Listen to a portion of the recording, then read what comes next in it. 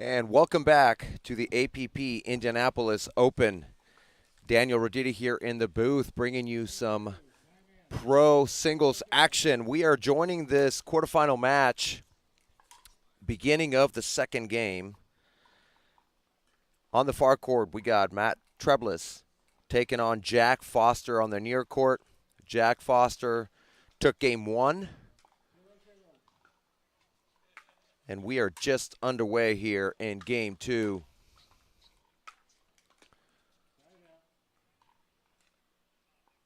And since we are just beginning our live stream, let you know kind of how these players got here. Matt Treblis on the far court won his first round match against Rosie Rosenthal, 11-7, 11-9. Jack Foster took out Michael Hartnagel, 11-7, 11-6. And they are now facing each other in this winner bracket quarterfinal match. Great cross-court pass there by Treblis. In our other quarterfinal matches, we have our number 3 seed, Frank Anthony Davis, taking on Nate Matthews, our number 11 seed. On some of the outer courts here, I can see one of our other quarterfinal matches between number 5 seed Matthew Mead and number 4 seed Gabriel Tardio. I believe they are on their second game. And the last quarterfinal match is number 1 seed Federico Staksrud taking on Max Filipov. I believe that match actually already took place. Yep, that's right. So Staksrud's on to the semifinal match. He is waiting for the winner of Mead versus Tardio.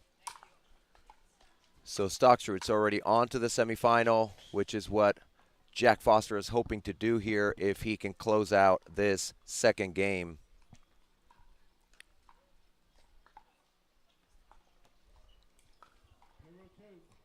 Score is 0-2. Ball just misses there by Foster. Foster, of course, has a big forehand. Likes to put a lot of topspin on that ball. Treblis using the spin serve. And right before we went live, oh, good ball there by Treblis. Right before we went live to end the first game, it was an incredible point, including a let court, angled dink, and then an ATP by Jack Foster to win game one in this quarterfinal match. That ball just catches the line by Treblis. Great pass. Timeout called by Jack Foster.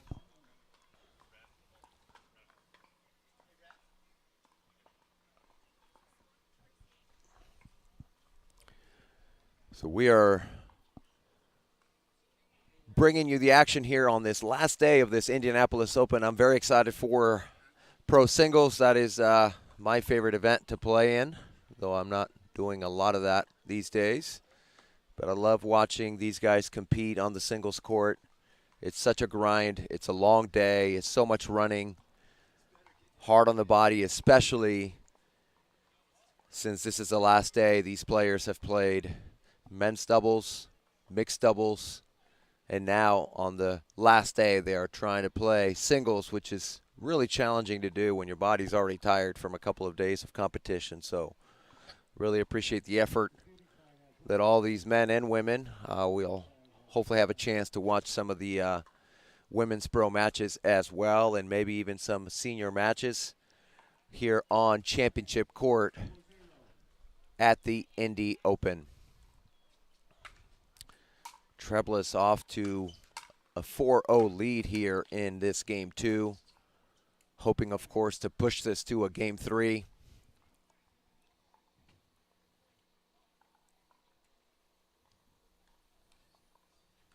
can see Mr. Paul Olin here on one of the outer courts in their senior pro singles match. Another leg court there.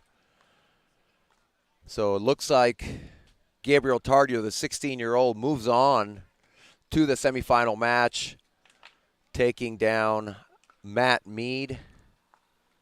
I don't know the score yet, but I can see that he is signing the score sheet, so that match is over.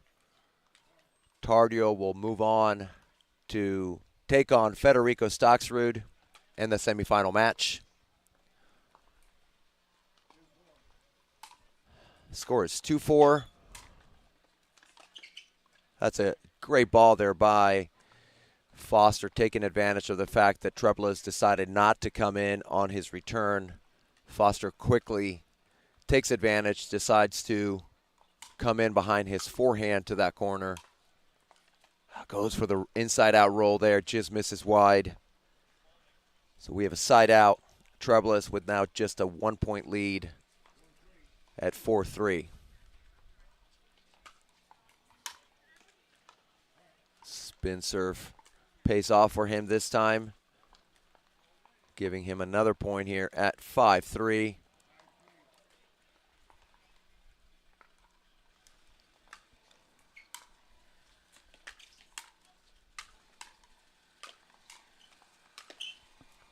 Smart there by Treblis to take all those balls out of the air, not allowing those to bounce, giving Foster less time to recover.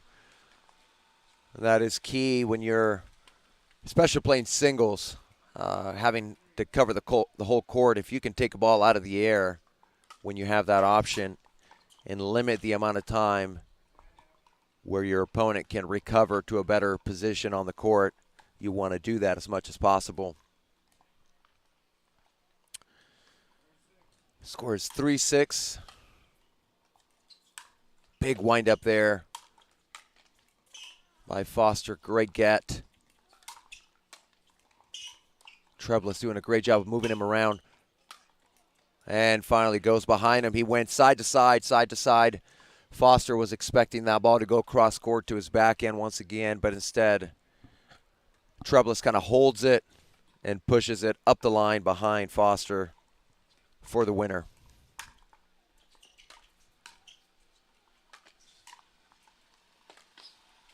Oh, great speed there by Treblis, but just misses with that drop attempt.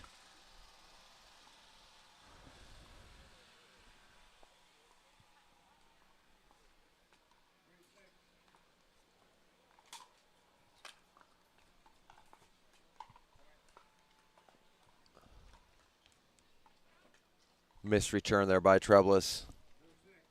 Now it's 4-6. And another missed return. And those are killers in singles. I mean, and in doubles as well. But in singles, you feel so much pressure to try to make a good deep return.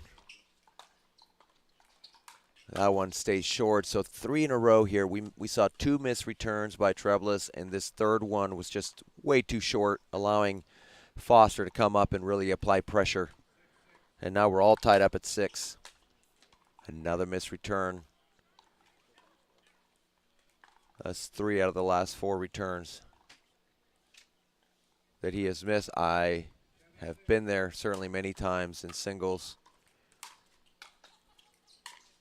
Yeah, great job by Foster, just applying so much pressure. I anticipated maybe a timeout here soon by Treblis. I certainly would call one. He was up 6-3 on that side out, and Foster has scored another missed return.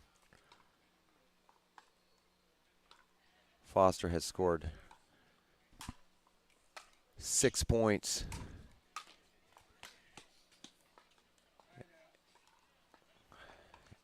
Good job there by Treblis to finally force the side out here. But that was a great run there by Foster to bring himself within 2 points of advancing to the semifinals.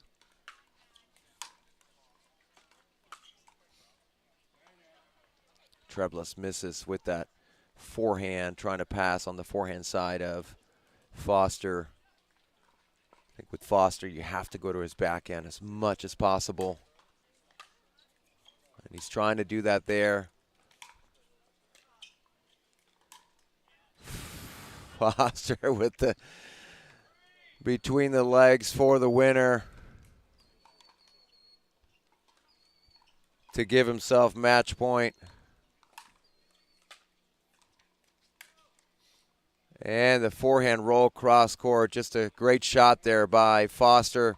He moves on to the semifinals, winning 11-6, 11-6. Treblis drops down to our consolation bracket, where he will try to fight his way back to the bronze. We have some great matches coming up. We'll have a short commercial break, and we will be back to bring you this singles action at the Indy Open. Don't go anywhere.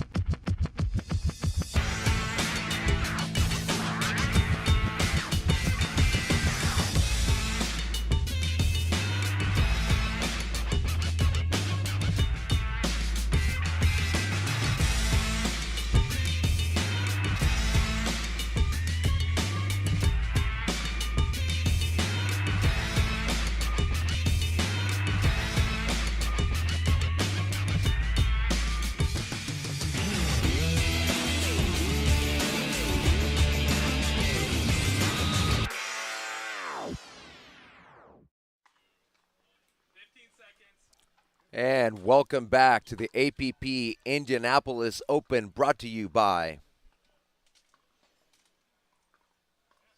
Yola, for the champion in you, and Pickleball Central, the Pickleball Superstore, catering from beginners to pros. And we are here for our first semifinal match in the winner bracket of the Pro Singles men's bracket. We have an exciting match for you coming up here. On the far court, young man Gabriel Tardio taking on Federico Staksrud here on the near court. Staksrud, our number 1 seed. Tardio, our number 4 seed. Great ball there by Staksrud, catching the line.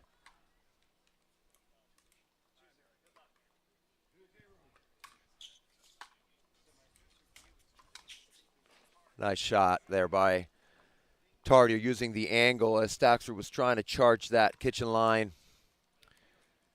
Tardio has already had an incredible tournament, taking bronze in the pro mixed doubles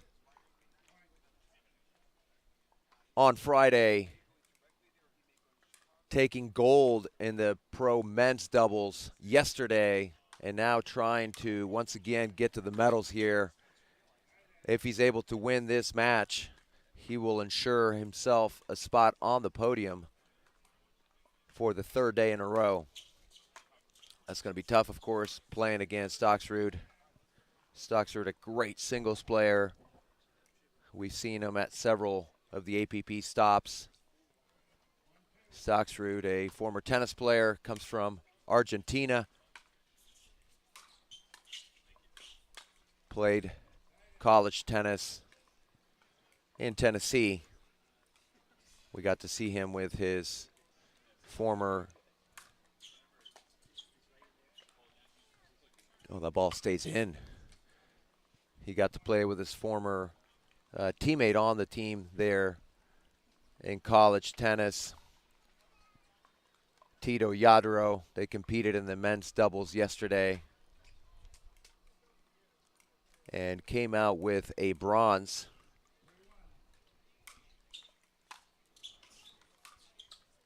Nice inside-out ball there by Staksrud. That's a shot that we're seeing quite a bit in singles, especially as many of these guys prefer to hit their forehand, so they run around their backhand to hit a forehand. We see another example of that. That one was a little more from the center of the court, but both of these guys have great forehands. Obviously, you want to try to avoid those as much as possible, but it's difficult because they both move well. Oh, that ball just hits the tape. So Staksrud with the 5-1 lead. Tardio's got some work to do here. Try to narrow that gap. Yeah, that's not going to do it. He was just trying to stay in the point, but the lob just way too short, easy for Staksrud to put away. We have another side out here. Staksrud serving at 5-1. Yeah, good job there by Tardio covering that line, punching his backhand volley right back up the same line for a winner to get the side out.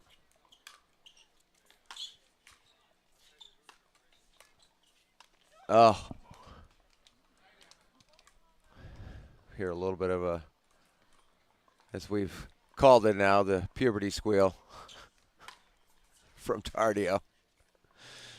Great shot by Staksrud there to take a 6-1 lead. Staksrud missing up the line.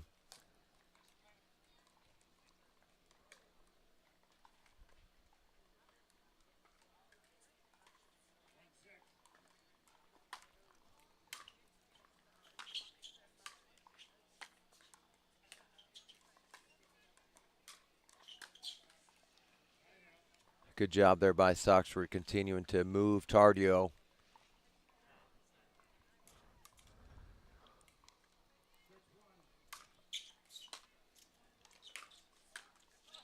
Oh, let court.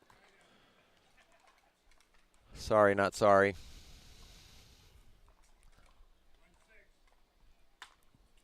Nice deep serve by Tardio. Yeah, just that was set up really by the deep serve, not allowing Staksrud to get set. And Tardio able to pass cross court.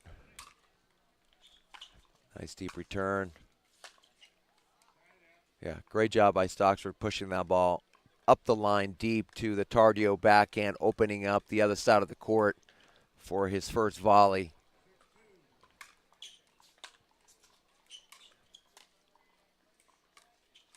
Oh, Tardio reads that well for the Ernie, but just misses with the cross-court attempt.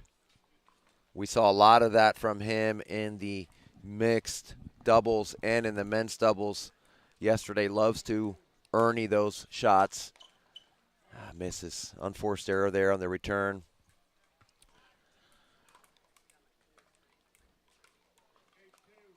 Score is 8-2. Deep serve, leading to the missed return there. So 2 errors there on the return, but that last serve was really tough.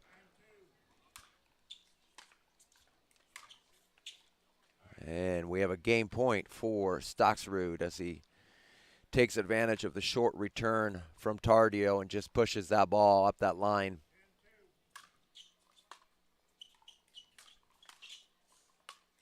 Yeah, great job, as I mentioned earlier in the previous match. Staksrud does a great job of crashing in on his third and taking the next ball out of the air to the open court. So he moves on to this second game here. He wins first game, hoping to get the second. We're going to have a short commercial break, and we'll be back to bring you game 2.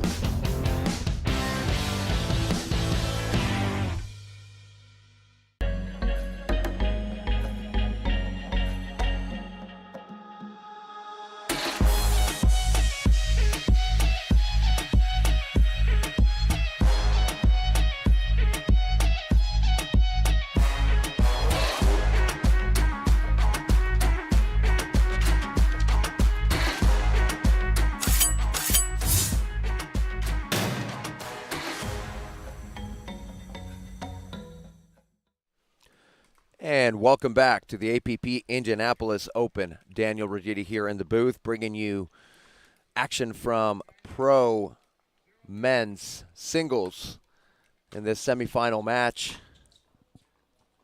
between 16-year-old Gabriel Tardio in the near court wearing the blue, taking on the number 1 seed Federico Staksrud on the far court. So in these semifinal matches, it's a great roll there by Tardio. In the semifinal matches, no surprises. We have the number 1s through 4 seeds in the semifinals. Tardio being the 4 seed, taking on the number 1 seed, Staksrud. In the other semifinal, good get by Tardio, but just didn't do enough with it. Lob just ends up short. Staksrud puts it away. In the other semifinal, we have Frank Anthony Davis taking on Jack Foster. Jack Foster being the number 2 seed, Frank Anthony Davis being the number 3 seed. We will have a chance to watch that match. Great roll there by Staksrud. The ball by Tardio just not deep enough to really get Staksrud in trouble. Gives him a chance for an easy cross-court pass. Nice job this time by Tardio with that cross-court backhand. Score is 0-1.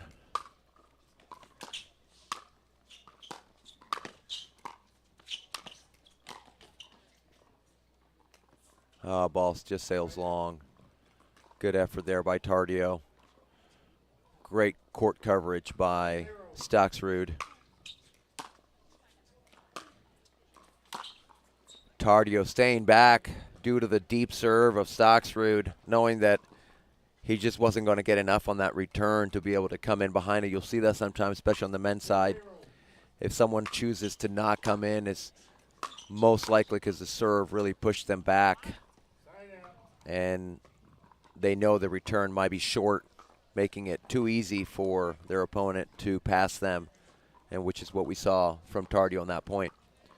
But he gets a side out here, and he's at 0-2. Go another lob. It's tough right now with the wind. Wind blowing in that direction from the near court to the far court, so really probably lobbing in that direction is not the best idea.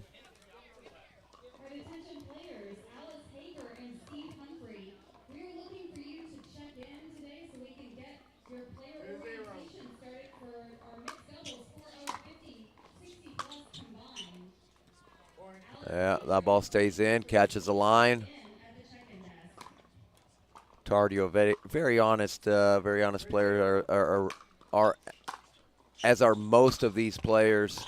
They don't want to make a bad call. Sometimes, even to a fault, they might not call balls out that were out because they don't want to make a bad call. Of course, players make their own call.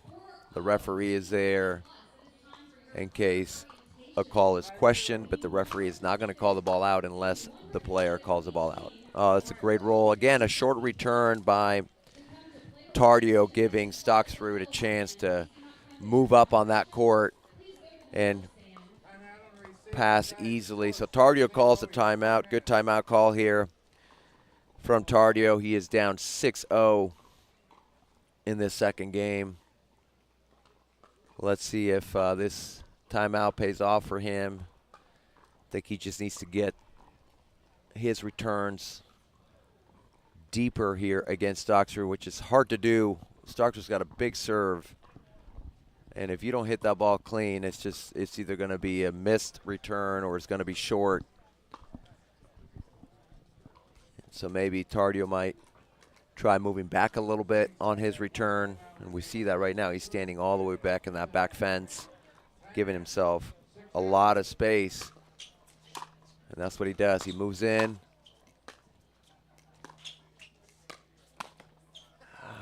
He was there. The court was open. The shot by Staksrud wasn't the best, but just clips the tip of Tardio's paddle. Better job there attacking the backhand The majority of players choose to return up the line, up the sideline, rather than return cross-court. But we're seeing both of these guys use a cross-court return. Sometimes you could do that to create more angles, open up the court. The risk you run, though, if you return cross-court and that ball isn't deep enough, is that the court is wide open for your opponent to go straight ahead or up the sideline. And so if you go cross-court on your return, it has to be deep or it has to be low with a sharp angle. Yeah, great ball there by Tardio. And he gets on the board here at 1-7.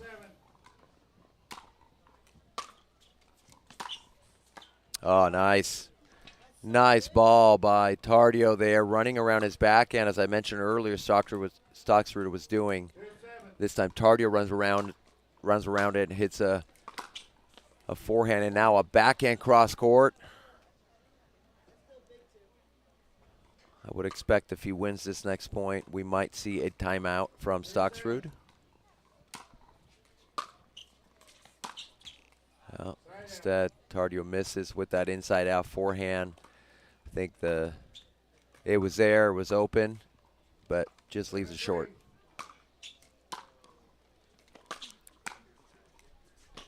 Nice job there by Tardio, kind of a more standard approach there to his return, going up the line, up the sideline, and then using the first volley to go a sharp angle cross court. Just misses with that backhand up the line. 7-3. Inside out roll there from Staksrud, opening up the court. Just a little bit of cat and mouse here.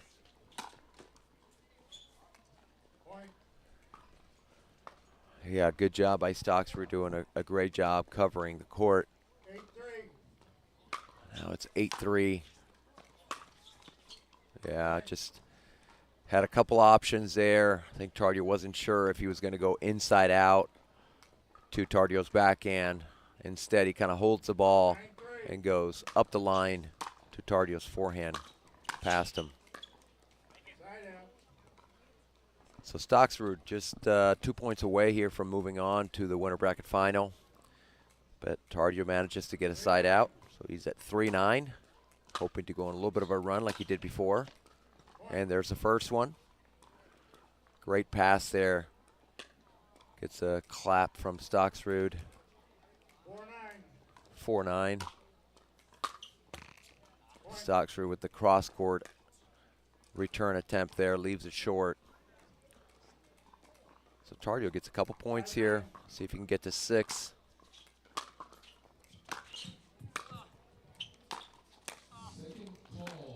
Oh, good coverage there by Staksrud.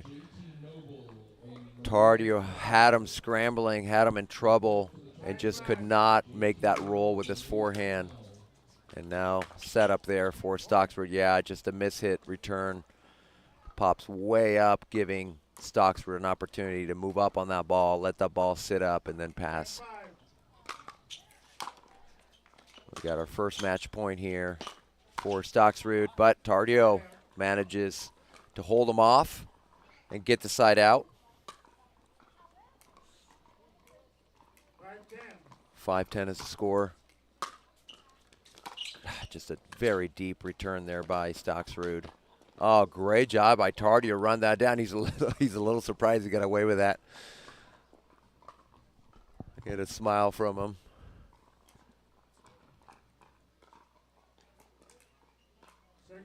6-10. Misses with that backhand up the line.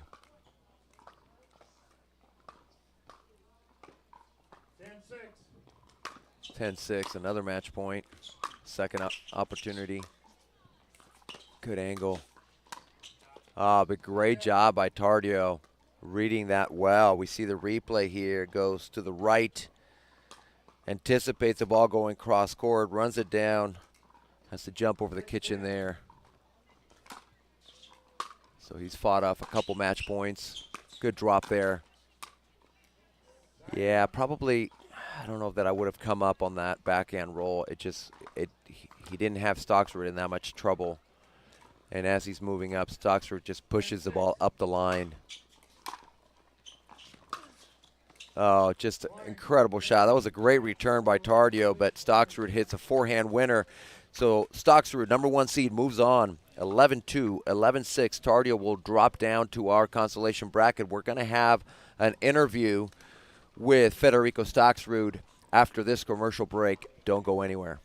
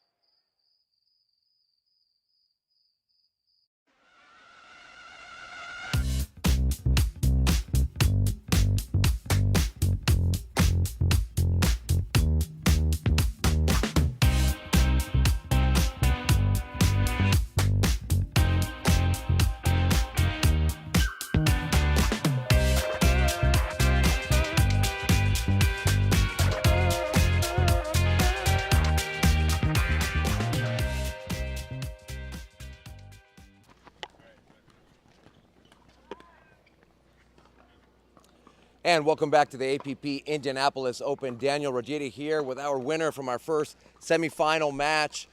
Federico Staksrud, #1 seed, moving on to the winner bracket final. Federico, great match there against Gabriel Tardio, first time playing against him. What did you see? What were you anticipating going into this match? I mean, Gabe is a really tricky player. I mean, I think he's a great player. I think he's going to get way better if he keeps playing singles. I mean, already doubles, he's amazing. But yeah, I was eyes open because in any moment he could get hit up and start with good runs. So I have to play my best game. Yeah, absolutely. Yeah, Gabriel only 16 years old, so there's great future for him ahead. So now moving on to the winner bracket final, you're going to wait for the winner of the Foster versus Davidse match. What do you anticipate there? What are you looking for as you watch this next semifinal match? Yeah, I mean, I'm gonna be looking at the side court a little bit, but they're both really different players. I've been playing with them a bunch, so I mean, looking forward to play them. They're great guys, so it's gonna be a great winners bracket final for sure. Yeah, absolutely. Either player advancing is going to be a great match for you. So Federico Staksrud moves on to the winner bracket final. We have our next semifinal match coming up. Don't go anywhere. We'll be back after this commercial break.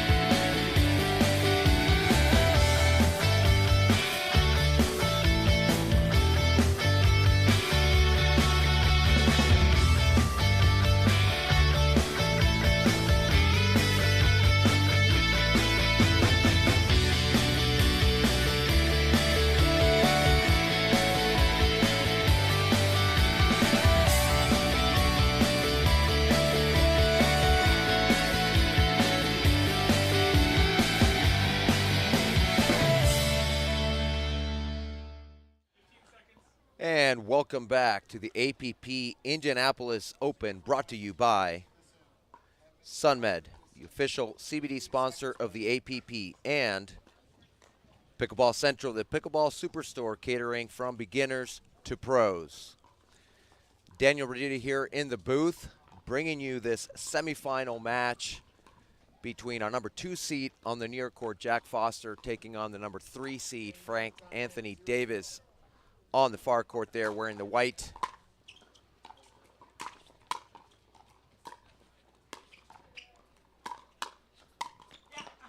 Yeah, good shot there by Foster. These players very familiar with each other. Was talking to Jack before the match. Asked him how many times they've played each other. He said probably 5 to 10 times in tournaments. And Davis has won more of those than has Foster, but Foster has beaten him in the past, so certainly anything can happen here. Good get there by Davis. Score is 0-1.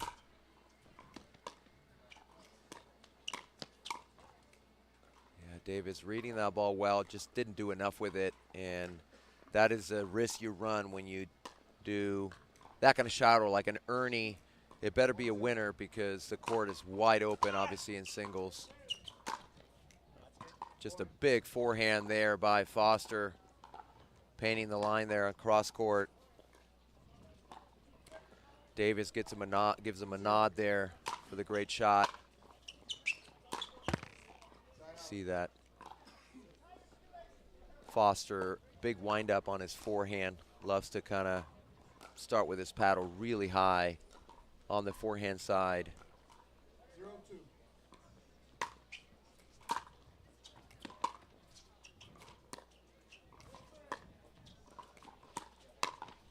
Yeah, this time by Davis, does much better there with that forehand volley, hitting a sharp angle just out of the reach of Foster.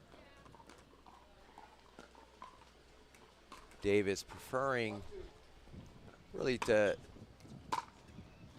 play a little bit of a cat and mouse game. He's a very, very fast player, gets to everything, as we're seeing here in this point.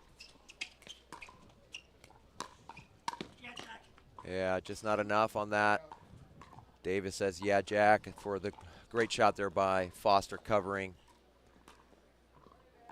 Davis, a former football player, so it does not come from a tennis background. So for those of you who are, ooh, just misses there with the volley. For those of you who are not tennis players or don't come from tennis, I know that most of the top players do come from tennis, but not everyone does. So certainly if you work on your skills, it's another great shot there by Foster cross court.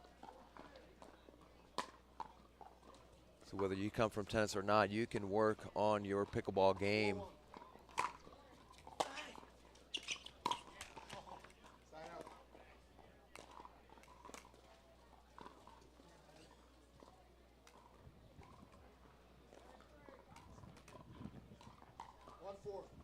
Score is 1-4. Foster missing with that volley. His paddle was just a little bit open there. Sails long, giving Davis his second point here of this first game. 2-4. Just a missed return there by Foster.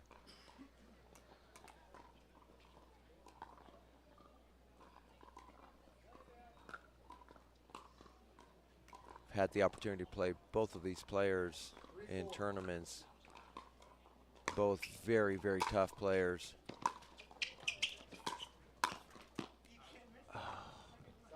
Davis telling himself, you can't miss that. The court was wide open. It didn't have to be that perfect. He didn't have to go so sharp with that angle because the court was open, but he misses it wide. Yeah, great ball there by Foster. And it's hard to read when he's going to go cross court and when he's going to go down the line. We've seen Foster pass Davis a couple of times cross court, and so just Davis maybe guessing, thinking he might go cross court, but instead he goes up the line.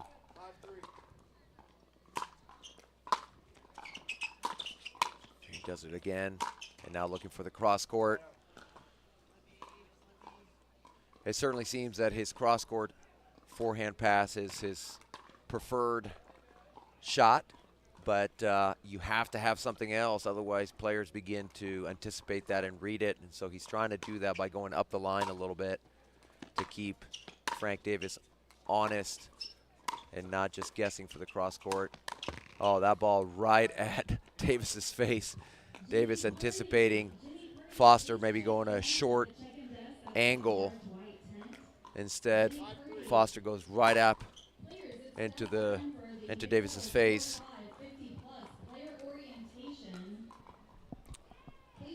Then misses with that serve. So 3-5 now here in this game one semifinal match between our number 2 and 3 seeds. That's a good ball there by Davis.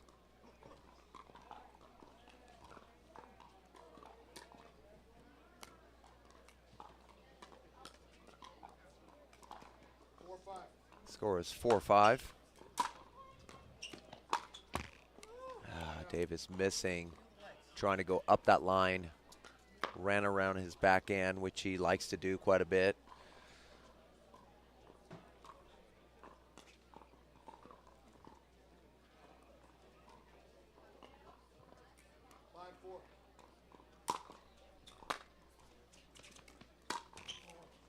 Foster frustrated with himself, knowing they had an opportunity there to build his lead with that short return by Davis.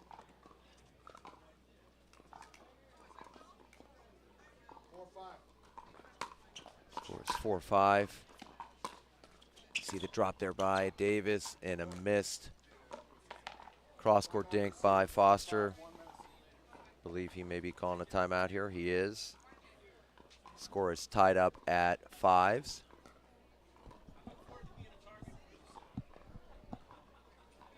We'll see if this timeout pays off for Foster, trying to get a side out here, of course, give himself a chance to score some points on a serve. First, he's got to get a side out. He's got to look to put that return deep against Davis. Davis normally choosing to drop, but sometimes he will pass, as we saw already. He passed up the line. But he's very comfortable dropping and charging the net to get into a cat and mouse.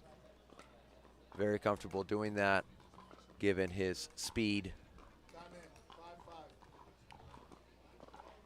Foster, on the other hand, prefers to try to pass on his third rather than drop. The side out pays, the timeout pays off for Foster, getting the side out here.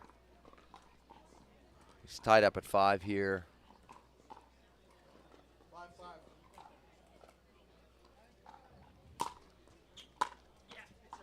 Oh, the missed return from Davis. Free point for Foster. 6-5 is the score.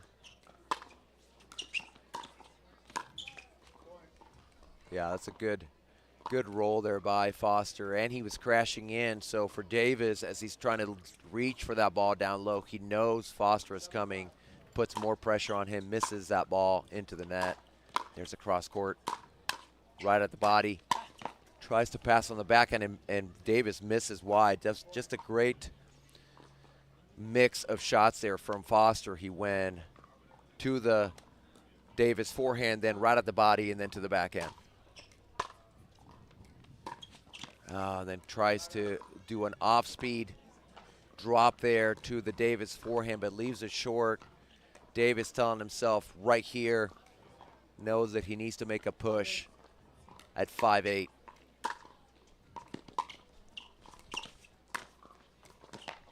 Yeah, great job this time by Davis. Last time he hit that shot, he missed it wide. This time he didn't go for as much. Didn't need to. Hit a great ball there. giving himself 6 now. Just 2 points away from tying this up. And there he goes. Great coverage. Oh. Yeah, good read there by Foster on that cross court by Davidse.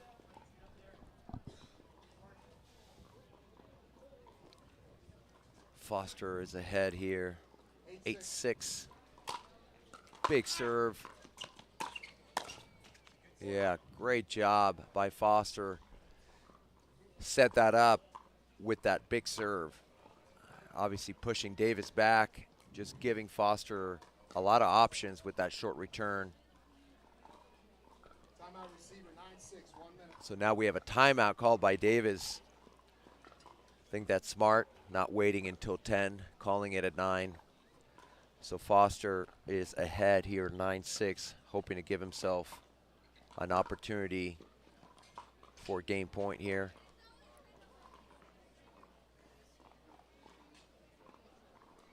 I'm anticipating Foster being aggressive with his serve, trying to get something short in return to give himself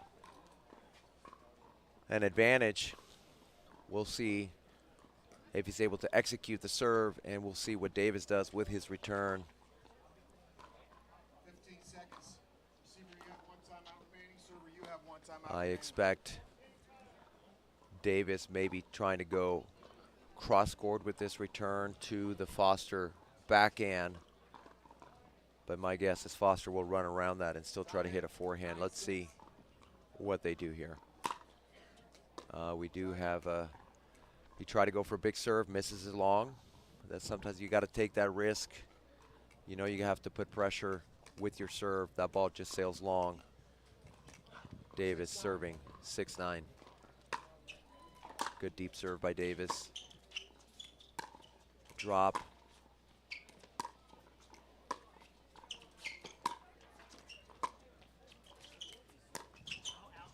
Oh, Foster.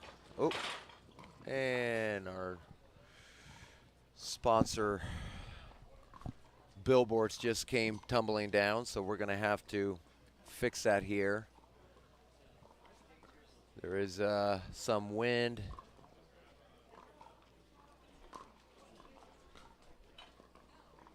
I got the crew here putting that back up. My guess is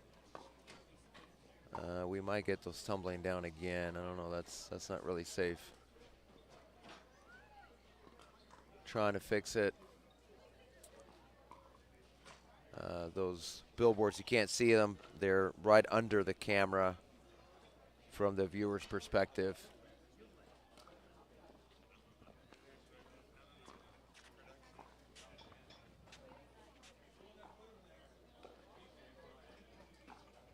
All right, let's see if we can get that fixed and come back.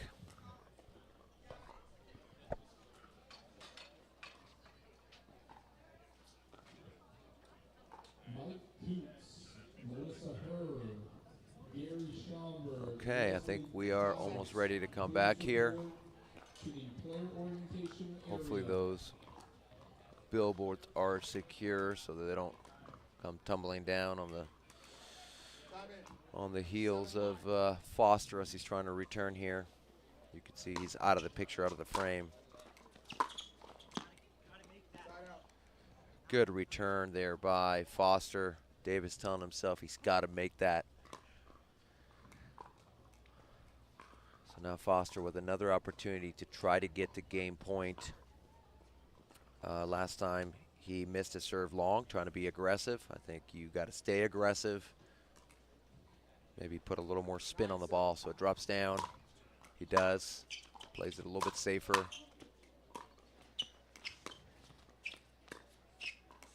You see him trying to attack the Davidse backhand. Lob there. Oh, good job by Foster scrambling. Gets a hand clap from Davidse. Just Davidse doesn't do quite enough with that overhead. Not sure if probably looking up at the sun a little bit. Might have played a part. Nonetheless, we got a game point here for Foster, and just great get by Davis, just out of reach for Foster. We see the replay here. Foster, a good shot, but Davis, using his quickness, able to get to it and create a really good angle. Davis does a great job when reaching for volleys, angling his paddle to create a very sharp cross-court angle, especially on his forehand side. Yeah, smart there by Foster to go to the Davis backhand. That is what really both are looking to do. They both really prefer their forehands. So you see both players kind of trying to attack each other's backhands. Good deep serve, runs around it, just misses. He gets the setup that he wants. He gets a kind of a short return there from Davis. Has a chance with his forehand. Misses it just long. Just looked like he didn't quite swing through that. He looked a little hesitant, a little tentative, instead of really letting that hand go on his forehand. Quick exchange at the net. Foster missing wide with that backhand volley. And now Davis within just 2 here. 8-10 is the score. See Foster missing. Calls another timeout here as Davidse inches closer to tying this at 9-10. So Foster taking a timeout, trying to regroup, try to stop momentum, try to think through what he wants to do with his return here. I anticipate he's going to try to go to the Davis backhand. Most likely what he's going to get is Davis trying to run around the backhand and hit a forehand. And it really all depends on the kind of return he gets back. Davis certainly would want to pass. That would be his first option. But if he feels like he doesn't have the angle or doesn't have the positioning, he's going to drop and try to come in and do a little cat and mouse. So 9-10. There he goes to the backhand. Davis runs around it. Yeah, just as we said here. Foster trying to go to the backhand. Davis running around. He does a great job of going inside out. And now we're at 10-10. Goes for the drop. Oh, the court is open. Davis mad at himself there. Knows that he missed an opportunity. That ball kind of sat up a little bit. But again, it's to his backhand side. That's why you're going to see Foster and Davis both attacking each other's backhands. If you make a mistake, you'd rather make a mistake on their perceived weaker side. Ball was good on the return. Stayed in. That was a good no call by Foster. 10-10. Davis pulling himself wide on that serve, trying to create angle. This time Foster had the opportunity. And now we have a game point for Davis. Davis's first chance here to take game one. He has fought back from being down game point. I believe it was 10-7. And now he is ahead, 11-10. We see Foster changing it up, going to the forehand side. Very, very smart, changing up his return, pushes it deep, gets Davis to pop the ball up. Easy put away for Foster. And now he has a chance to tie it up.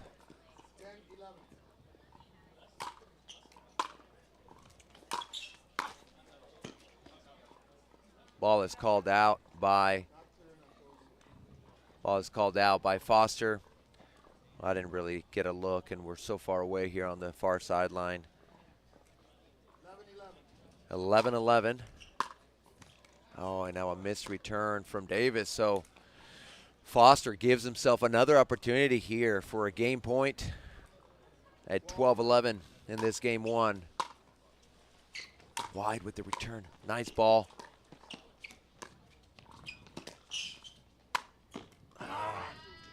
Yeah, I'm wondering if Foster might have had an opportunity for the ATP there. Instead, he chose to lob, but it was just too short. Easy put away for Davidse. And it's kind of hard that the wind is sort of moving around, and so it's hard to know if you're going to lob, if you're right now it seems like it's going from near court to far court, so it's not the best to try to lob from this side. 11-12. Chooses to go back to that forehand. It worked well for him last time. He chooses to do it again.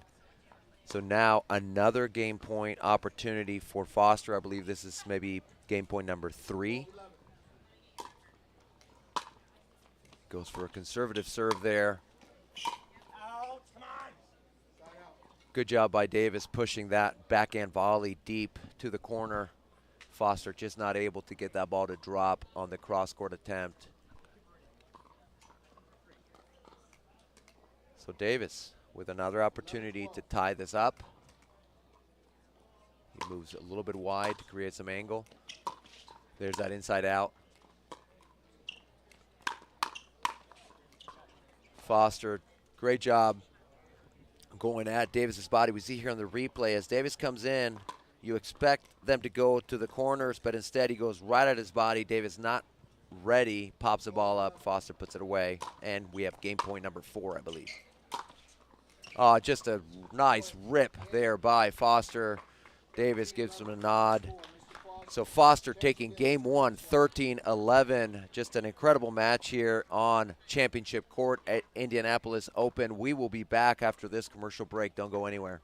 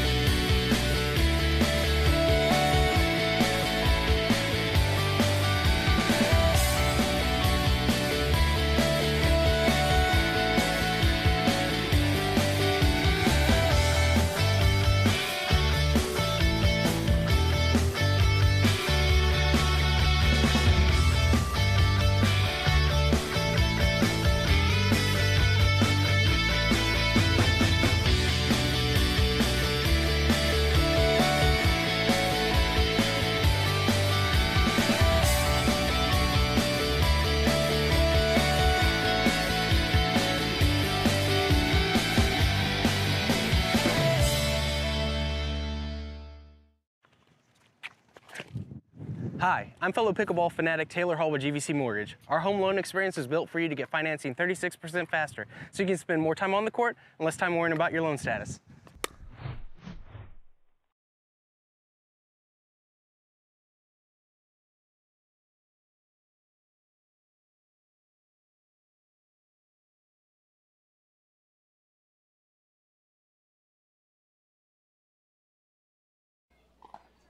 And welcome back to the APP Indianapolis Open. Daniel Rodita here in the booth, bringing you this semifinal match in men's pro singles between number 2 seed on the far court, Jack Foster, taking game 1, 13-11, versus our number 3 seed, Frank Anthony Davis, on the near court. We're just starting game 2 here. It was a great first game, really back and forth, both players having game point opportunities, with Foster coming out on top. Good drop there by Davis. Foster getting there but not able to keep that ball in. And having play Davis, there is no quit in this guy, so certainly do not expect him to go away here. He's going to fight to try to push this to 3. Just missing there with the cross-court drop.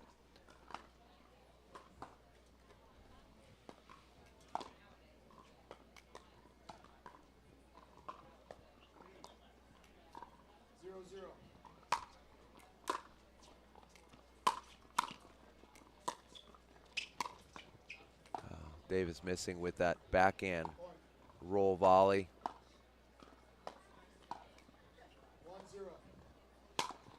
Scores 1-0. Tries to go to that backhand. Foster runs around it. Just a great drop there by Davis. Got a little help from the net, but it was still a really quality drop. Foster gets there coming from so far back, slides in, but gets a paddle on it, but just not enough to get it over the net. That return is long.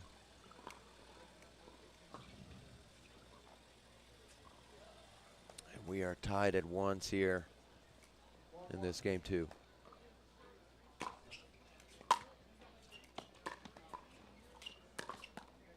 Yeah, good ball by Foster, kind of holding that paddle. Davis unsure if Foster was going to push that ball up the line. Instead, he rolls it cross court for a winner. Foster missing wide with that forehand down the line passing shot attempt.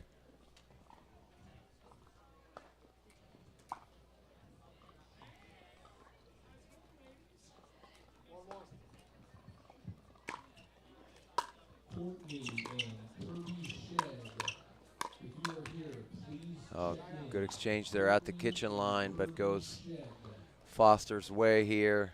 Davis missing with that forehand volley. I think Foster has won most of those exchanges when they've traded volleys. We see the backhand topspin pass attempt there from Foster. Tries to go up the line and then tries to go cross court with a second ball, leaves it short.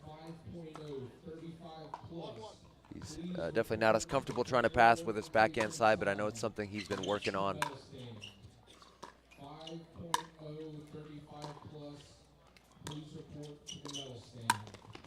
Oh, good job by Foster reading as Davis is stretched out. We see here on the replay, he goes short angle, inside out. He sees Davis reaching, looks for the Ernie, executes it perfectly. Score is 1-1. Just a great forehand cross-court pass from Foster. That is seeming his preferred shot is that cross-court forehand. He can generate so much topspin with that cross-court ball and so much angle. It's 2-1. This time goes inside out, opening up the court. Foster doing a great job of making Davis scramble for these balls that are really low, forces Davis to hit up on that and gives Foster a chance to close in and take that ball out of the air into the open court. And now he's got a 3-1 lead.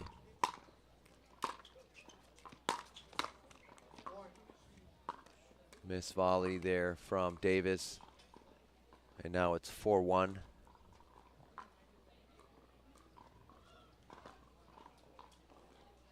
Timeout receiver, 4-1, 1 man.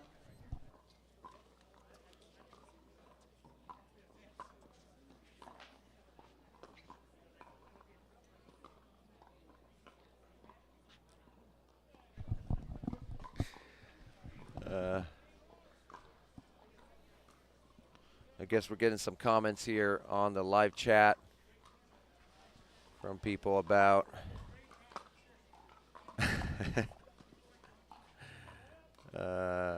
my match against Jack at the LA Open. Last year, I did come out on top over Jack, but I'm smart. I don't play singles anymore. 15 seconds. Receiver, you have 1 remaining. Server, you have 2 timeouts remaining. In Jack's defense, that might have been one of my best matches ever. We had a much closer match the second time around, up to 15. 4-1. But Jack, great player. He's got a lead here, 4-1. Oh, just misses with that ball. Knows he had an opportunity there. We see the replay. Davis going short to the backhand. Foster sails it long, or wide, excuse me. Good get by Davis, just with the tip of his paddle there. Keeps that ball in, gives himself a second point here. 2-4. Still early in this second game. 2-4.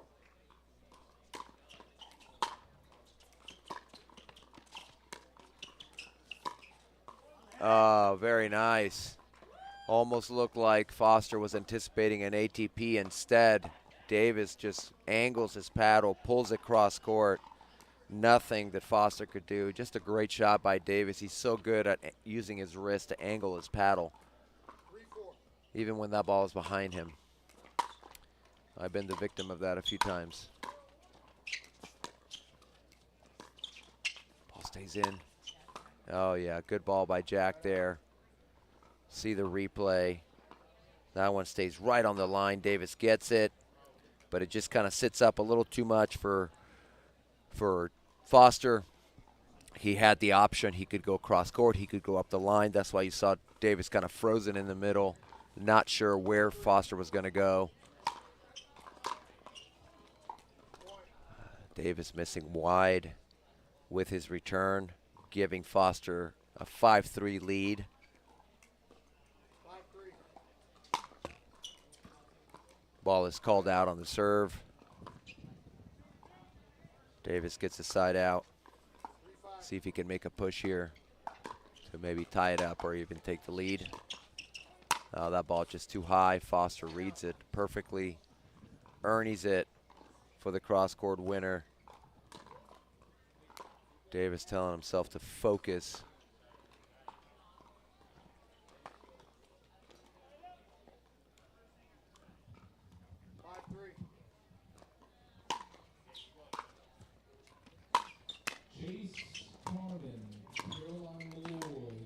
That ball is just sails long. Wind kind of held it up. Looked like it was going to be a lot farther past the line, but it actually stayed pretty close. Good drop there by Davis. And this time he wins that exchange as Foster tries to go at his body for probably the third or fourth time in the match. This time Davis is more than ready. He's able to volley that ball down at Foster's feet. Foster's had some success with that shot, but not that time.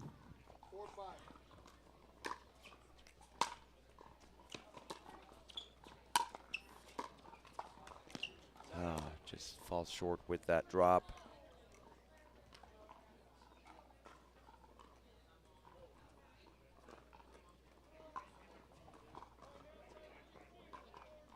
5-4.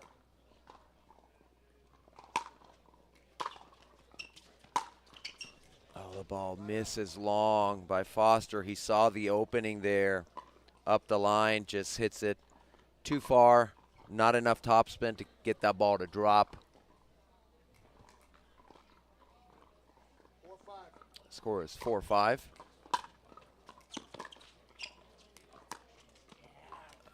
Drop by Davis. This time Foster tries to go cross court, but he doesn't quite roll it. He kind of had the paddle face open. It was interesting that he didn't go for the roll.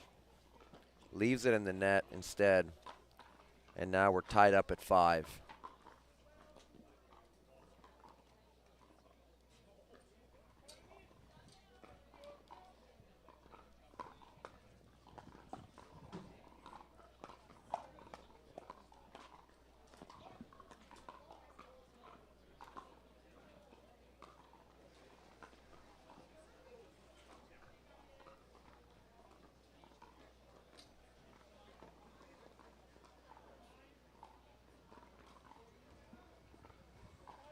Seconds. 15-second warning from the ref. Timeout remaining.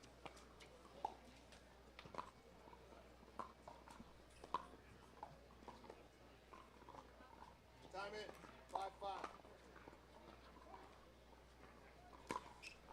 5-5. 5-5.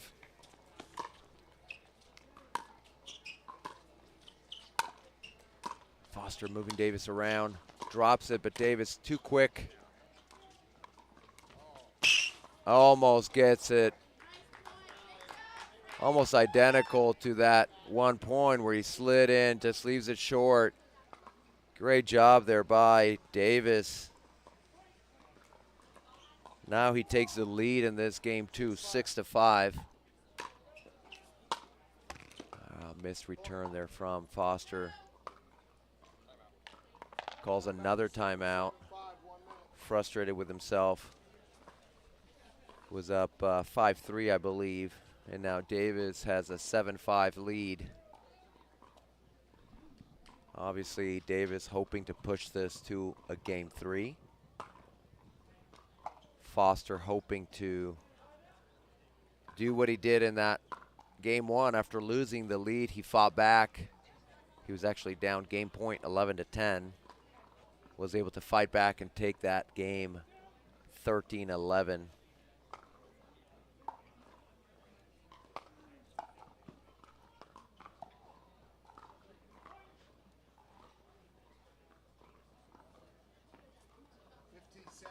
Receiver, you're out of timeouts. Server, you have 1 timeout remaining.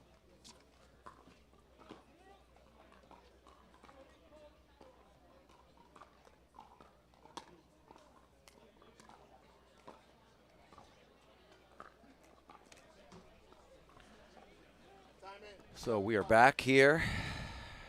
7-5 for Davis. Inside out drop. Foster goes for the drop shot. Good job by Davis to run that down, but just leaves it too easy. Of course, I wouldn't even have gotten to that. He actually got to it.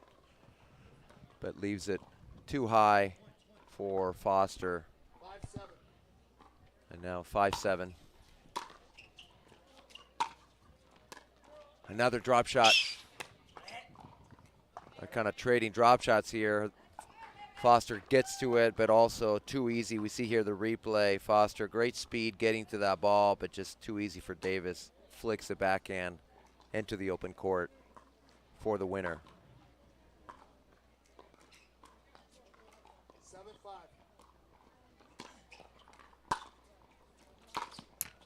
Side out. Davis telling himself, you can't do that. It's not there. Says he's got to make him play, so him obviously thinking he should have dropped that ball rather than try to pass it on a running forehand.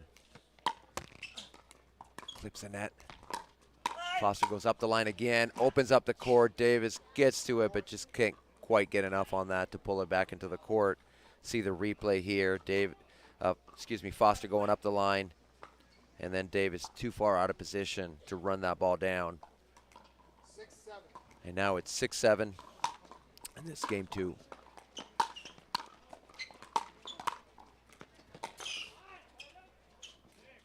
Great ball there by Foster. Got the hard one, missed the easy one.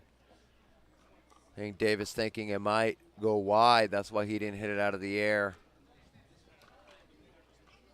But when you're not sure if that ball is up in the air and you have the opportunity to hit an overhead, unless you are 100% sure that that ball is going out, you got to hit it. You're at a point of advantage. You let it bounce, you might lose that advantage. Davis fortunate to come out on top in that point, and now Foster misses a relatively easy volley, giving Davis a 2-point lead here at 8-6. 8-6.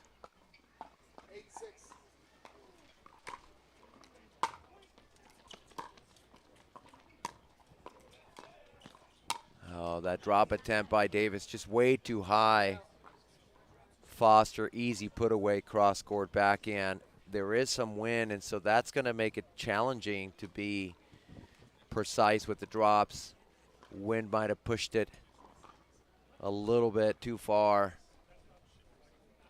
farther than Davis wanted. Score is 6-8. Good rip by Foster, tries to go up the line and lands in right on the line. Backhand winner from Foster from the baseline. Haven't seen too many of those, but that was a perfect shot there. Getting himself within one. Rip the forehand, tries to drop the backhand cross court, does so, opens up the court. Has Davis on the run. Oh, just not able to get that. Great point there from Davis and Foster. Davidse just not able to pick that ball up off of the half volley or short hop. And now we're all tied up at 8. Timeout receiver, 8-8, 1 minute.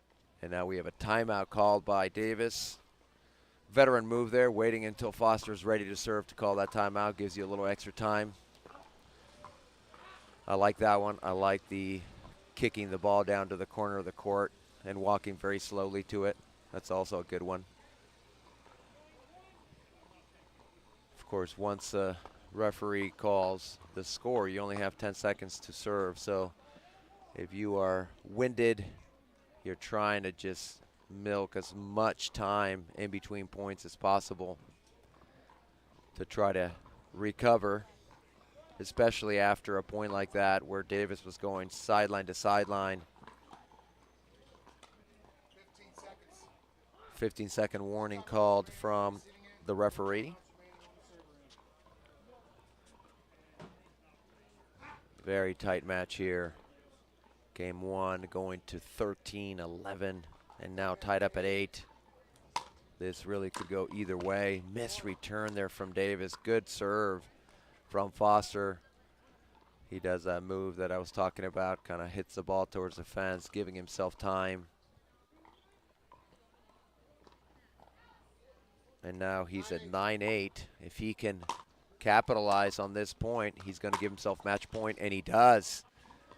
And he's got the first match point opportunity. Kind of taps the ball to the corner, giving himself a chance to maybe just think about this point. It's almost like a mini timeout. And now he is serving for the match. And he's able to come out on top. Great match from both of these guys. So Davidse will drop down to our consolation bracket. Foster taking game 1, 13-11, and game 2, 11-8. We're going to have an interview here with Jack Foster as he moves on to the winner bracket final. We will be back after this commercial break. Don't go anywhere.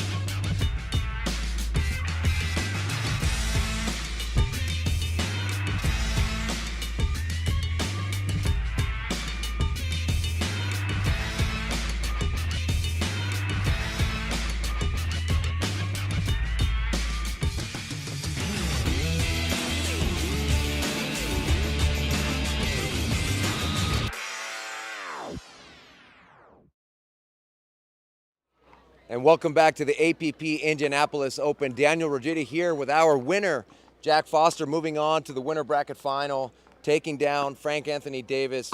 Such a tight match, such a close game in the first game. You have game point. I think it was 10-7, maybe 10-8. He fights back. Now, he has a game point. What are you thinking as he's clawing back and takes game point in this game one? Well, Frank's such a competitor, so the whole match, pretty much my plan was to just slow the game down, take my time in between points, use my timeouts wisely, and in that specific scenario, I knew he was going to keep fighting for every point, and I wasn't going to get any freebies, and I made point to slow it down, call a timeout, I think, and just think about what I was going to do before I served. I really wanted to hit the serve hard and get up to the net quickly to try and end the points, because Frank, he can get to every ball. You don't want to keep him moving around because he seems to get better, and just worked out for me. Yeah. I mean, with Davis, it almost feels like you have to hit 4 or 5 winners in 1 point, right? Just to get the point, because he runs everything down. So now you're moving on to the winner bracket final. You're taking on the number 1 seed, Federico Staksrud. You were saying you guys have played maybe 5-6 times and it's been about even. So what are you anticipating going into this winner bracket final? Yeah, Federico,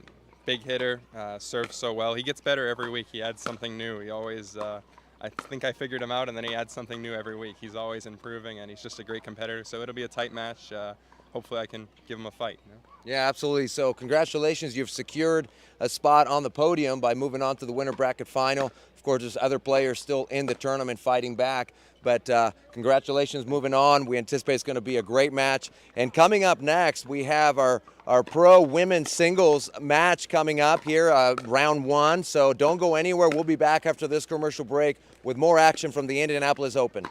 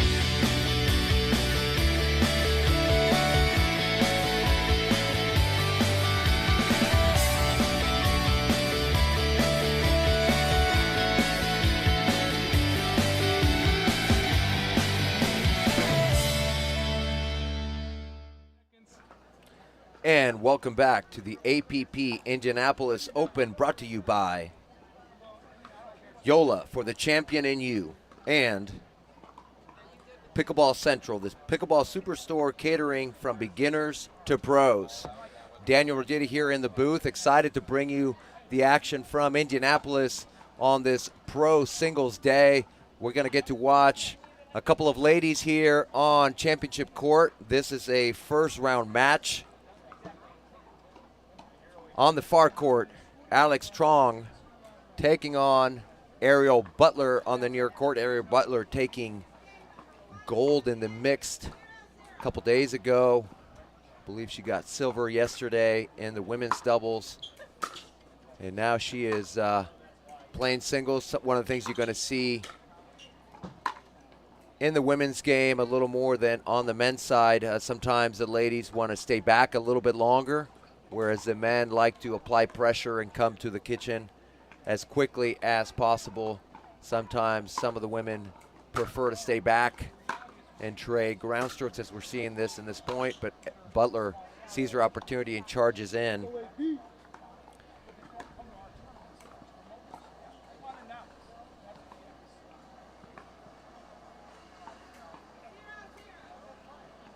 Score still zeros.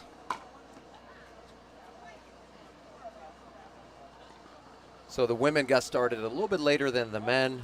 That's why this is a first round match. Truong, our number 3 seed. Butler, our number 6 seed. Good ball there by Butler going on that sideline. Truong just not able to get her left hand around that ball to pull it back into the court. Butler out to a 2-0 lead.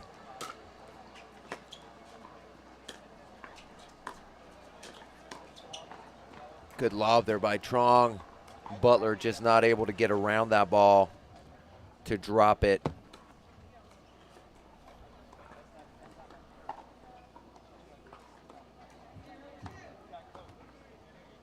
Score is 0-2.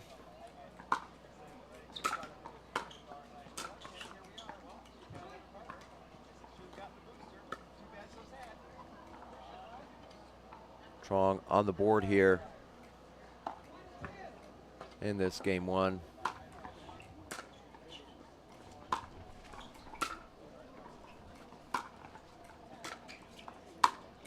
Yeah, good put away there by Truong. See the replay.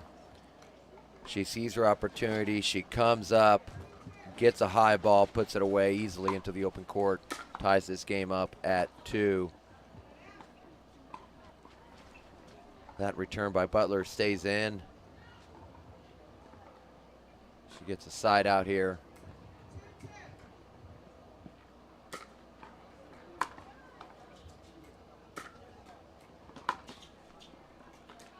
Oh, Butler coming in.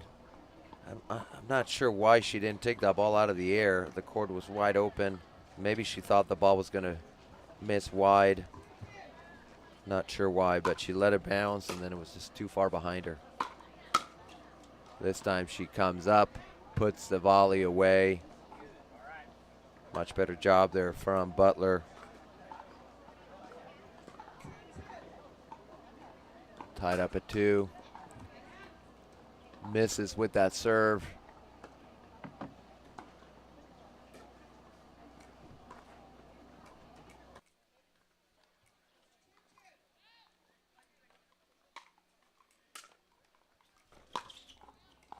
Oh, great pass there from Truong up the line with that forehand.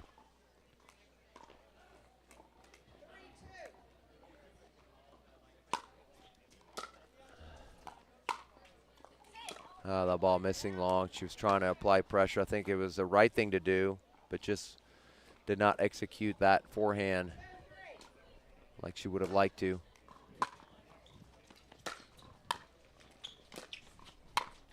Yeah, good job by Truong applying pressure. And as I mentioned, a lot of times the women choose to stay back. I still think the approach needs to be to apply pressure whenever possible at your opponent.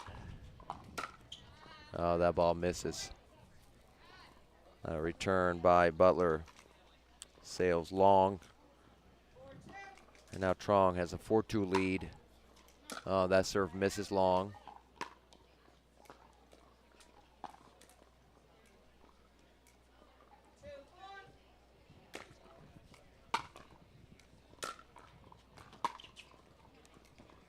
Good job by Butler applying pressure, taking advantage of the fact that Truong didn't come in on the return.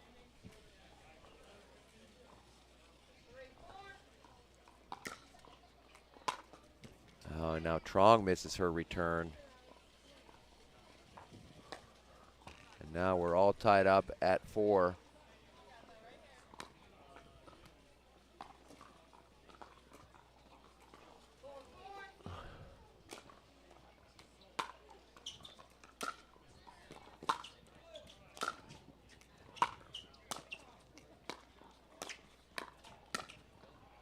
Oh, good exchange there by these ladies.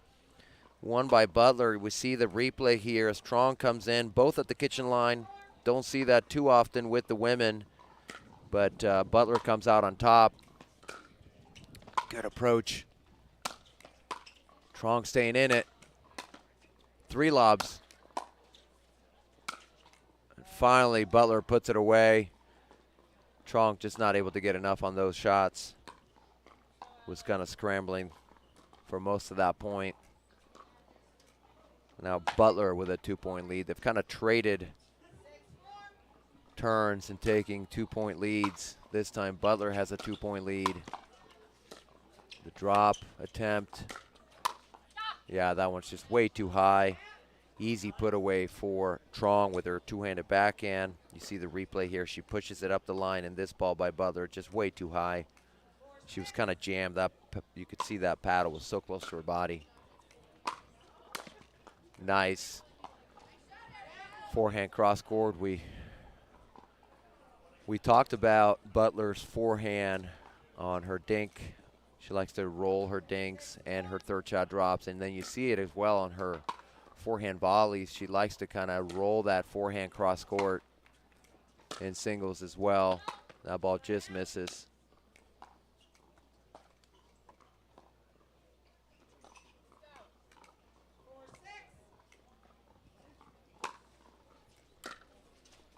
Good deep serve. Truong coming in. Yeah, I mean, I think Butler needs to use her forehand cross-court roll. She's so good at that shot. She's attempted to go up the line twice at Truong's backhand. It hasn't worked out. I'd like to see her use her forehand to pass cross-court rather than down the line. Oh, Truong, a little bit of a miss hit. Goes for a winner. Timeout called by Butler. And the score is tied up at 6 here in this game 1 first round match for our pro women singles day. Very, very close game 1 here. Starting to see on some of the outer courts, some of the other pro women singles matches beginning to take place. We also have some senior pros that are competing in singles today. We might have a chance to see one of those matches, possibly.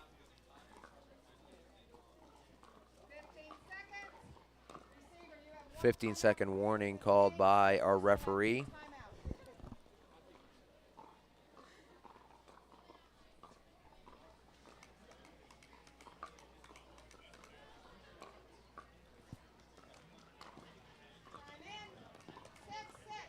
Score is 6-6. Cross court. Yeah, the ball's. That's the risk you run, as I mentioned, with the men. When you go cross court with the return, that line is open if you don't do enough with that return, and it was that time. Truong gets it past Butler. That's great ball by Butler, slicing that backhand cross court for the drop and applying so much pressure. You see Truong just trying to get to that ball, not able to do it. Score is 6-7. And now we're tied up at 7s.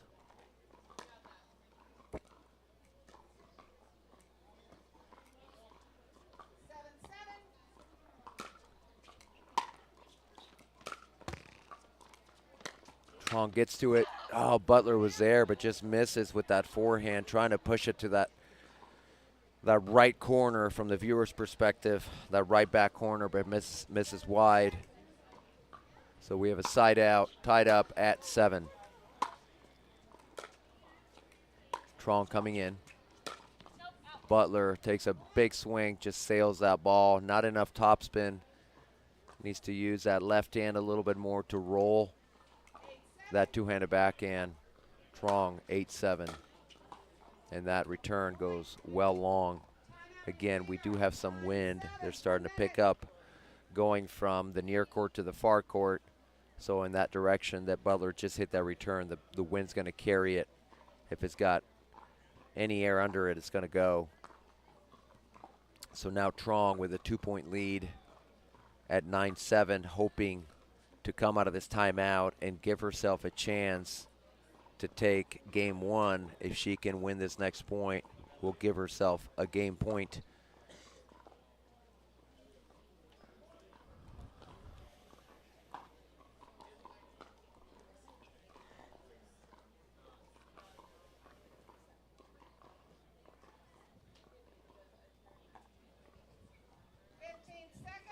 If I'm Butler here, I definitely want to apply pressure, and depending on the kind of serve that she gets,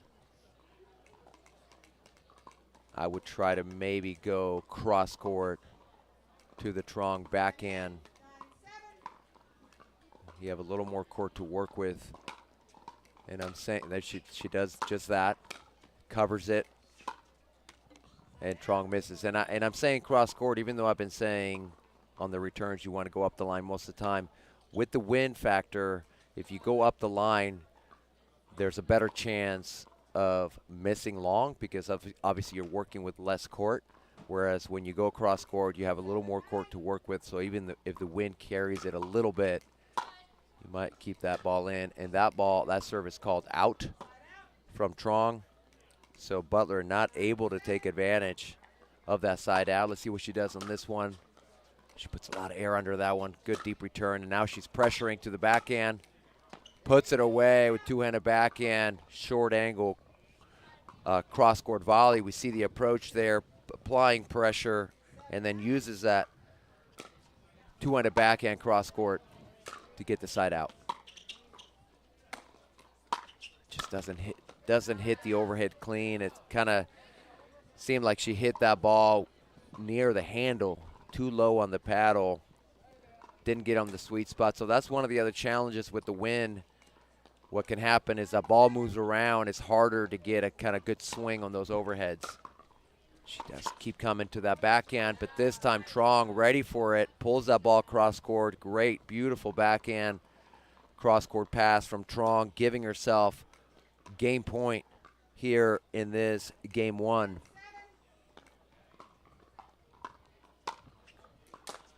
She goes to the forehand this time, but it's short. Good battle.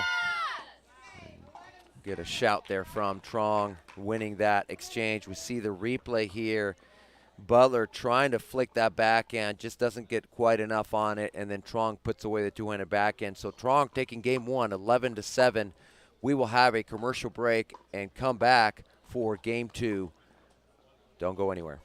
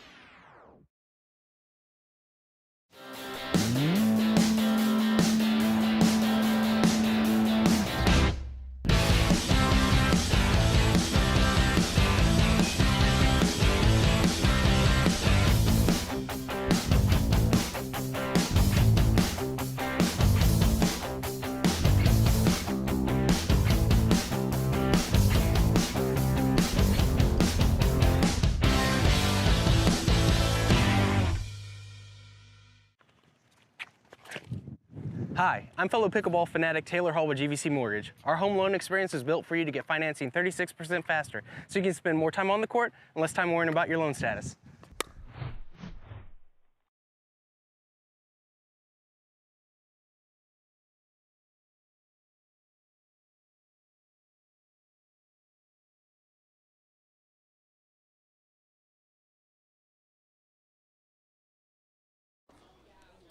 And welcome back to the APP Indianapolis Open. Daniel Rogiti here in the booth, bringing you this first round match in our pro women's singles. Alex Truong in the near court taking game 1 against Ariel Butler on the far court. Very close game 1, just starting game 2 here. Nice job by Butler there, hitting a little bit of a backhand cut slice there past Truong.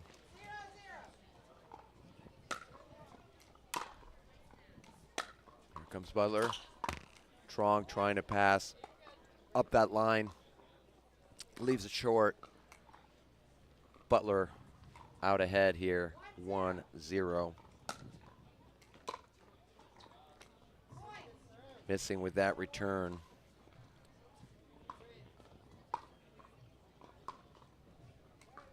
And on our men's side, we are down to just 6 players. Good backhand there by Truong. Of course, we mentioned and we got to watch the semifinal matches. Jack Foster moving on to the winner bracket final as the number 1 seed, taking on the as the number 2 seed, taking on number 1 seed Federico Staksrud. They will be playing here on Championship Court. You'll get to see that match. Bet on the back draw, the semifinals in the back draw.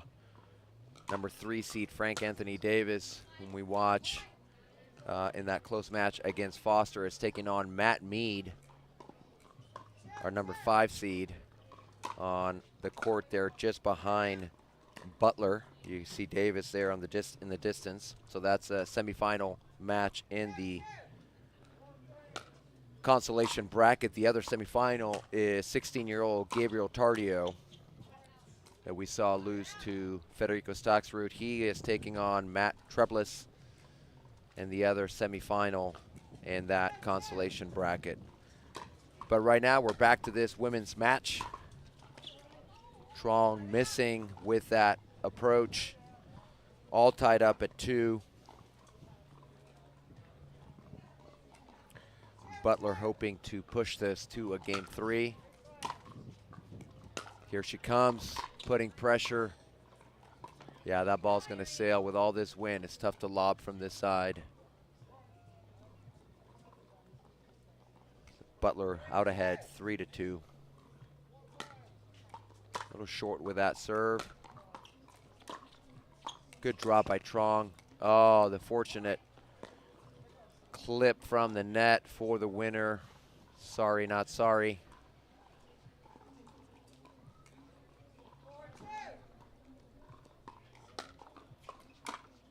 Short return from Truong. Butler applying pressure.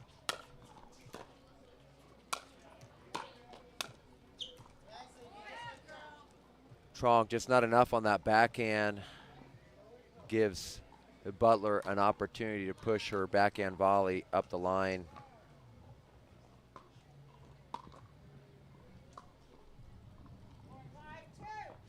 Score is 5-2.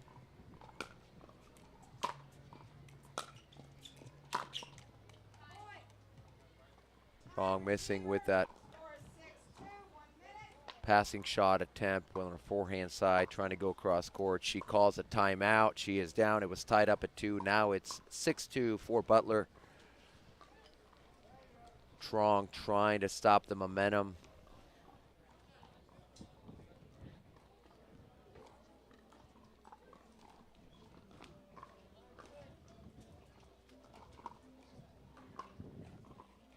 See if we can give you an update of our upcoming match.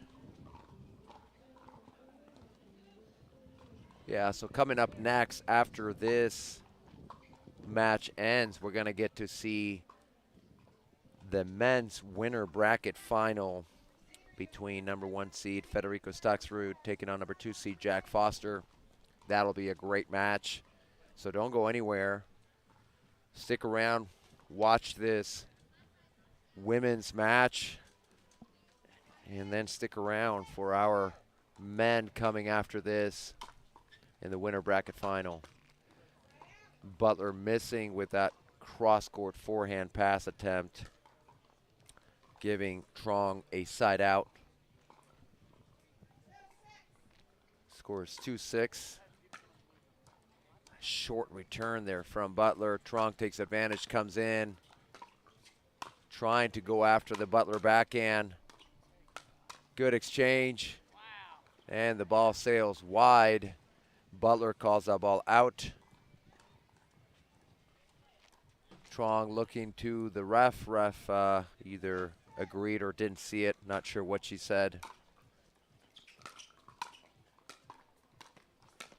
Butler, great job closing in, taking that ball out of the air into the open court for the winner.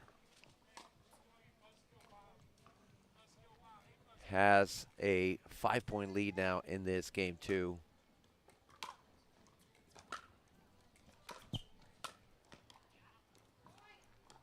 And hits another winner with her two-handed backhand.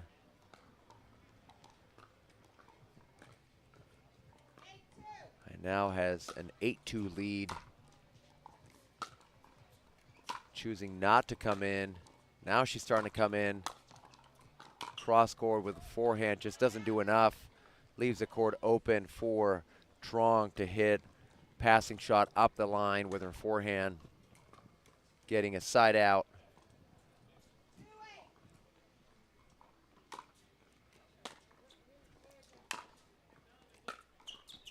I'm surprised Butler didn't come in. Maybe thought the ball was wide. Now she does. Great job there, putting that ball right at the baseline.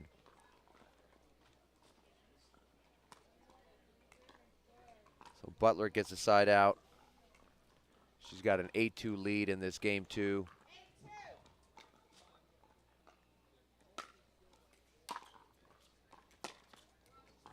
Ball sails long from Truong, giving Butler a 9-2 lead.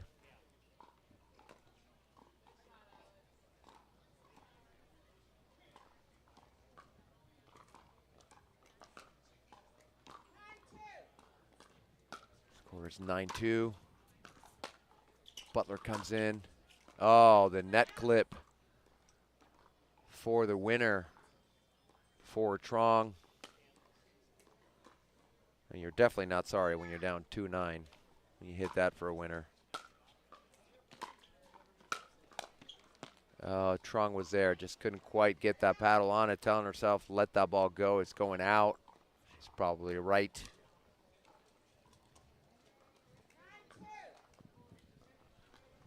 (9-2) is the score.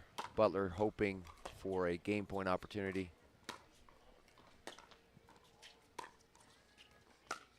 Oh, and misses, and that's kind of her shot right there, that cross-court forehand, short angle roll, but misses it, leaves it in the net, giving Truong a side out. Truong hoping to make a push here.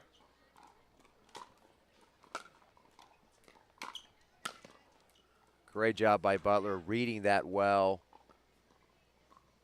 angling her paddle to create that cross-court angle with her forehand.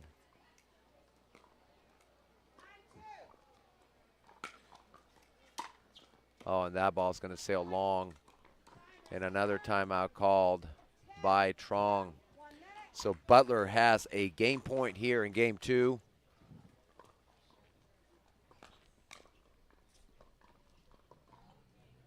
We see in the distance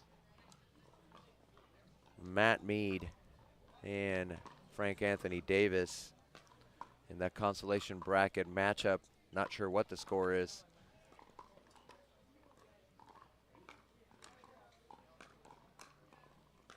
I'm a little biased as Matt Mead is one of my students for singles. But love Mr. Frank Anthony Davis, such a great competitor, such a great player. 15 seconds. Receiver, you have no more timeouts. This game, server, you still have Since I can't beat him anymore, maybe one of my students will.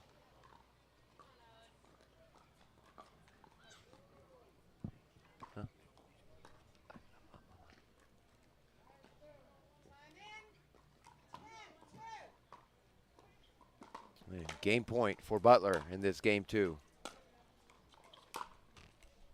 And she takes game 2. So Butler 11-2 in this second game. We're going to move on to game 3. We're going to take a short break here for commercials. Don't go anywhere. We'll be right back to the APP Indianapolis Open.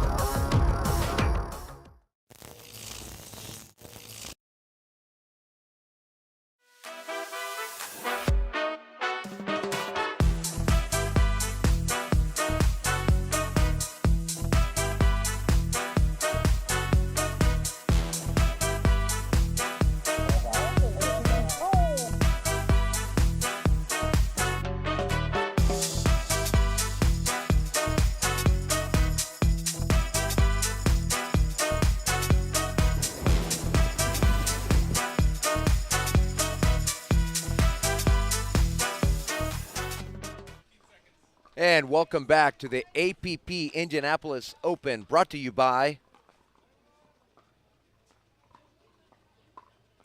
SunMed, the official CBD sponsor of the APP, and Pickleball Central, the Pickleball Superstore catering from beginners to pros. Daniel Rodita here in the booth, bringing you game 3 in this first round match in our pro women's singles bracket between Ariel Butler in the near court wearing the black, taking on Alex Truong on the far court. Truong taking game 1, Butler taking game 2, and we are just underway here in game 3. Oh, the little net clip from Butler for the winner.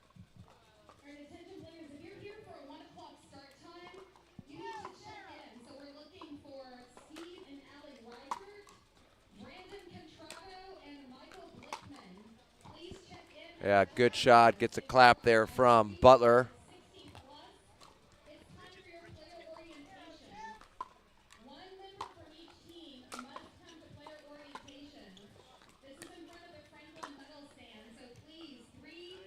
Yeah, great shot there by Truong.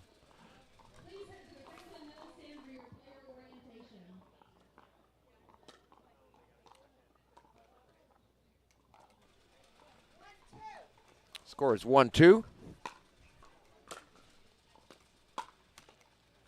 Truong missing with that approach.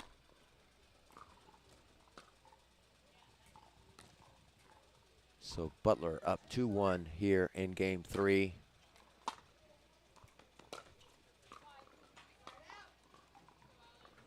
Ball misses wide.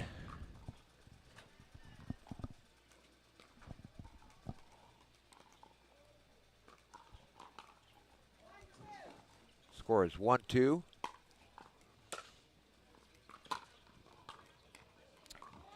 Yeah, nice shot there by Truong. Two-handed backhand. I actually feel like she's made more shots with her backhand than her forehand. If I'm Butler, I may want to try going to the forehand side, or maybe even just straight up that center line to not give Truong those angles.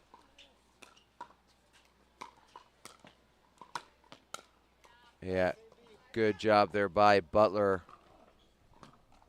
keeping Truong on the run.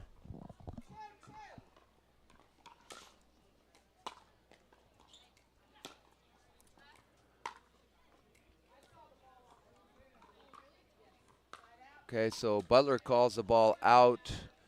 Truong appeals to the ref. Ref says she saw the ball in. So overruled. Yeah, that lob by Butler just not good enough.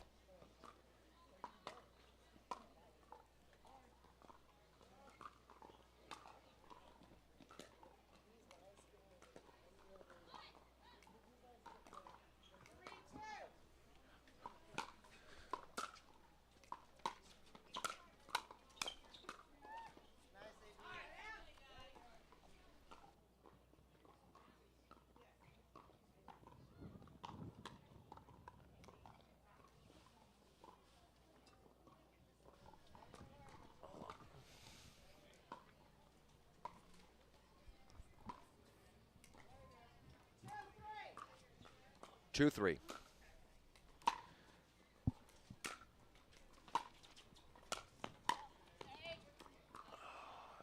Ball just misses wide there from Truong. Got a little bit jammed there. The court was open, but she got jammed, not able to keep that ball in play.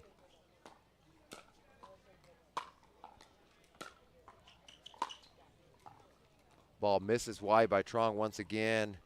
And now Butler with a lead here in game 3, 4-3.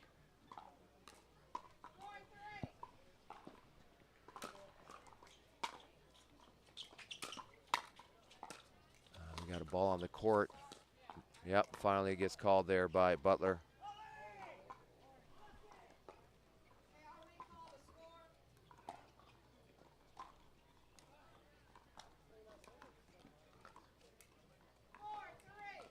Score is 4-3.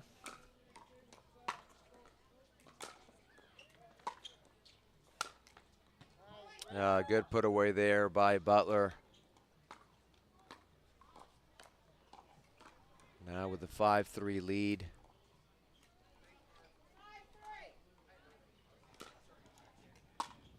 That return is going to sail long. 6-3 lead. They're going to be changing sides here with Butler ahead 6-3.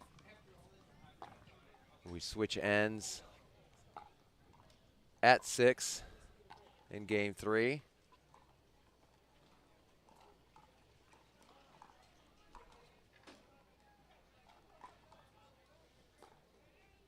We see other women's pro singles matches going on in these outer courts, as well as a senior pro men's singles match going on just a couple courts over from our championship court. And of course, as I mentioned, Frank Anthony Davis and Matt Mead seem to be having a pretty close match here in that game to 15. Not sure what the score is, but seems to be a close match.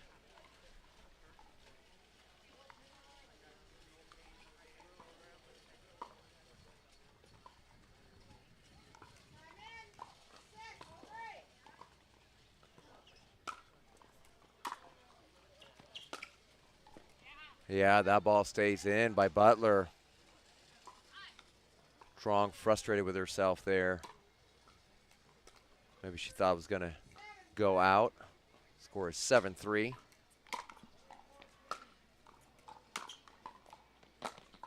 Yeah, good shot by Truong. Nice angle with her forehand, leading to the pop-up from Butler. But she's got some work to do here. Down 7-3 here in game 3. The return by Butler is well short. That lob is not going to do it. Just too much wind. You got to really hit that ball.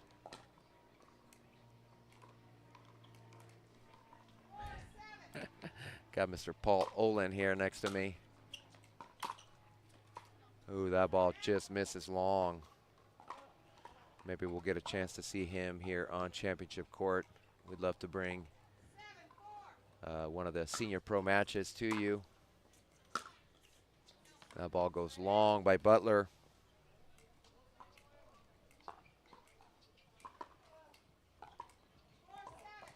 Four 7, see if she can make a push here. That return is short by Butler. Truong taking advantage of it, coming in behind her forehand and then putting it away easily with her backhand cross court. She's had a lot of success with that backhand. As I mentioned, if I'm Butler, I maybe start attacking the forehand side. And it looks like Mr. Davis came out on top in that consolation bracket match against Matt Mead. We see him talking to the ref and signing the score sheet. So it looks like Mr. Davis moves on. No surprise there. Certainly one of the favorites here. But it looked like Matt Mead gave him a good fight. That match was going on for a while. So the score was close. Davis had his arms up at the end of it. Probably a close match. We'll see the score as it gets posted. So Davis moving on. Mead's day is over here in this pro singles day.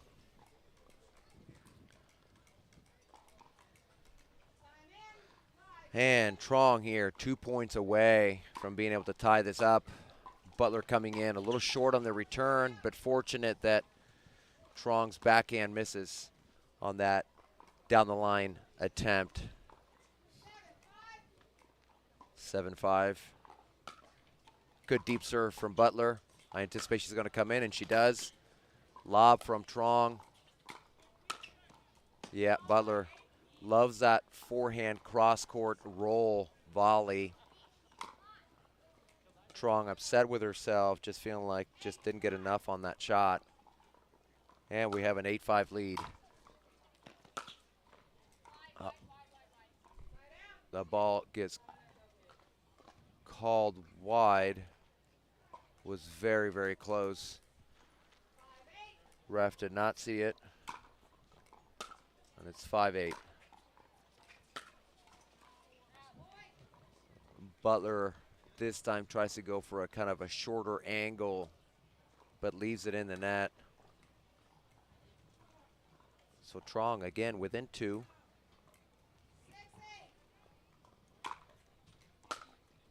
Good deep return. Truong comes in. Great pass from Butler up the line, getting the side out. Truong telling herself that was a bad one. Yeah, her approach was just way too short. That's better. Good job by Butler rolling that ball. Goes short angle backhand. Opens up the court, but Truong is there. Good job by Truong covering the court. It looked like Butler had it. Had the open court, just didn't get enough on that forehand. Left it where Truong could get it in the middle. Needed to create a little more angle. And so now we have a timeout called from Butler. So Truong within 2.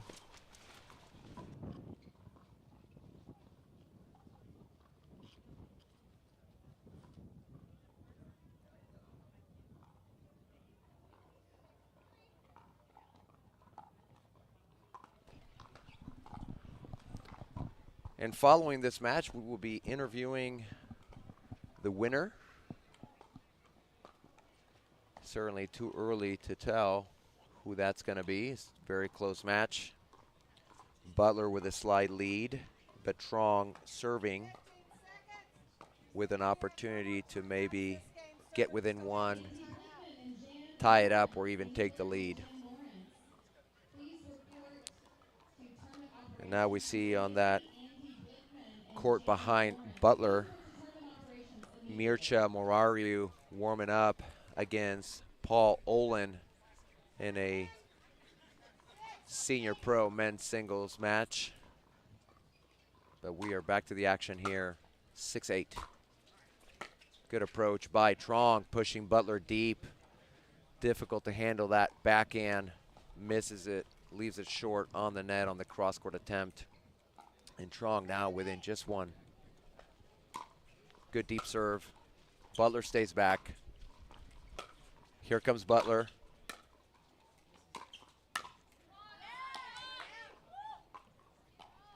Truong leaving that ball just way too high on the forehand side of Butler. Easy put away. 8-7. Good deep serve by Butler. She comes in. Great pass from Truong and a big come on. Beautiful forehand cross court. So if I'm Butler, I want to come in up that center line and not give Truong angles. That one's just way too short. Allows Truong to come in behind it, and she has tied this game up at 8.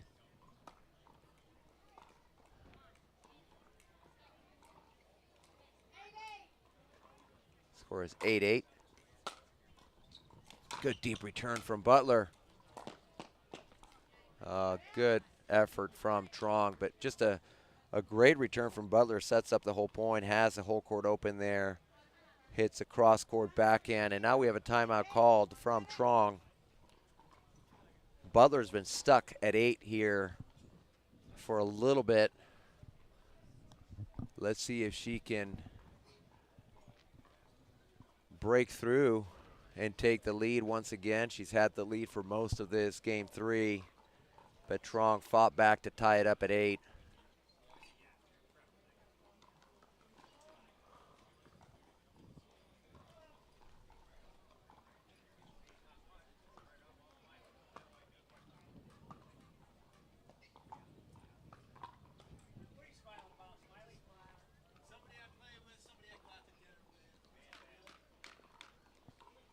So let's see what Truong does with this return.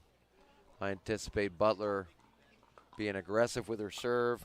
The wind seems to be at her back, going from far court to near court, at least for right now, but it kind of keeps switching around, so it's hard to know. Maybe it's shifting back now. Maybe it's going against Butler. Let's see if she's aggressive with the serve. She is. Deep serve. Now comes in. Opens up the court. Easy put away with her backhand. Little fist bump from Butler as she finally gets out of 8. And now with a 9-8 lead in game 3. Good deep serve. And that one just misses.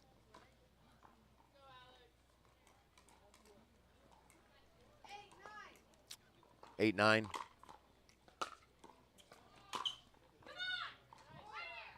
Yeah, I just think when she goes short with that return cross court, it just gives Truong too many options of going up the line or cross court.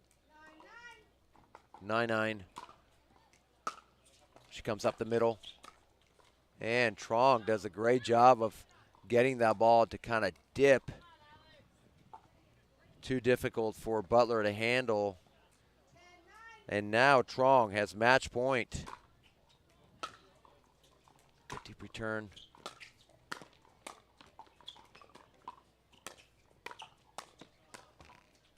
Lead court. And what a great exchange. Truong moving on, winning in 3. A great match here from these ladies. We're going to have an interview with Truong as she moves on from this first round match. We'll have a short commercial break. We will come back and talk with Alex Truong as she moves on.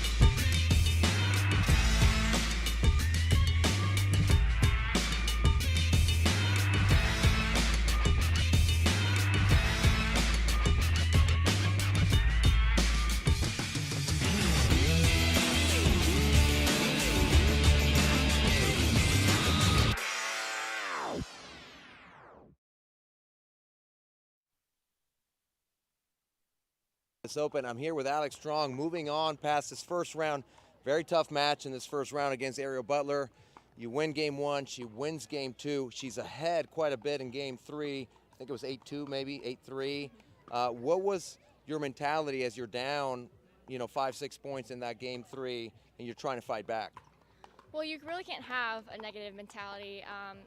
At that point, I'm really not keeping track of the score. All the points are really long, and I just got to keep thinking to myself, like, I got this, I don't miss, like, keep fighting, like, I got to stay mean out there, and eventually I'll get some points racking up.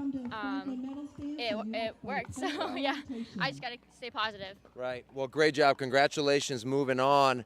Coming up next on Championship Court, we have our men's winner bracket final between our number 1 and 2 seeds, Federico Staksrud and Jack Foster. We'll be back after this commercial break. Don't go anywhere.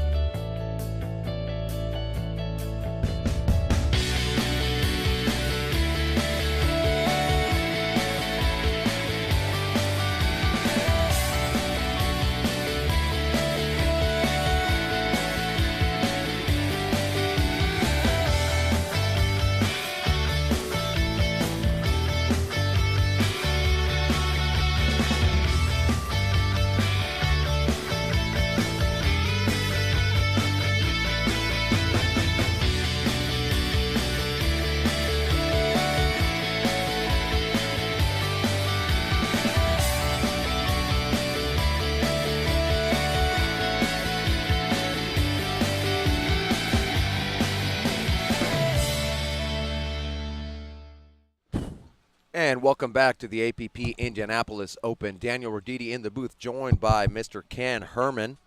He is going to be joining me for this winner bracket final between our number 1 and number 2 seeds in our pro singles men's bracket. Federico Staksrud, our number 1 seed, and Jack Foster, our number 2 seed. Jack Foster on the far court to serve. Nice pass there by Foster. And as I mentioned on the interview with Foster, they have played, he said, maybe about 6 times already, and has been pretty even. He said he likes playing with or against Federico.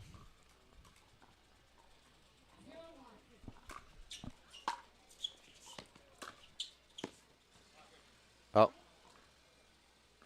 Foster changes his call. First he calls it out, says it's good.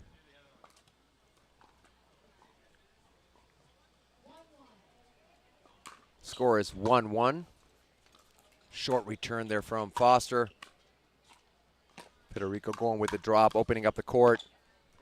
Just out of the reach of Foster.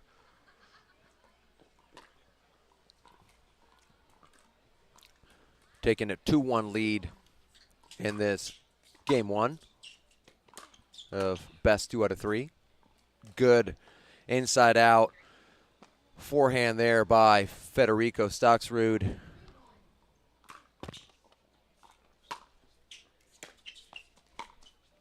Nice get by Foster, another good get.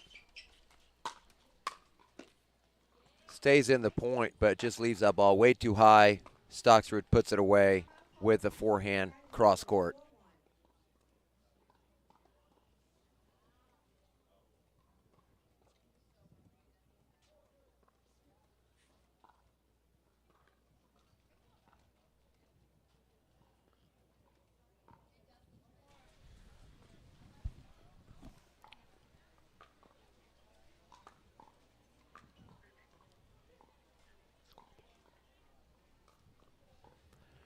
So we have a timeout called from Foster.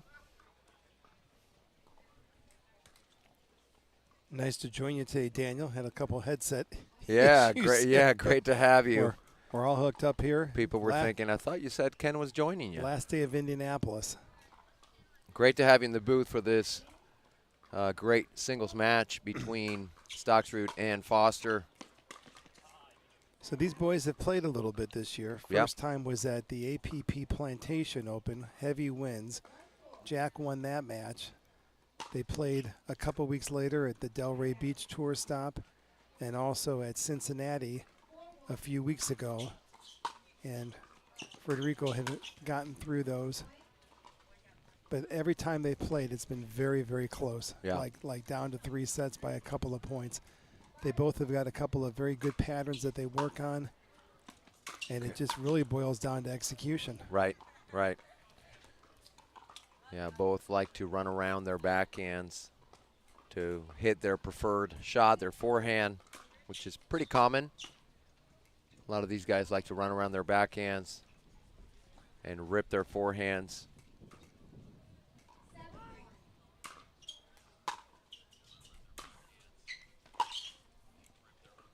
Great shot by Foster there.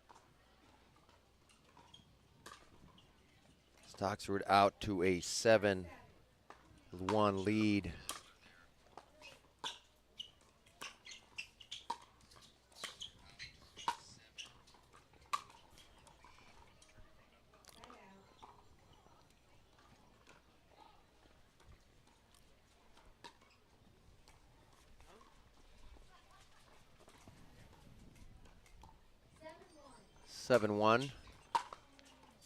Short return from Foster, and then Staksrud frustrated with himself, not able to take advantage. He had a big serve, got the short return that he wanted, missed with that inside-out forehand,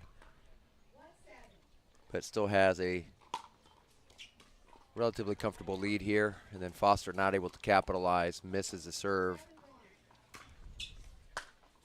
and misses a return there. Now it's 8-1 for Staksrud. Big serve. Good deep return. Oh, just beautiful forehand roll from Staksrud. Hardly any backswing whatsoever on that shot. Just angles the ball so well past Foster. And now he's got a 9-1 lead. A chance here to get the game point if he's able to capitalize. Foster letting that ball go. Great return from Foster on this far right sideline. Staksrud missing long with his forehand. Score is 1-9. See if Foster can string some things together. And the ball goes wide.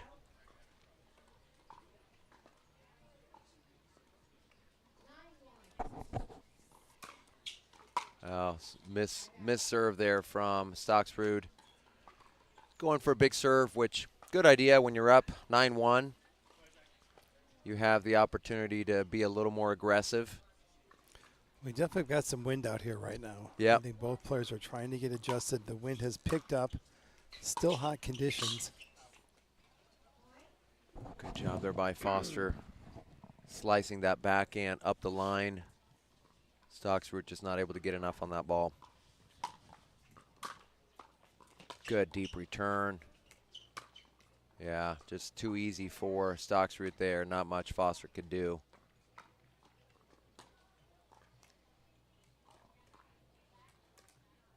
We see on the one of our outer courts, co-host Rick Witskin playing a singles match in the senior pro division. That ball just sails long.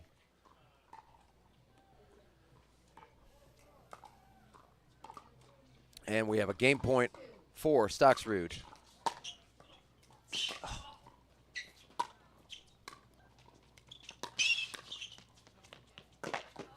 Oh, wow, what a great shot by Foster.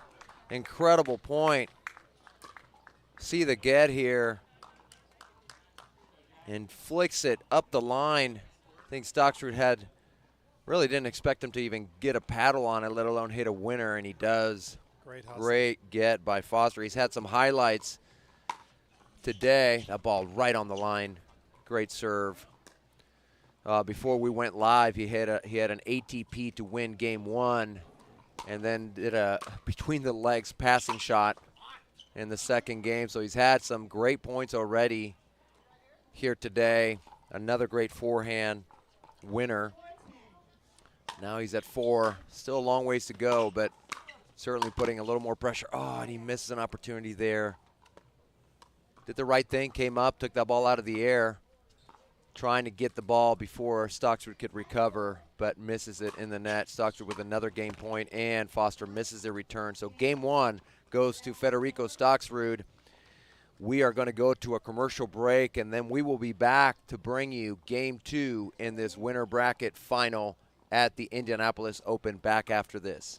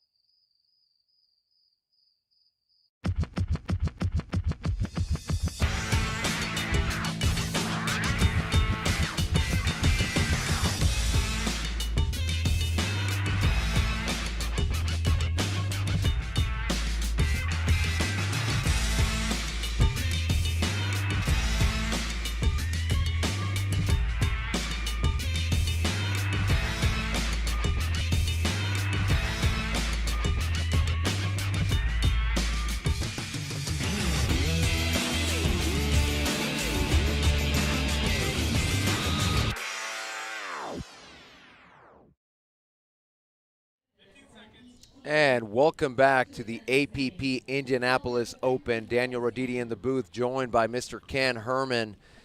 Ken, we just saw Federico Staksrud take game one, relatively easy. You've seen these guys play each other several times, as you commented before.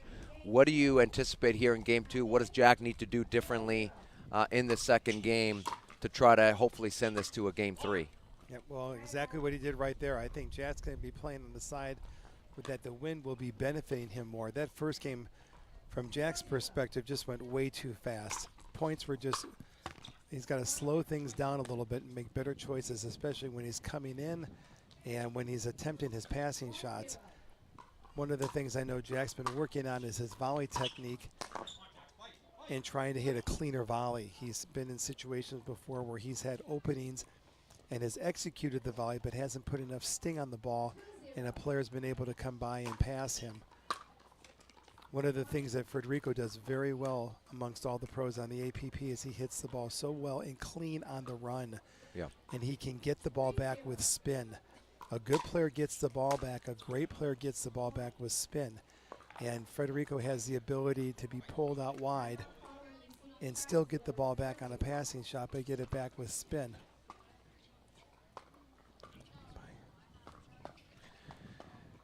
Yeah, those are great comments there. We have a timeout here, and we want to just, watch this match here and see if Foster can fight back. He's ahead in this game too. He told himself to stay positive going into this game two. He's done that. He's fighting.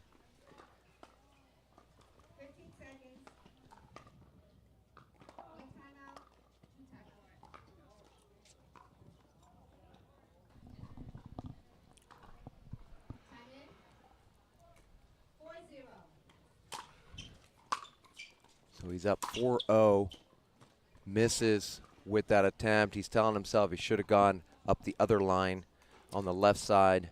Daniel, one of the challenges when you run around and hit a forehand, when you're trying to cover the backhand and you do an inside-out forehand, if you don't hit that inside-out or inside-in forehand just right, you leave such a huge amount of the court open. I've had talks with Jack before in the past. Maybe he needs to hit a couple of those balls as a backhand and not get so trapped in that corner back there. Yeah, I know that it's something that, let's see this point here. Yeah, nice job there by Foster. He talked to me at the Mesa Open and asking me about the backhand passing shot. I like my backhand. I like hitting that backhand, so I don't like running around it. I like hitting my backhand. Oh, great get there. Another ATP from Foster. And I know he was asking me even just the grip and what kind of grip I use. And it's something that I know he wants to do. We saw him hit a couple of them against Davidse.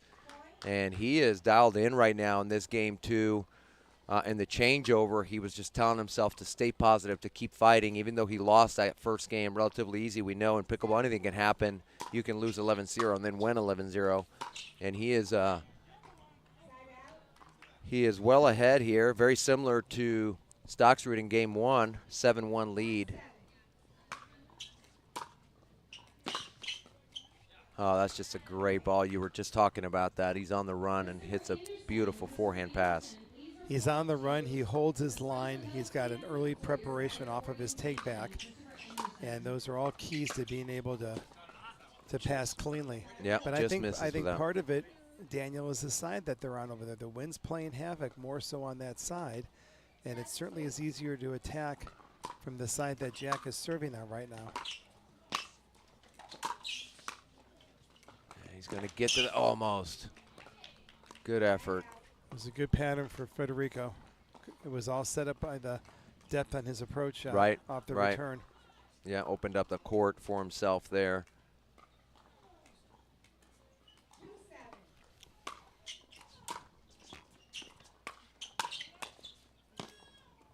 Foster just not able to do enough with that, and it's kind of what you were talking about, him working on his volleys, hitting them more crisp. He didn't really have a crisp volley there. Gave Federico a chance to put that ball away. Just wide. Yep. Federico had some good results in the men's doubles yesterday.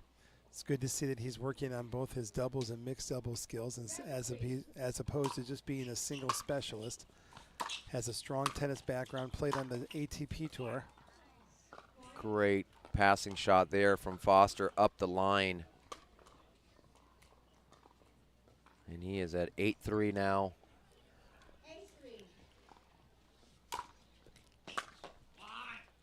Good serve. Great serve, yeah, great serve, wide. It was kind of short on the court, but it had so much angle and the ball stayed low, made it really difficult for Staksrud. One of the things I really like about Jack's serve is his follow through. He lengthens his stroke really nicely on his follow through on the serve, gets good depth on the ball. Jack is never going to play it safe. He's always playing to win. He's got a game point here. He was trying to maybe make Staksrud think he was going to go cross court, hoping to kind of fool him. Federico not fooled, stays on that line, puts away the backhand volley, and that ball misses long. So Foster with another game point opportunity here to send this into a third game, very much like you described. Most of their matches have gone 3. It looks like that might happen here, but not yet. Good job by Staksrud staying in this. Kind of just what you said. So Foster runs around that backhand and just leaves the court open. He's vulnerable. He's just vulnerable in that corner there. Misses wide with that cross-court attempt. Foster telling himself to make him play. Keep the ball in play, make him hit another ball. Good get by Foster. Exchange here at the net, but too high with that ball from Staksrud. And we have an offensive timeout called by Jack Foster, and this timeout brought to you by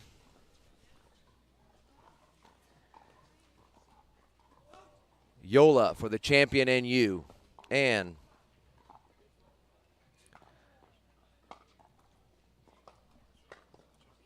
Pickleball Central, Pickleball Superstore catering for beginners to pros.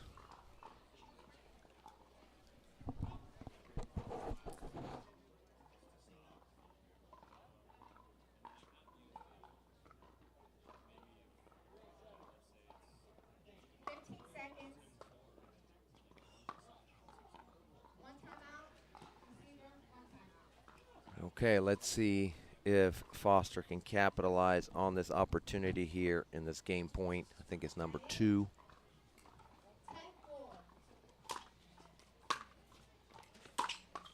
Oh, beautiful cross-court, inside-out pass from Foster, sending this to a game 3, just as you mentioned, Ken. And we're going to go to a game 3. We're going to take a short commercial break, but don't go anywhere. We will bring you game 3 in just a minute.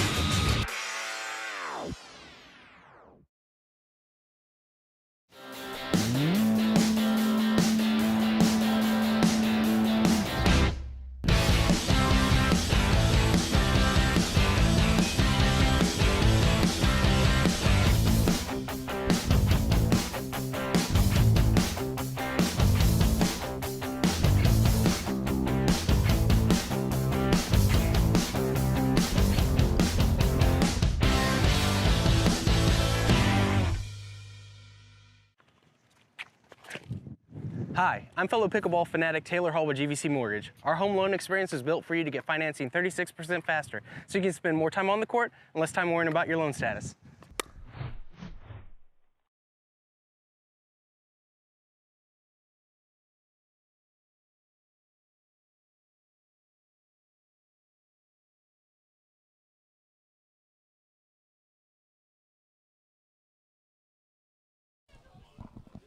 And welcome back to the APP Indianapolis Open.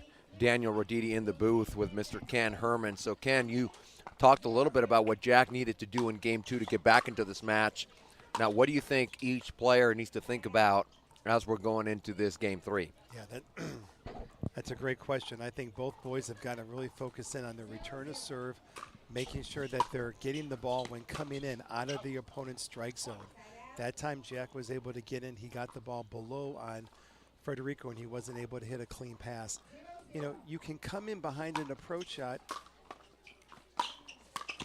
and if the approach shot is not hit 6 inches from the baseline, you know, that's okay, as long as that ball is out of your opponent's strike zone, that they can't get a clean rip on it. The negative is if you come in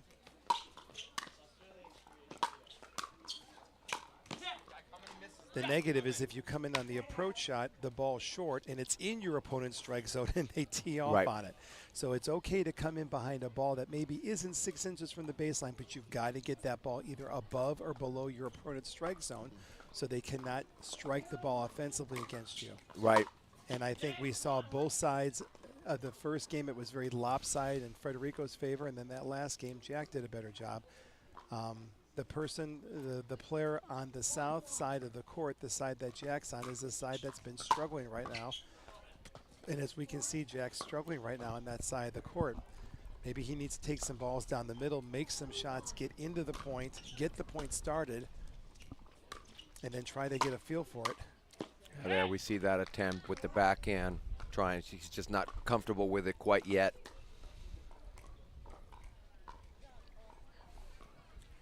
So Staksrud now with a 3-1 lead. Foster missing with that return. Just some silly unforced errors. This is where he's got to slow it down.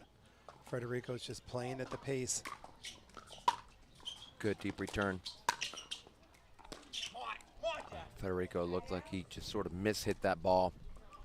You're right. When he went to make contact with the ball, I think he looked up to see where Jack was, and he popped up too soon on the stroke. One of the things Federico does so well in his return to serve is he opens up his stance on both his forehand and backhand sides, which enables him to get in one step faster up to that kitchen line off of the open stance return. Oh, just misses with that inside out. That is a skill that he has probably developed with his many years on the tennis court.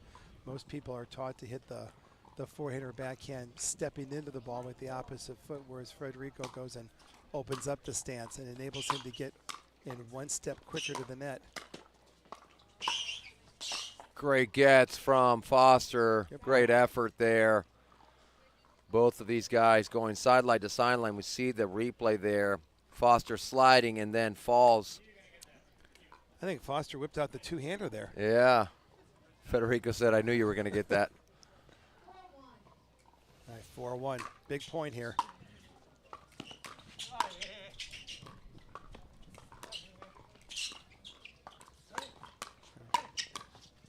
Wow, that's nice development for Federico. I Good watched job him there. play in some finals earlier against J.W. Johnson off of some APP events.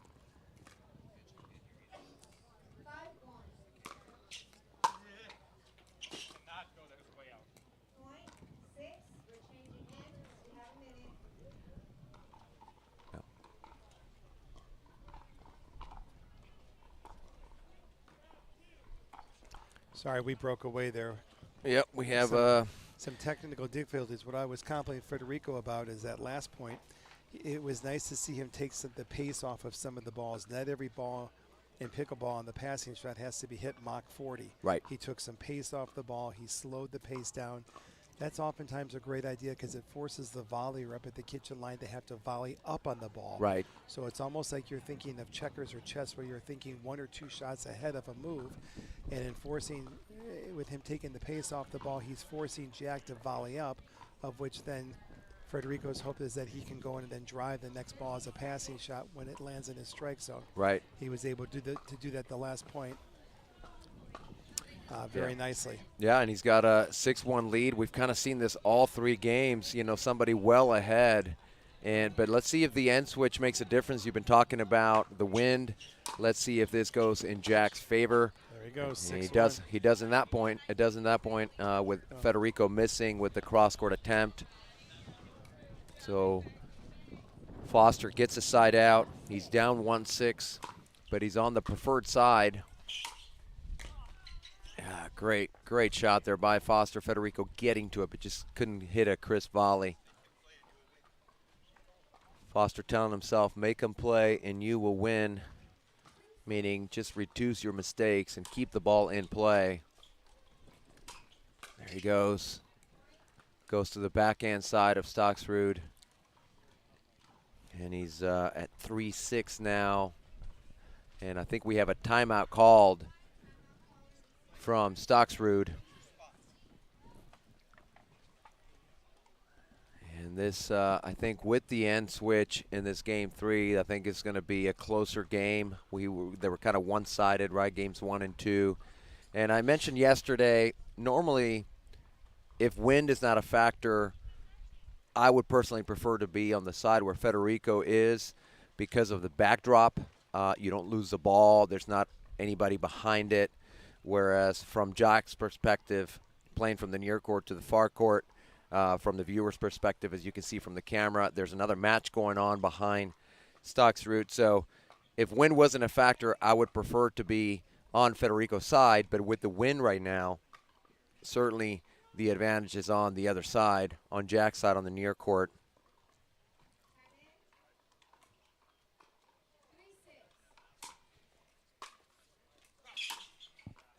There's the example of Federico's open stance on the return of serve. He Right. was able to get to that line so fast within 3 steps. He was up in that line, put more pressure on Jack. Jack pulled the pass wide. Oh, he just gets that ball to stay in on that far left sideline.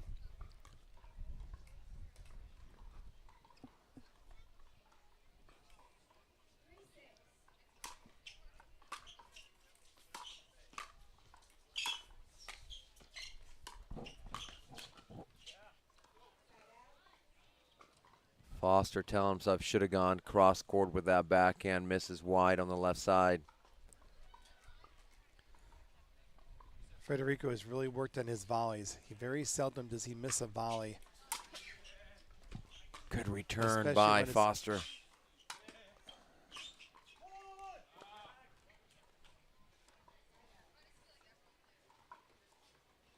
Foster pumped up there, getting Staksrud going from side to side, winning that exchange. Still at 3. See if he can narrow this gap. Yeah, good ball by Foster, pushing it up that sideline past Staksrud. And now getting within 2.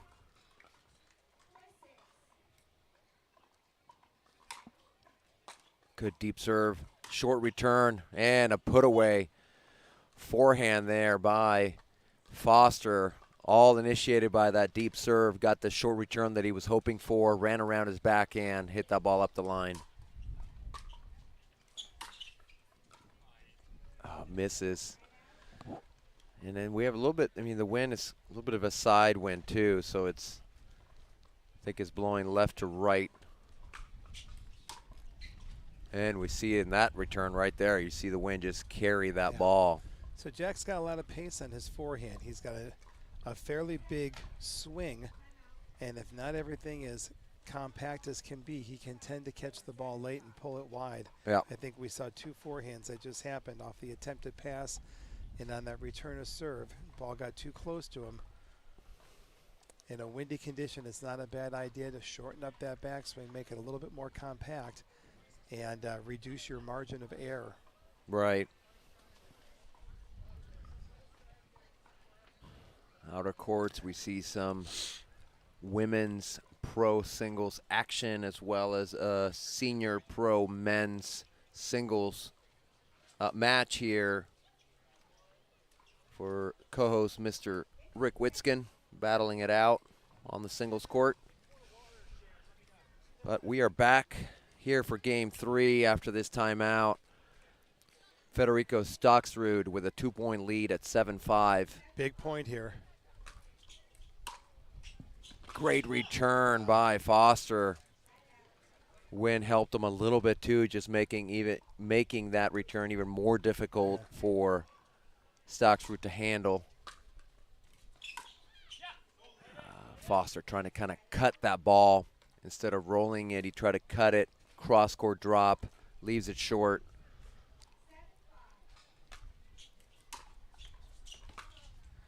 So these players are not holding points on their serve. We've got windy conditions out here. They're both trying to drive the ball, but the ball's only clearing the net by about 6 inches. I wonder, should there be any thought of maybe taking a little bit of pace off the ball, but getting that ball to clear the net by 2.5 feet to get yourself more depth on the ball. Yep. Make it more difficult for the return to get in. Hitting a serve hard and having the serve land in the midcourt is not nearly as challenging as perhaps a little bit of a softer serve, but having that ball go 4 or 5 inches from the baseline. Right. Foster gets to that ball, but just too easy for Staksrud to put that ball away. Just a 1-point lead here for Staksrud, as we mentioned, even at the turn. When Staksrud was up 6-1, we anticipated Foster probably being able to battle back. And he did just that. Good ball. Tells himself not to go there, to go the other side. So and now Staksrud with a 2-point lead. Jack came in on that ball, and he wasn't able to get his grip on an Eastern backhand grip. And his paddle face was open, and that's why that ball lofted out. I know that's one thing he's working on with his game, as I think you alluded to a little bit earlier during the broadcast. Yeah, great pass there from Staksrud. He is just 2 points away from moving on to the gold medal match. But certainly not out of reach for Foster. Only 3 points down. Of course, he needs a side out. Key to get a side out here. Hoping this timeout pays off for him. I anticipate he's going to try to push that return deep to the Staksrud backhand. See if he does that. He was successful with that last time. Let's see what he decides to do. Staksrud's going to go for a big serve, I assume. He's been hitting the ball pretty hard with the serve, and I think he's going to be aggressive here to try to give himself a match point.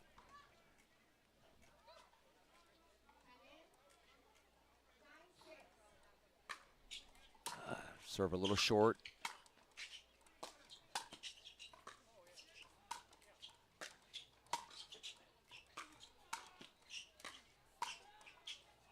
Good put away there by Foster.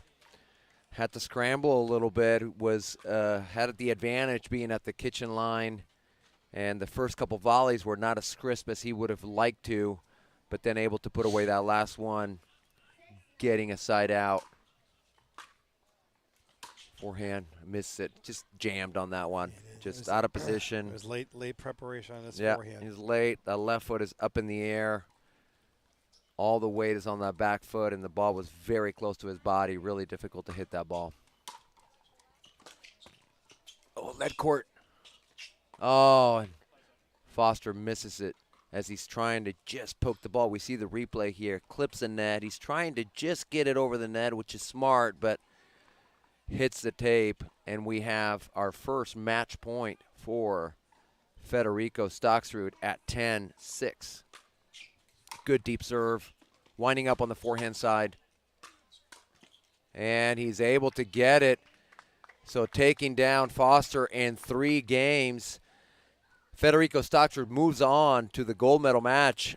Jack Foster will drop to the bronze medal match. We're going to interview Federico Staksrud here after this short commercial break. Don't go anywhere.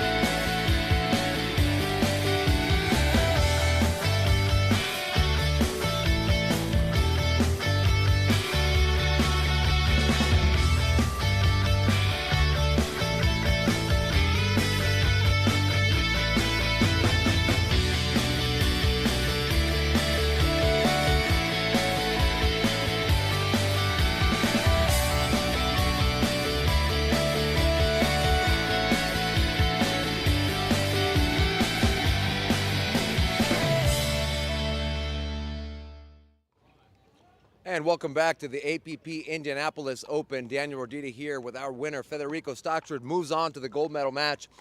Federico, tight match there against Jack.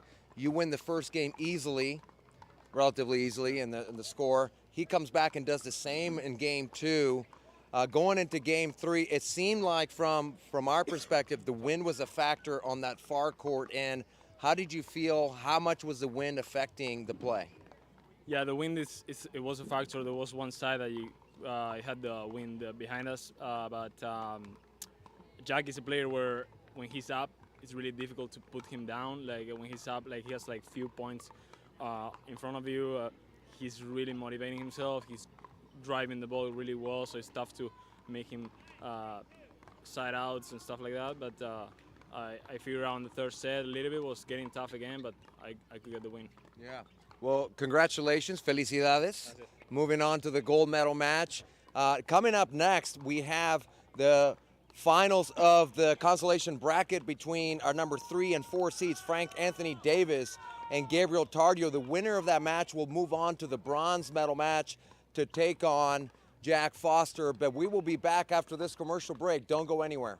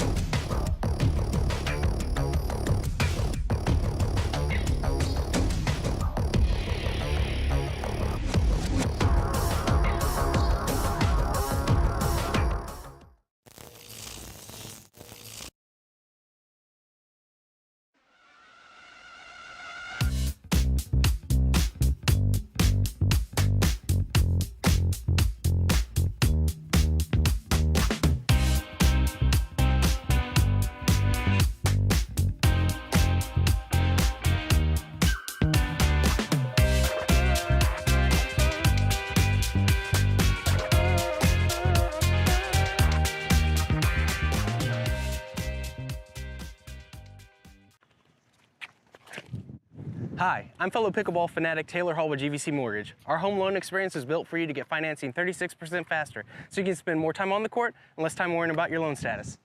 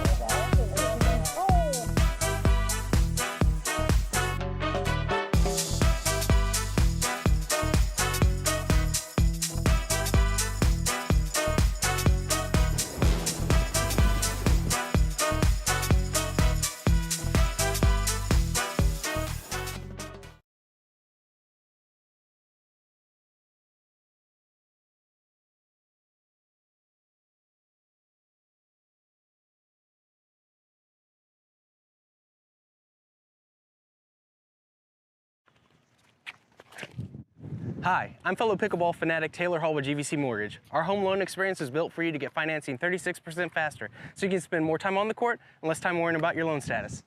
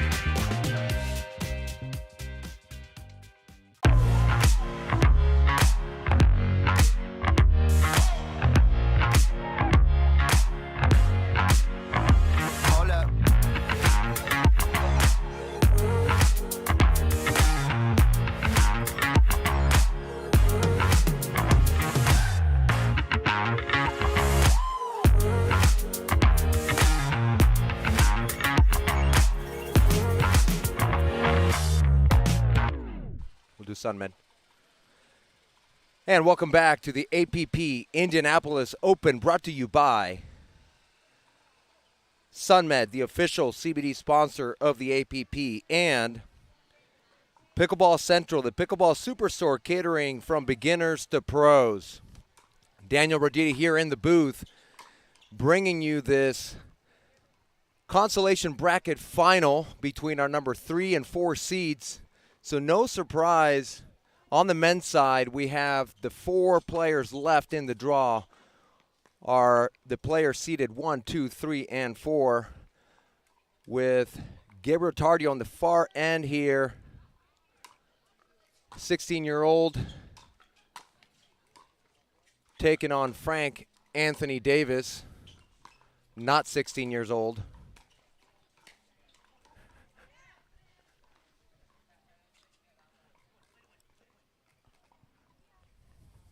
This will be 1 game to 15. We will be switching ends at 8. The winner of this will move on to the bronze medal match. And this is a huge match when there's 4 players left.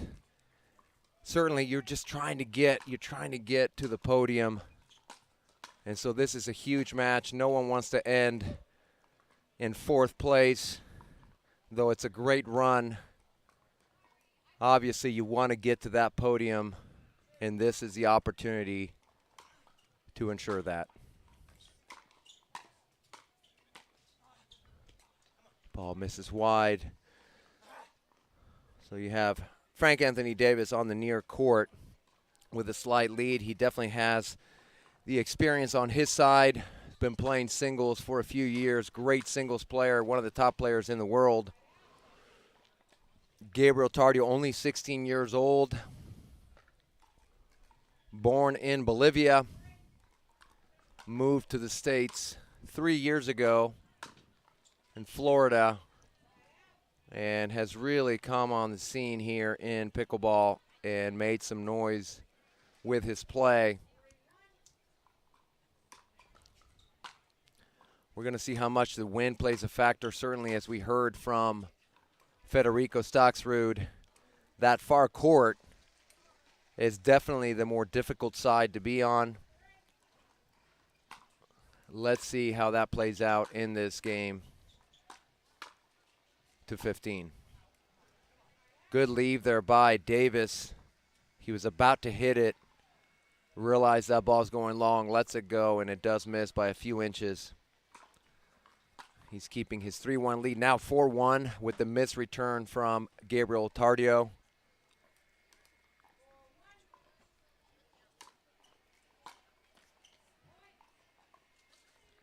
Tardio missing 2 returns in a row, and he is down 5-1 here in this game to 15. Makes a good return that time. Punches the ball deep. Davidse running it down as we expect him to do.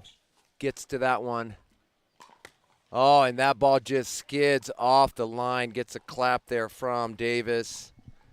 Davidse not able to get around that ball as it skidded away from him. Davidse, always great sportsmanship, win or lose. He's always quick to give a hand clap, a nod, a good shot to his opponent. Yeah, good ball there by Tardio, anticipating, moving in, and taking that ball out of the air, hitting it cross court. 2-5. Good approach by Davidse, and a great rip by Tardio there. Davidse just throws his hands up and says, great shot. Yeah, not much you can do. He hit a great return. Tardio just hit a better passing shot. Would have liked to see Tardio take that out of the air, but it didn't matter. He hits a great inside-out forehand winner. And now just within just 1 point now from tying this up. The wind has definitely died down, so it doesn't seem to be as much of a factor on that far court. Missing wide. He kind of pulled off that shot, meaning he kind of stood up before he finished the swing, which made that ball just, he pulls it wide. It's one of those things where you have to trust your swing and not come out of it too early, anticipating the next ball. Got to finish the shot you're hitting before you're worried about the next one. And that one he misses long with the backhand volley. Feels like it's starting to warm up a little bit. We had some cloud cover. It's starting to kind of go away. We have a little bit more of the sun coming in. Definitely warming up. Drop by Davidse. He stays on that backhand side. I anticipate one of these is going to go cross court. Well, just Tardio doesn't do enough with it. Hangs that ball. We see on the replay here, Davidse puts enough on it to make it difficult for Tardio, missing wide. And now 7-4. Good deep return. Drop shot. And the Ernie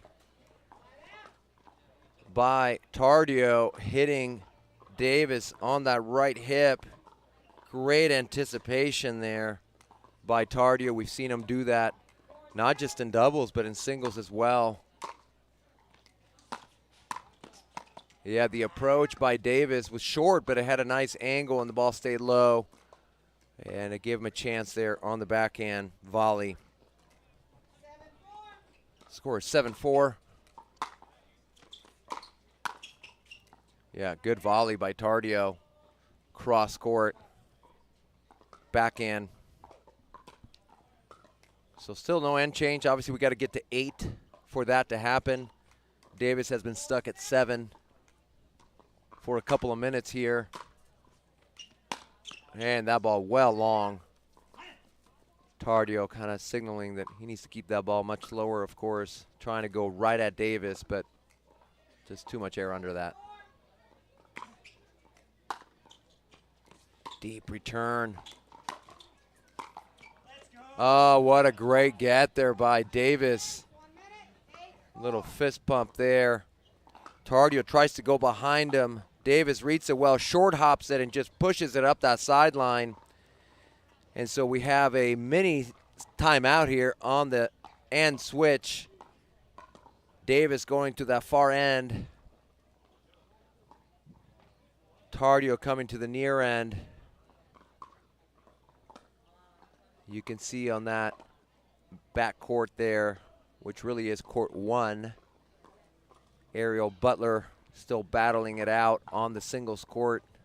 Looks like that may be Rachel Summers that she's taking on in that consolation bracket match.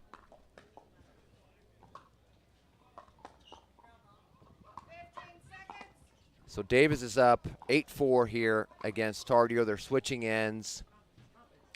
Let's see if that plays a factor. Again, the wind has died down considerably from the last match that we watched, but there's still a little bit of a breeze.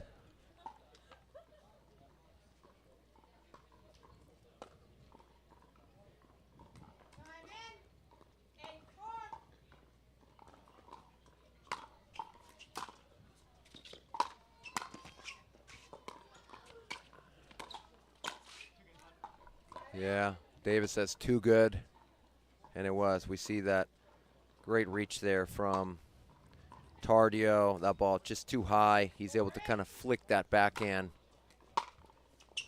Winds up the forehand. That ball stays in. Overhead by Davis, misses wide. And that's one of the things. Yeah, Davis does not come from a tennis background. Certainly for tennis players, overheads are easier. It's something that we are accustomed to hitting in tennis. A little fortunate let clip there for Tardio. Gets just behind Davis. Davis calls a timeout. Tardio able to get it to within 2. Hoping to, of course, maybe tie it up or even take the lead on this service opportunity. So he is down 6-8. So Davis has not been able to score on that far end since we switched sides. So maybe it is still the more difficult end to play from. It's certainly looking that way right now by the way this match is developing.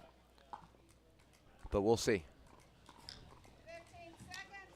15 seconds called by the referee.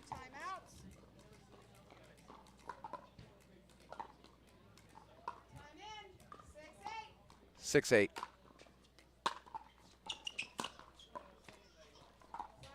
Tardio just missing wide with that forehand pass attempt. So Davis, an opportunity again to build on that lead, and he misses long with the serve. Frustrated with himself there, not making Tardio play. Drop by Tardio. Good angle. Oh, and there's that shot that we saw earlier today. Davis just has a great ability, even when that ball's behind him, to kind of flick it back cross court. Tardio thinking he was going up the line. And we get some fist bumps there from Davis, just fired up. As I said, when you're down to the last 4, you're really just trying to fight to get to that podium. That ball a little high. Yeah, just too high. Tardio able to attack that volley. Too difficult for Davis, but he does score 1 point on a serve. I'm sure he would have liked to score much more than that, but he does get 1 point. Gets it to a 3-point lead and then misses that return. So 7-9.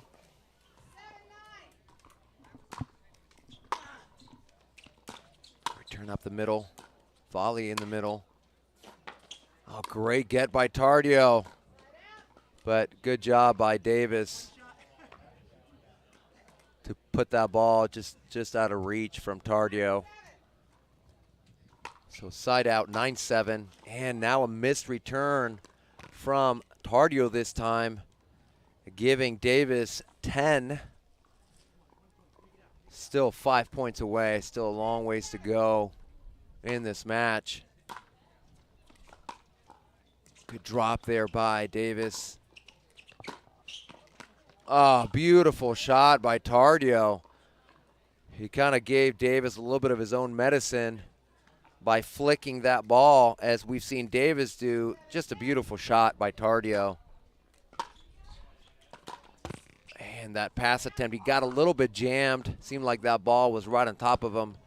Not able to swing freely there, leaves it on the tape, giving Davis another opportunity.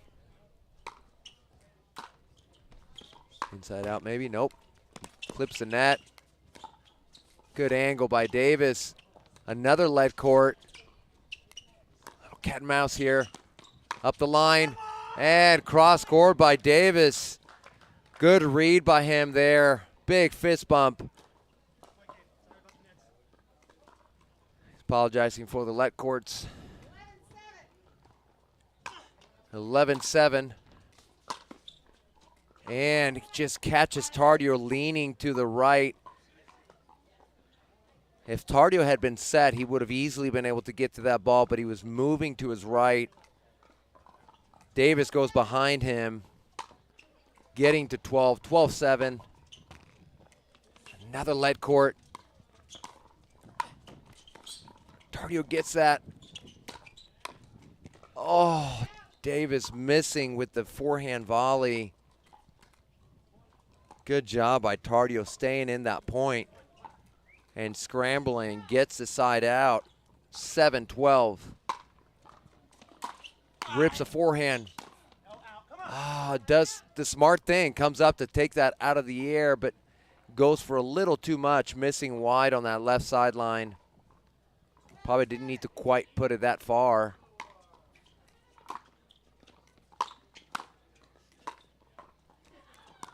Another lead court from Davis. Tardio trying to keep him back. Just an amazing get from Davis there, flicking that backhand up the line, leaving it nice and low, making it difficult for Tardio, putting pressure on that volley, and he misses it in the net. Davis 2 points away from the bronze medal match and getting himself on the podium. Anticipate maybe a timeout, maybe not. We have match point number 1 for Frank Anthony Davis. Yeah, Davis has gone up the line with that forehand several times. I think he needs to switch it up. I think Tardio's starting to anticipate that shot and needs to roll it short angle cross court to the forehand. Great return by Davis. Good drop by Tardio. Cat and mouse. Yeah, easy ball for Davis to put away, giving himself another match point at 14-7. Good deep serve. Well handled by Tardio. It was a very, very good serve from Frank Anthony on match point. 7-14. He gets to that one. Both at the kitchen line. Oh, good job. Becomes a guessing game there at that point, not knowing if your opponent's going to keep going up the line. Davis went up that line 3 times in a row, and sometimes you think he's going to switch, and he didn't. There's that cross court, and he does try to do the cross court roll, does Davis, but that ball was well behind him. And now we see a timeout call from Tardio's, kind of an offensive timeout. He did just win that last point to get the side out, and he's about to serve, but he's down 7-14. I think he wants to think about what he wants to do here with this serve and third shot. Obviously want to be aggressive.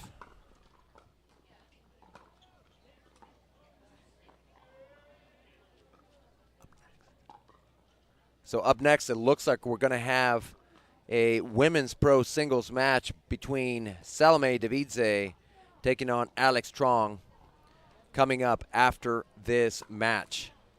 So a lot of great pickleball still to come for the viewers out there. 15 seconds called by the referee.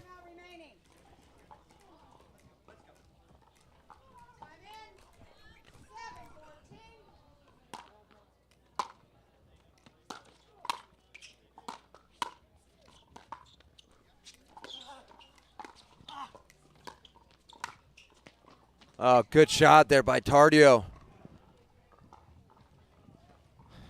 So 8-14, and we are going to be interviewing the winner of this match as they are going to be moving on to the bronze medal match. Missed return, the great serve from Tardio. And we have a timeout called from Frank Anthony Davis as Tardio scores a couple points in a row. Still a 5-point lead, but Davis doesn't want to take any chances, wants to try to stop the momentum. Obviously wants to get a side out here to give himself another match point. An opportunity to close this match out, get himself to the bronze medal match with an opportunity to get to the gold. If he can get by Gabriel Tardio here, and then taking on Jack Foster as he is awaiting the winner of this. But as I mentioned, we're going to have a women's match after this match concludes between Davidse and Truong. We saw Davidse take the title in Mesa. She's a great singles player. 9-14.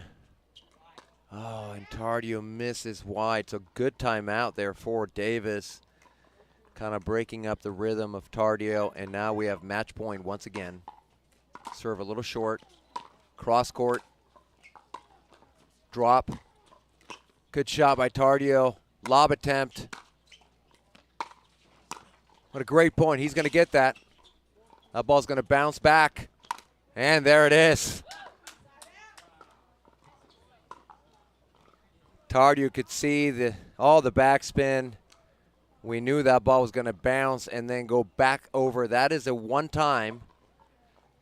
situation where you are allowed to reach over the net as long as you don't touch it with your foot or paddle or anything. That is the one time you're allowed to reach over the net and hit that ball down from your opponent's side. Tardio had to go get that ball because those barriers are just too high for Davis to get over. Although he probably could have just taken one step and leaped it.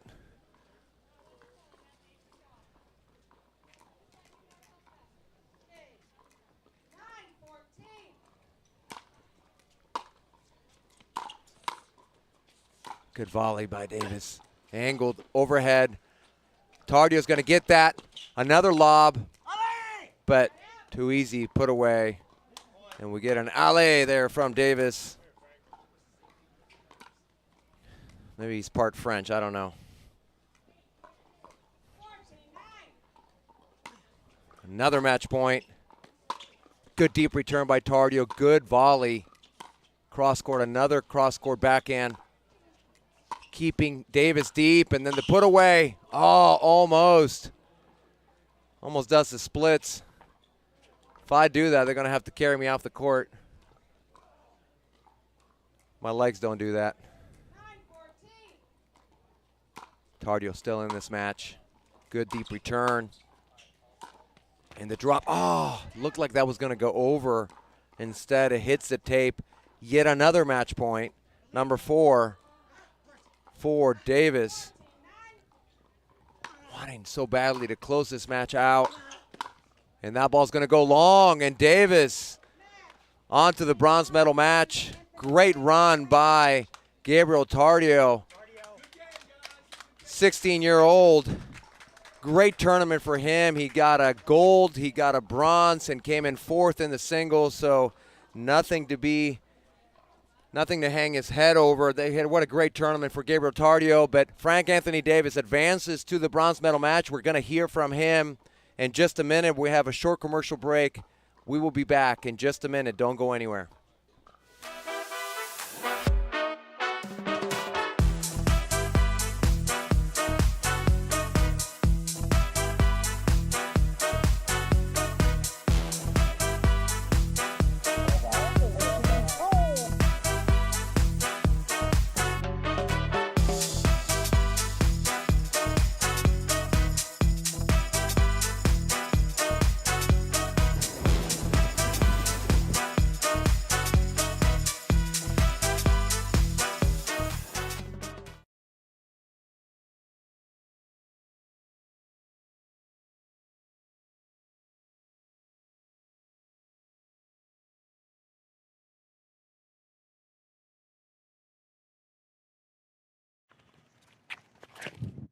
Hi, I'm fellow pickleball fanatic Taylor Hall with GVC Mortgage. Our home loan experience is built for you to get financing 36% faster, so you can spend more time on the court and less time worrying about your loan status.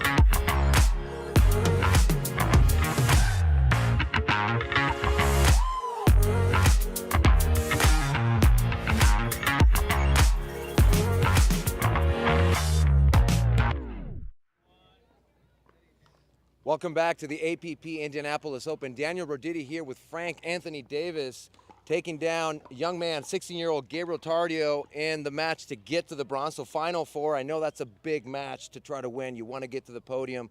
What was your thought going into this match with Gabriel, and throughout the match kind of went back and forth a little bit? You had a lead and he started sort of inching his way back, but you were kind of stuck there for a little bit.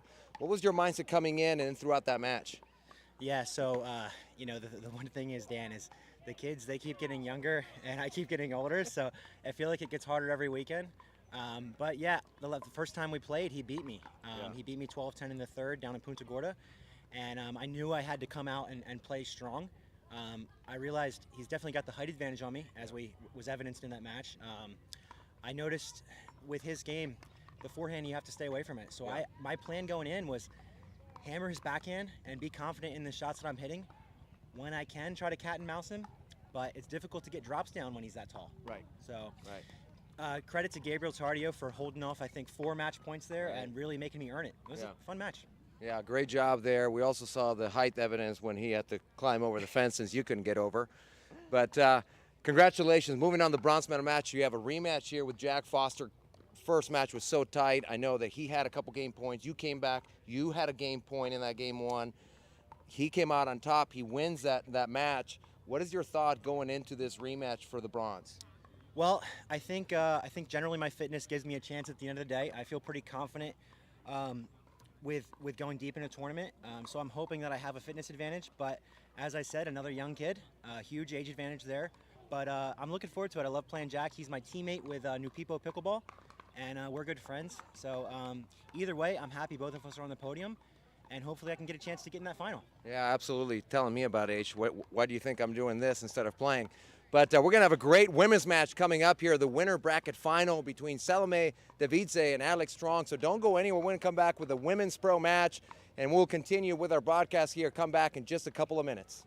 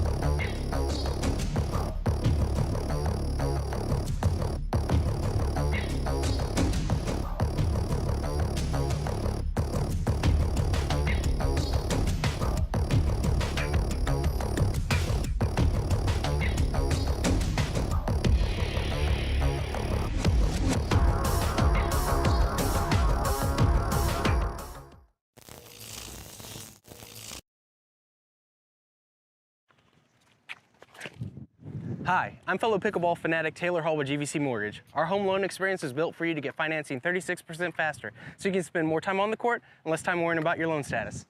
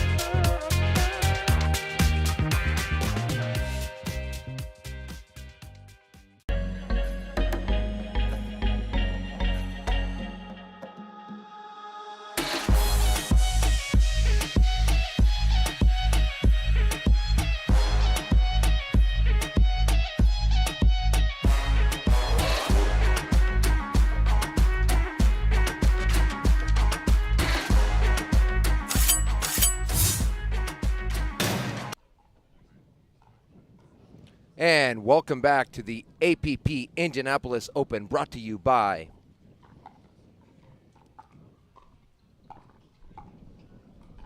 Yola for the champion in you, and Pickleball Central, the Pickleball Superstore, catering from beginners to pros.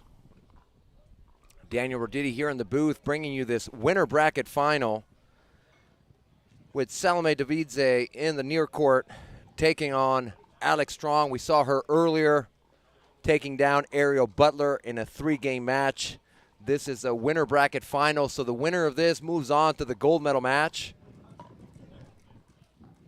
This will be a 2 out of 3 games to 11.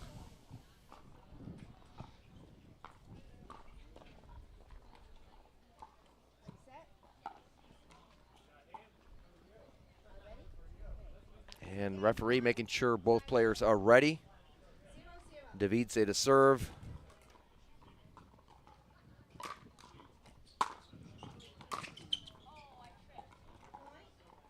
Yeah, Truong kind of lost her footing there a little bit coming in, and that ball just floats past her. Not the best forehand there from Davidse, but Truong was off balance. So 1-0 lead.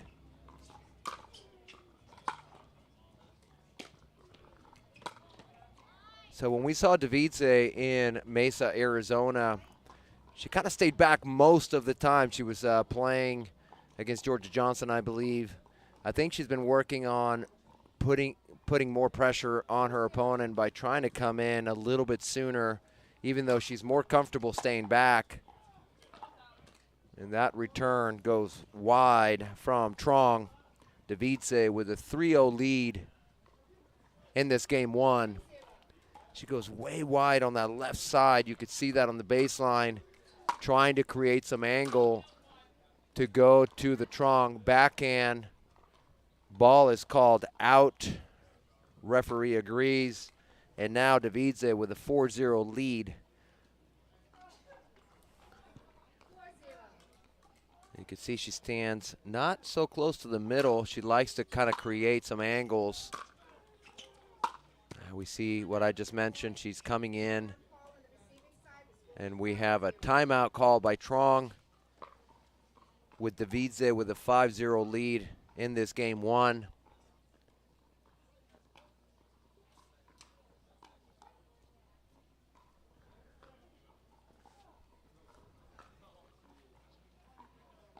Give you a little update of how these players got here. So Davidse is our #1 seed. She took out Katie Allen, the #8 seed, in the first round, 11-1, 11-1. Then she beat the #4 seed, Rachel Summers, 11-1, 11-5, bringing her to this winner bracket final. Alex Truong, we saw her take out Ariel Butler in 3 games, 11-9 in the third.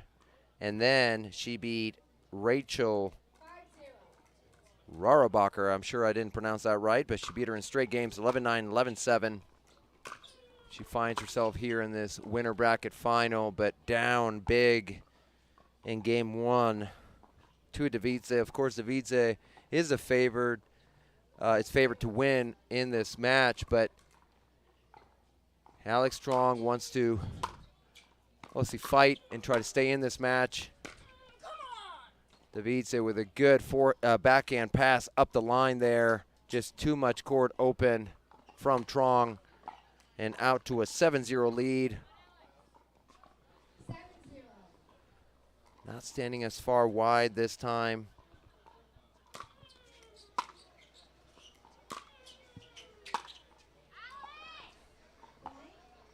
Truong frustrated with herself there, not able to execute the backhand. Yeah, in singles, it's rare to see someone stand so wide on their serve. Obviously, you have to cover the whole court. Most people prefer to serve near that center line so they can quickly get to the other side. And another great pass from Davidse. That is definitely her strength, her ground strokes. Truong just trying to put some pressure on her. I think that's the right idea. Just too good there from Davidse with her backhand. passing Truong up the line and out to a 9-0 lead in this game one. Backhand approach, drop by Truong is short. And now we have a game point, a quick game point, and another timeout called by Truong in this game one. 10-0 for Davidse in game one. Looking to close this out.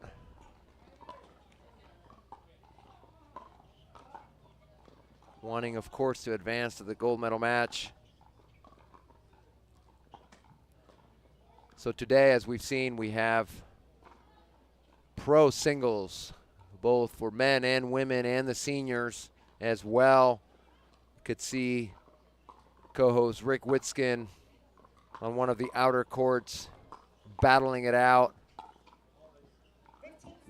in the singles bracket for the senior pros. We also have mixed doubles in the amateur levels going on today. But here we're bringing you this winter bracket final of the pro women's singles bracket. Davidse missing wide with that forehand. Truong finally gets the side out here.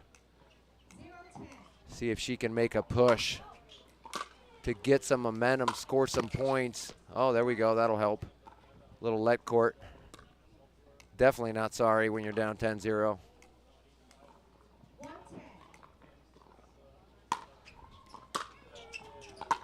Good return by Davidse. Would have liked to seen her come up. There she goes.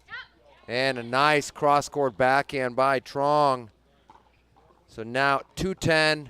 And even if she is not able to win this first game, the fact that she's scoring some points, that is great for confidence going into game two, even if she doesn't come all the way back. But it's just good to get a couple points where you feel like you're striking the ball cleanly and getting some winners. And so hopefully that helps her confidence. Now we have another another game point for Davidse, 10-2. Good deep serve. Truong choosing to stay back. Probably not the approach you want to take with Davidse trading ground strokes. There she comes. Yeah, that's smart. Yeah, you don't want to stay in the back trading ground strokes with Davidse. You got to apply pressure, make her do something with her ground stroke, meaning make her try to pass you. Otherwise, she's very comfortable staying back and ripping ground strokes, and she does that time. I think Truong a little late coming up and just couldn't get her feet set to even have a chance at that ball. So yet another game point. I think this is maybe game point number 3, I believe, for Davidse.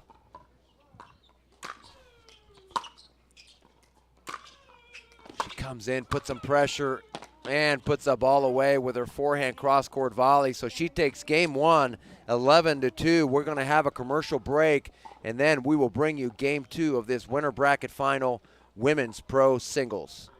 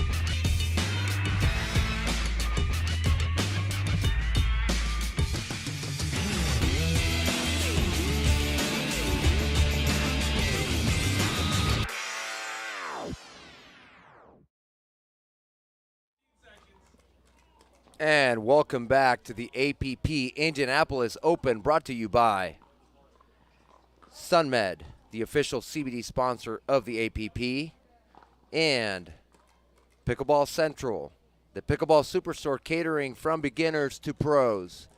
Daniel Roditi here in the booth, bringing you game 2 in this winner bracket final of the pro women's singles between Salome Davidse on the far court and Alex Truong on the near court. Davidse taking game 1, 11-2. Great cross-court pass there from Davidse.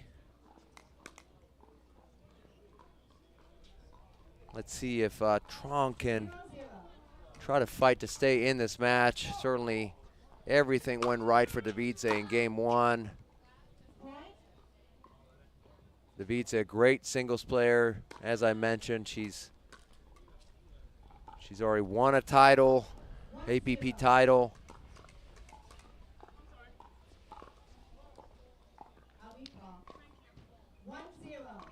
Score is 1-0.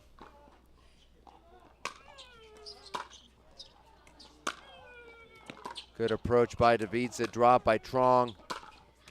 And the cross-court pass attempt stays short.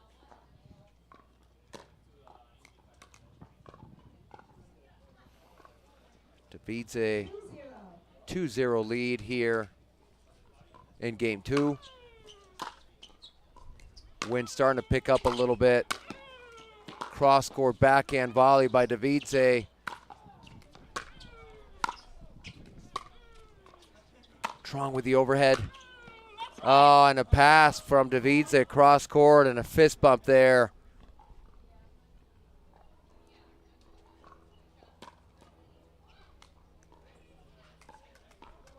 Davidse, just as she started game 1, is starting game 2 with a 3-0 lead.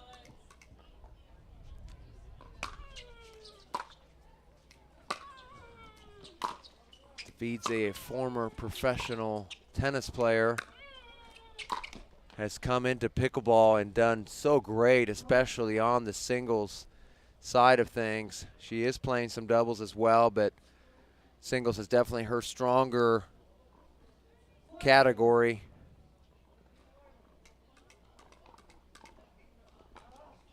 Four zero.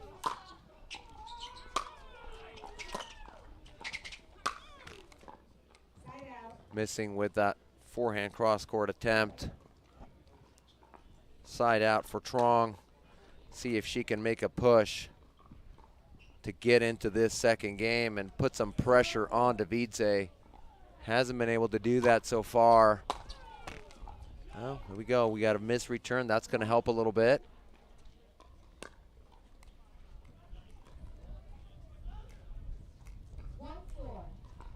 One four. Good approach by Truong. And Truong doing her best there to stay out of the kitchen.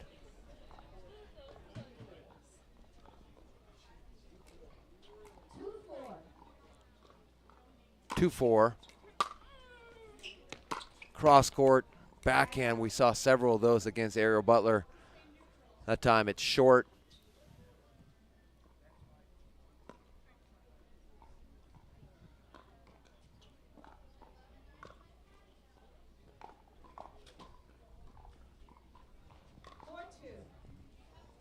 Four-two is the score. Good deep serve by Davidse. And that ball misses just long.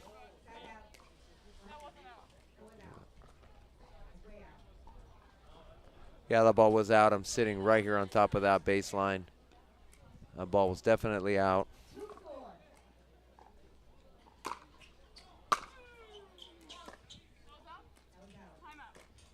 Timeout called from Davidse.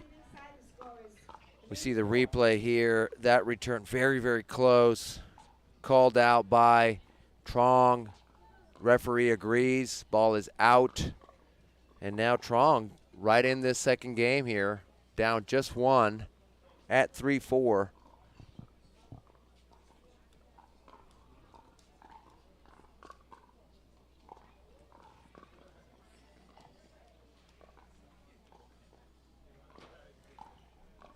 Let's see if she can keep that momentum, continuing to apply pressure against Davidse.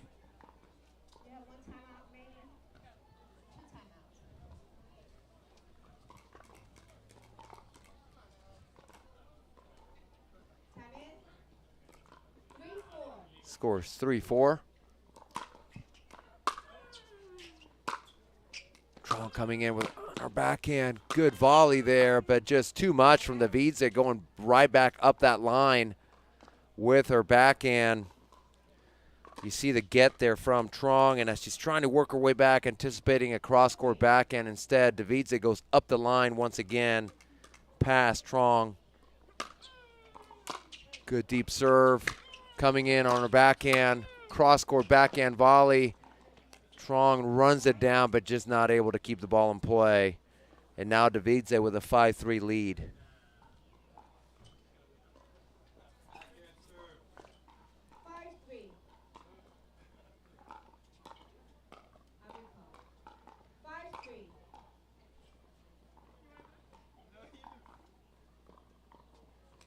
Well, she's got to be careful. It's been a few seconds since the score was called.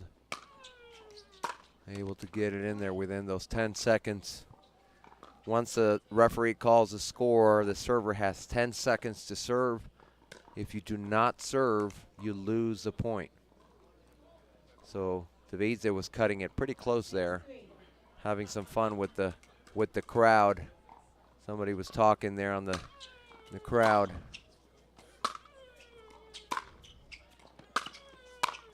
Truong guessing right. Got a little too excited that she got what she was looking for and just way overhit that backhand. And now Davidse with a 7-3 lead in this game too.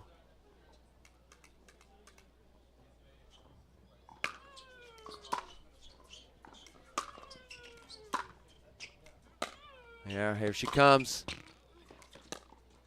Ball clips in net. Oh, and just misses. Not cleanly hit by Davidse. Misses with that forehand volley. Could tell the ball hit on the kind of side of the paddle. So Truong manages to get his side out here. Davidse just rushed that backhand. She just kind of came off her swing too early. Instead of staying, holding that line, holding that swing, she kind of rushed it, stood up too early, and missed it in the net. Oh, Truong going for the drop. Smart play, but just didn't execute it well. So Davidse 7-4 in this game too.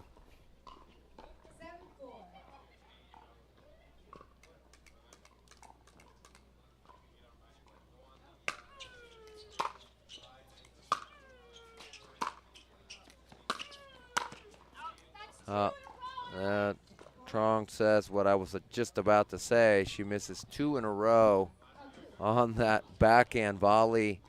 Just overswung. That's a ball that we've seen her hit really well, but she misses wide with that. Calls a timeout. Davidse just 3 points away from going to the gold medal match.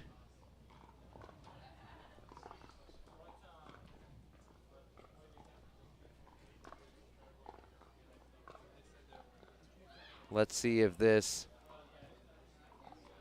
timeout goes in the favor of Truong by trying to get a side out here and try to claw her way back into this game too. She is down 4 points with Davidse serving at 8-4, hoping to close this match out in 2 games and conserve that energy for the gold medal match.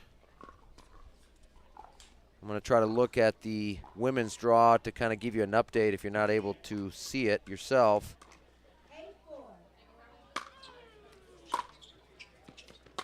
Good deep return by Truong, but what a great forehand roll by Davidse. Low to the forehand, to the forehand of Truong, and now it's 9-4. In the consolation bracket, There's still a few players.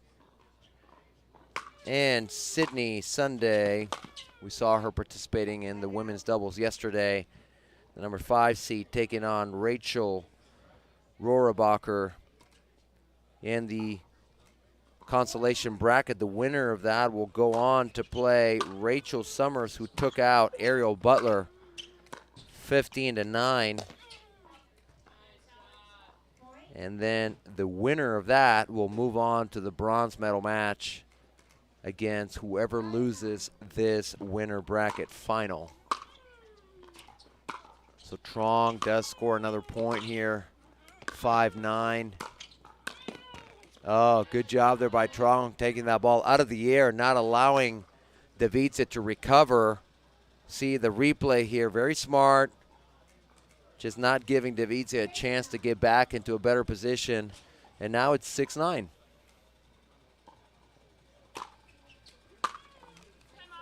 And another timeout call here by Davidse as Truong inching closer in this game too. Everything was going Davidse's way in game 1 and a large part of game 2, but Truong fighting back to get to within 2 points in this game 2. Hoping, of course, to be able to overtake this game 2 and force game 3 in this winner bracket final. Again, whoever loses drops down to the bronze medal, so both of these players are guaranteed a spot on the podium. It's just a matter of the winner moving on is guaranteed at least a silver. Whoever loses goes to the bronze medal match and will take on the winner of the consolation bracket.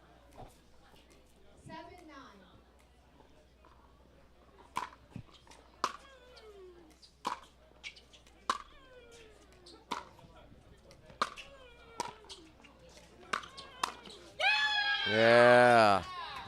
Big yell there from Truong as she gets another point here and gets within 1.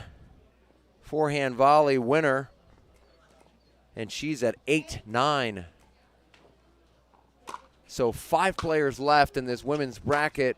3 players left in the men's bracket. That ball is called out by Davidse, but overruled by the referee. And now Truong tying this game at 9. After being down, I think 9-5. Good get. Oh, just great job by Davidse. Fist pump there. But great job by Truong fighting to tie this game up. And now we have 9-9. One of the things that we haven't seen yet from Davidse is her drop backhand serve, where she drops the ball and hits a backhand, a two-handed backhand on her serve. I don't know that we've seen that from anybody else. She hasn't done it today yet, at least not in this match. We might see it as if she tries to change things up. Right now, tied up at 9 with Truong to serve, missing long. Let's see if Davidse changes it up. Doesn't look like it. Nope. Going with her standard preferred serve. Good deep serve.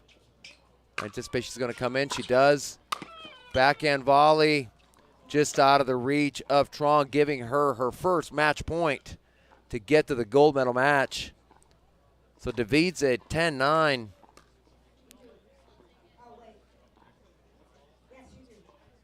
So Truong making sure if she still had another timeout left, she calls her timeout. Next match.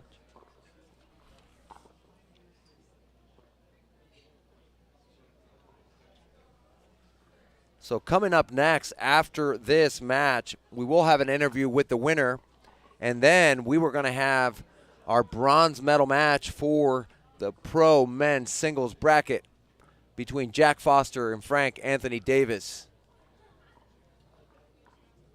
Of course, Davidse hoping to close this out in this next point as she has match point here. Truong hoping to push this to 3 if she can manage to come back. 15-second warning given by the referee.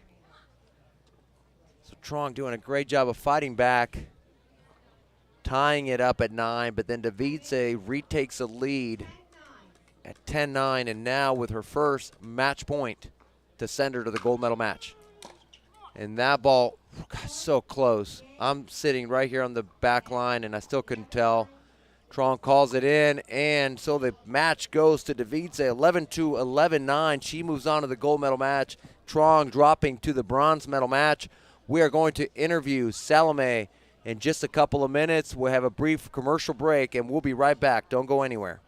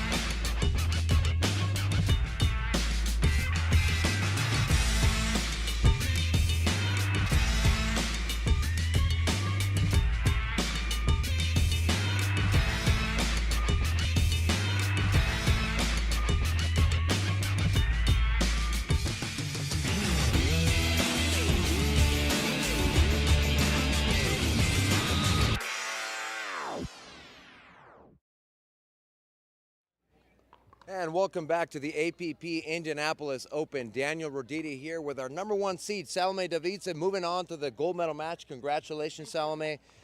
You had a comfortable lead. You win the first game pretty easy. You have a big lead in the second game, and then Alex just starts pushing and really all the way back to 9-9. What are you thinking about at 9-9? What are you thinking about doing to close out the match? Well, I think at 9-9 or 1-1, I'm thinking the same thing, 1 point at a time. You know, cannot really think score at all. I think I slowed down a little, and she started swinging out more nothing to lose, and she got some incredible shots in there, and just I knew I just had to fight. I came out knowing she's a great player, and I just stayed on point by point. Yeah, well, congratulations. Great job. Great effort by Alex in pushing through. She drops down to the bronze medal. Obviously, you have to wait. I think there's still 4 other players still in the match, in the tournament, so you'll have to kind of wait a little bit for that gold medal match, but I'm sure you'd rather have that than to have to play again. So congratulations moving on. And for our viewers, we have an incredible match coming up here, our bronze medal match for the men between Jack Foster and Frank Anthony Davis, a rematch of an earlier match taking place here. So don't go anywhere. We'll be right back after this commercial break.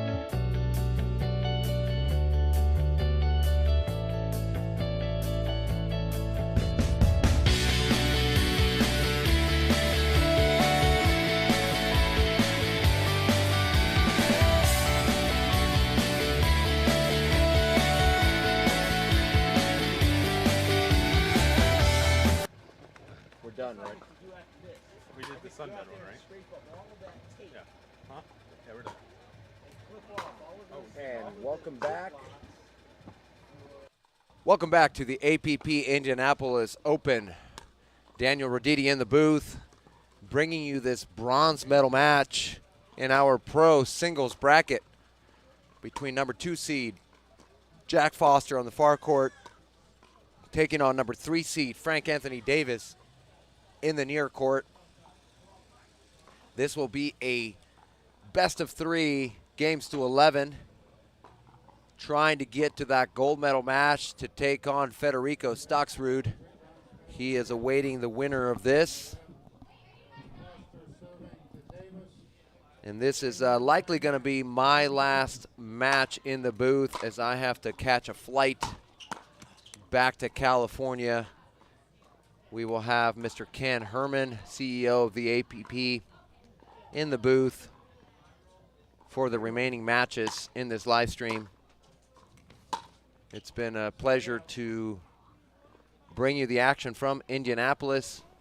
My first time here in Indianapolis. Great tournament. Great job by Rick and Bridget Witzkin putting this tournament on along with the APP.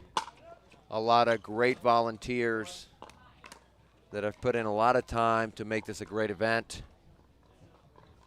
So thank you to all of those who worked hard to put on this tournament. Great put away there from Frank Anthony Davis on that overhead. We saw a little more air there than we did on that chest bump from Weinbach and Witzkin yesterday. So this is a rematch, as I mentioned in the interview, from a match earlier today where Foster came out on top of Frank Anthony Davis, winning 13-11 in the first game, and second game was very, very close as well. Good job there by Foster to stay in that point. Davis with the 3-1 lead, but now Foster with the side out. 1-3. Scores 1-3. Of course, Foster with that big forehand. That is by far his biggest weapon, along with when he's striking his serve well, he can get that ball nice and deep. That one is short, but Davis misses with the return, and we're all tied up at 3 in this game 1 of best 2 out of 3.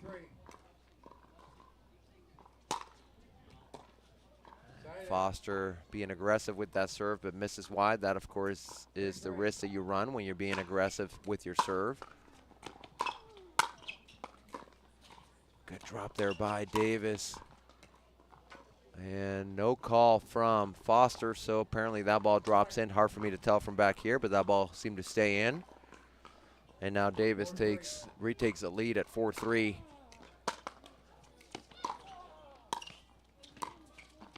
Great angle from Davis, and chooses to go up the line.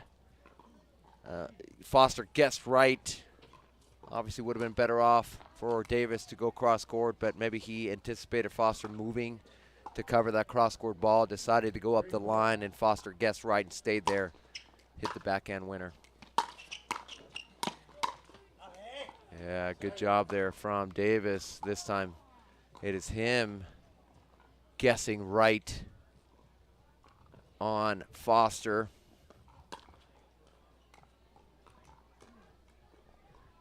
And as we saw from the previous match, Davidse on the women's side moved on to the gold medal match. And we have still some action in the women's bracket going on in these outer courts, just a couple courts over from this championship court. Rachel Summers still in this consolation bracket for the ladies. Let serve there from Davis. Good drop. Good job by Foster pushing that ball deep and then cross court with that forehand. And also, as we've mentioned, we have also our senior pro singles going on. And on that court just behind Foster, you can see Mircea Morariu taking on Rick Witskin, battling it out in the consolation bracket, trying to get to the medal rounds. Not sure what round that is. That could be a bronze medal match. I'm not sure. I'll have to check the draw, and we'll let the viewers know where the senior pros are in their bracket. I think Paul Olin has continued to roll.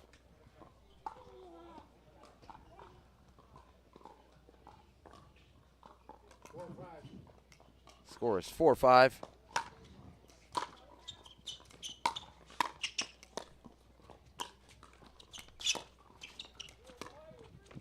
Cat and mouse. Foster trying to go between the legs, but falls short.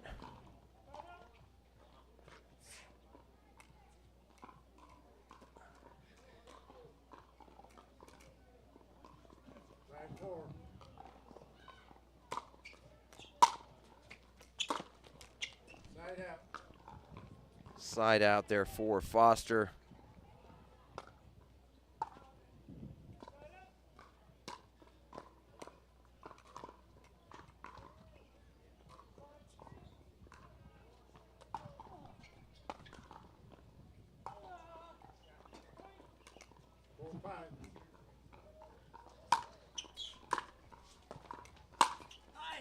It's just a big forehand there from Foster. So it looks like that match is a bronze medal match between number 2 seed Mircea Morariu and number 4 seed Rick Witskin. And they are fighting to have an opportunity in the gold medal match against Mr. Paul Olin. Great drop. We saw a couple of those in their previous match, almost identical, with Foster sliding in and gets to it, but just not able to do enough with it, leaves it short in the net. So Davis with a 7-5 lead here in game 1. 5-5, excuse me. We'll fix the score here on the board. We apologize.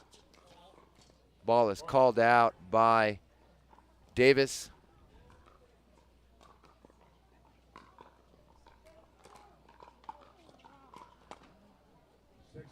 Score is 6-5. Yeah, just a great cross-court forehand return from Foster. Just a really sharp angle. Too far for Davis.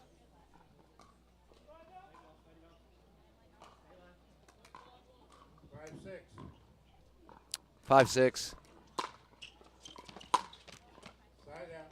Foster missing with that cross-court forehand.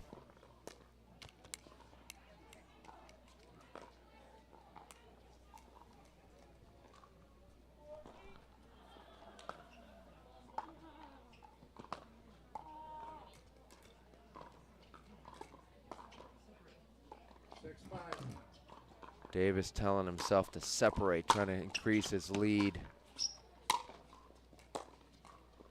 Just short with that ball. Good job by Foster, just putting pressure on Davis, keeping him deep on that baseline.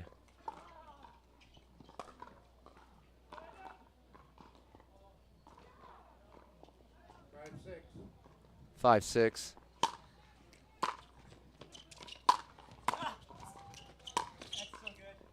Yeah, great job there by Foster coming in, slicing that backhand as Davis anticipated maybe a cross-court ball, starts moving to the left. Instead, Foster goes behind him up the line with that slice.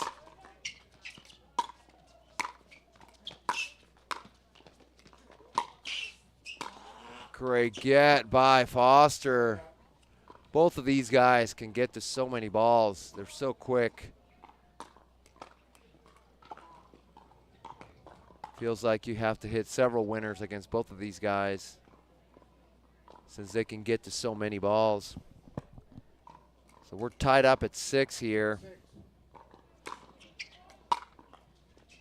Good deep return. Davis with the drop coming in. Oh, Foster missing, trying to go up the line. with that backhand. Davidse with a 1-point lead in this game one. Again, telling himself to separate, trying to build that lead. Goes to the drop. Leaves that backhand short.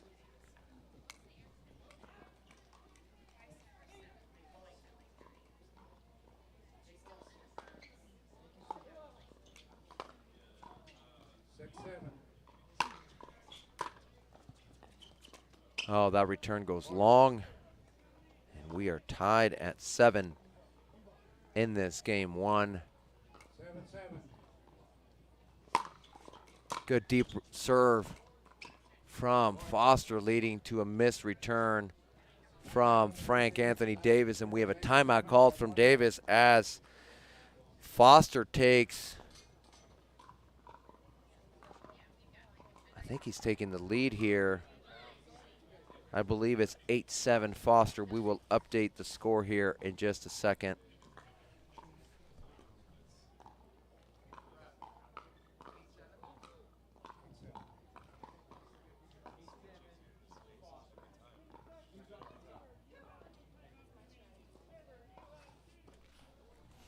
And yes, the score is 8-7 in favor of Foster in this game one.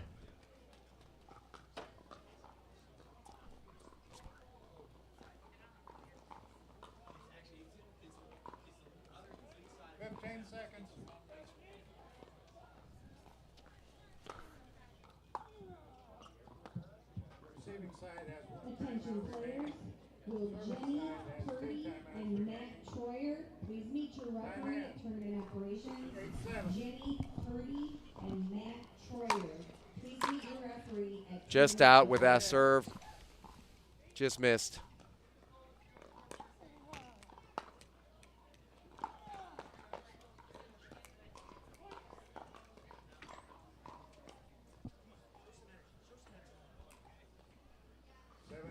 Seven, 8. Davis telling himself to show some energy here. Man, just misses with the cross-court attempt. So Foster with another chance at 8-7 to try to get closer to closing out this game one. Of course, still a ways to go. He's 3 points away, 8-7. with Davis just 1 point behind him. Short return. Foster sets himself up. Almost gave that one away by giving Davis a chance. And we are at 9-7 in this game one.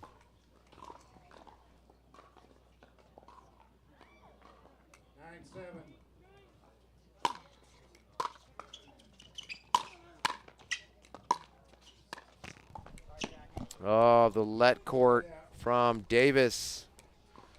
Sorry, not sorry. Dirty winner.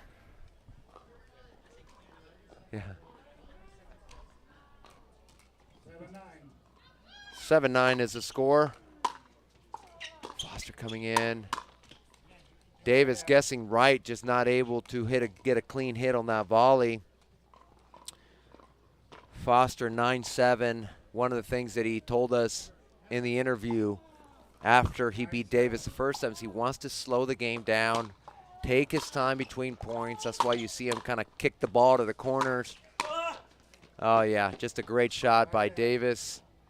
Cross-court forehand volley.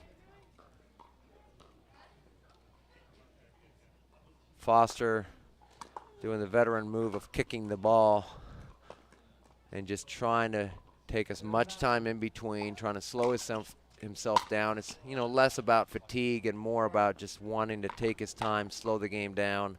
He calls a timeout here as Davis scores a point and gets to within 1 at 8-9 in this game one.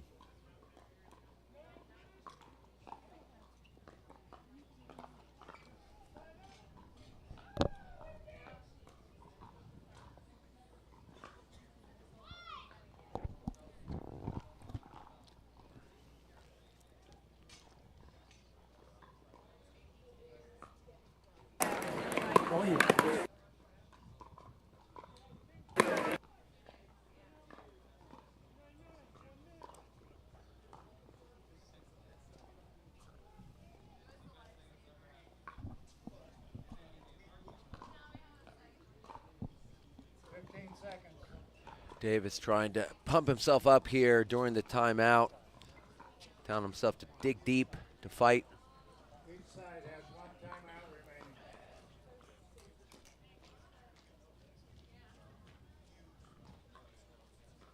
Time in. 8-9. And we're back to the action here. Davis telling himself it's there. He just missed it.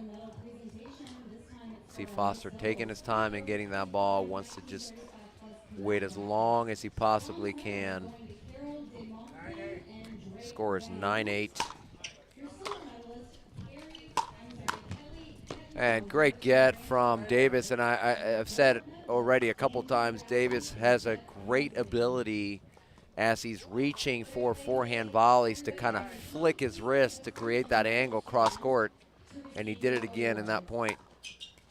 The drop from Foster, hard to drop Davis and him not be able to get it. He caught him going the other direction, so very smart there by Foster. A little risky, but executed well.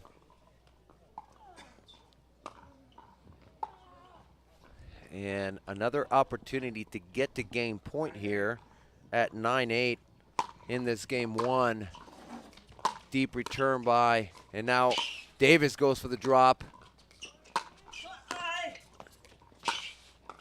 Oh, almost. A lot of sliding around here on this court from both of these guys, showing their speed. So we have a side out, 8-9.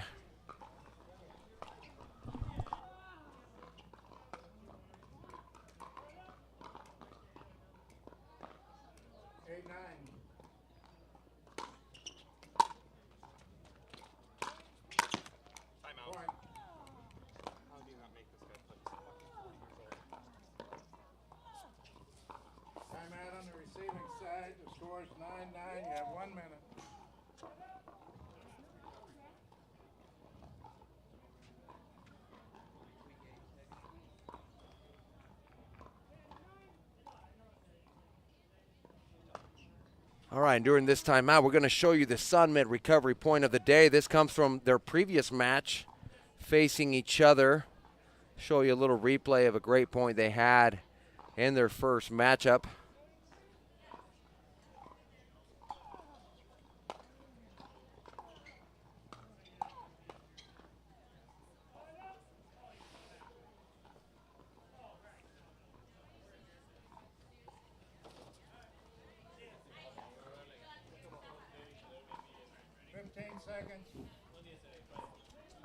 This is the Sunmid recovery moment of the match. This comes from a previous point in their first matchup earlier today.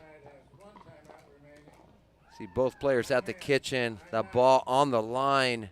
Davis getting that, but then the winner by Foster. And we're back to the action here in this bronze medal match. And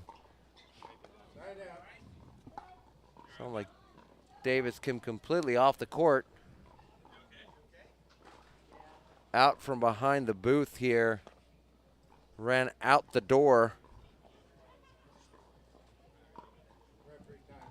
I think he thought he was gonna run into that gate. The gate was unlocked, so it propped open.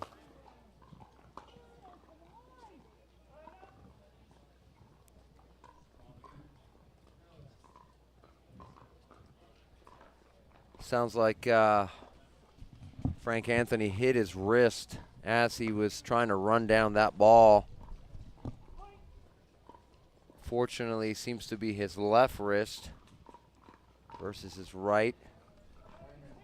Seems to be okay. Game tied at 9-9. Oh, just a great volley. A little bit of a miss hit there. He apologizes. The ball kind of clipped the edge of his paddle. Fortunately for him, went for a winner.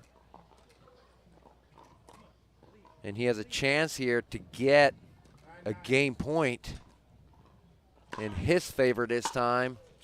Got the forehand. Reads it right, but Foster able to push that ball just past Davis.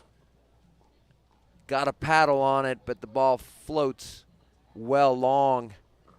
And now Foster with another opportunity to get the game point in this first game. Obviously the first match was so close, both with game point opportunities.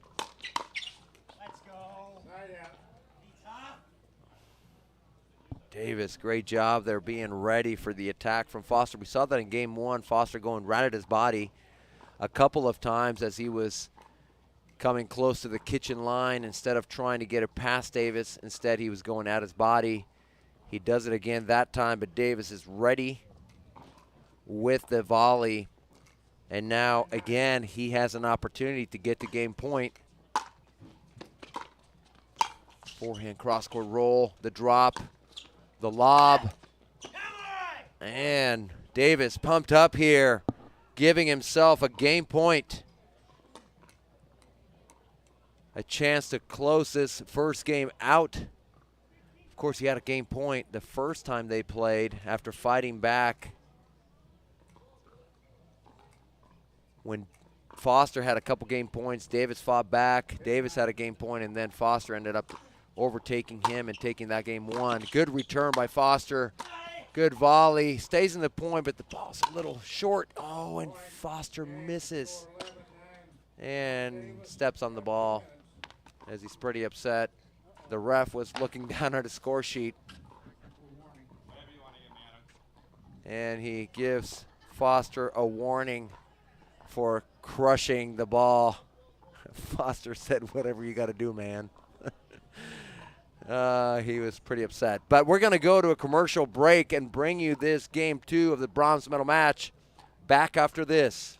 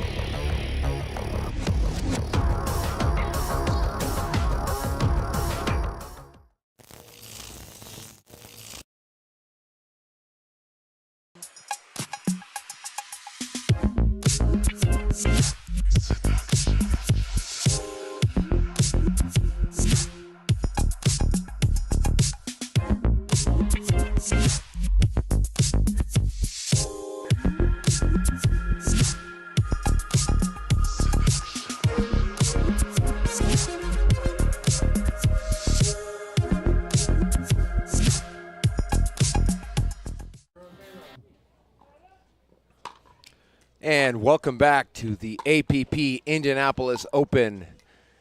Daniel Roditi here in the booth, bringing you this pro men's singles bronze medal match between Frank Anthony Davis on the far court wearing the white And on number 2 seed, Jack Foster on the near court. Davis taking game 1 in a very close 11-9. Foster scores first here in game 2. And on that court behind Davis, it's a bronze medal match for the men's senior pro singles between the co-host Rick Witskin and Mircea Morariu. I believe Mircea Morariu won game 1, and they are on game 2, and I think Mircea is up maybe 4-1, 4-0, something like that. Great get by Davis, again with that cross-court forehand volley that he loves to hit, loves to flick that wrist, short angle. So I'm not sure that I'll be able to stay through the end of this game 2, but we will be joined shortly by Ken Herman, CEO of the APP. He will be joining me in the booth, and then he will be taking over after that. I have to catch a flight. Unfortunately, I cannot stay through the end of the tournament. Wish I could. Have to catch a flight to get back to California. What a beautiful shot. That was a good no call by Foster. Ball was on the line, but then he rips a forehand winner. 3-0. And he's up 3-0 in game 2. A little off balance on that forehand, but keeps it in. Oh, let clip. Oh, a little ATP from Davis to get the side out. 0-3. So just a few remaining players in our pro singles brackets today. Foster, even though he won that point, he's upset at himself for kind of making the wrong choice. Fortunate to get that as Davis misses in the net.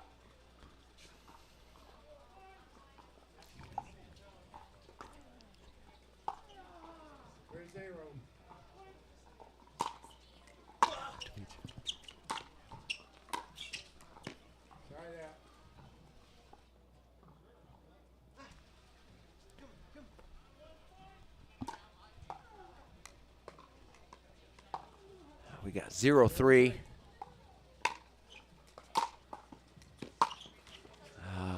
Davis missing with that forehand pass attempt.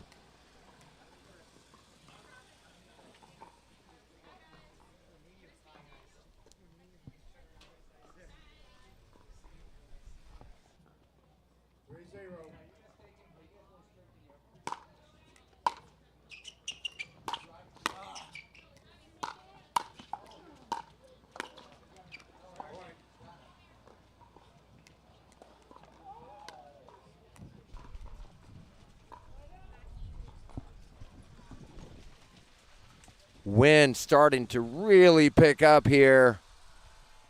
It'll be interesting to see how it affects the players. Just got a gust of wind there.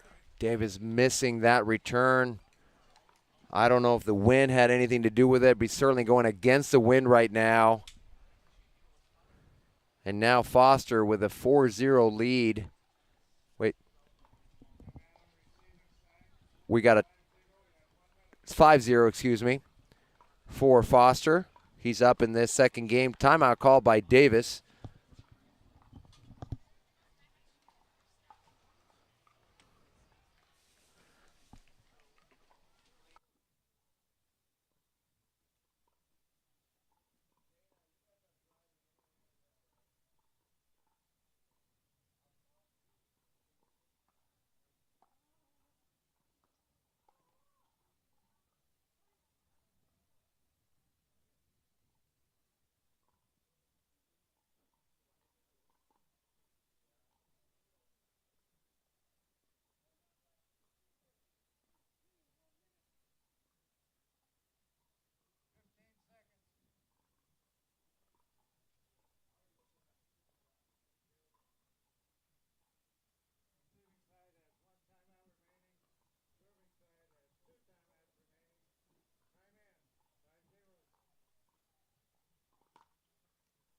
We're back in. Foster with a lead in this game 2, missing with that backhand.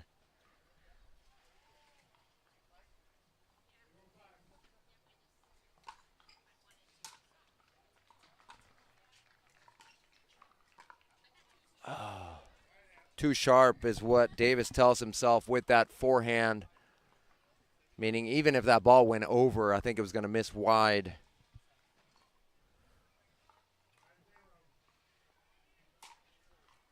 (5-0) for Foster. Rips that forehand. Davis unsure if that was staying in or not. Had to go for it, but now Foster out to a 6-0 lead in game 2. Certainly hoping to push this to 3. These guys have had some great battles all the times that they have played.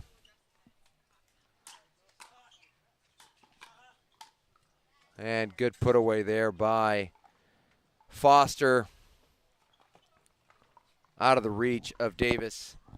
And now has a 7-0 lead.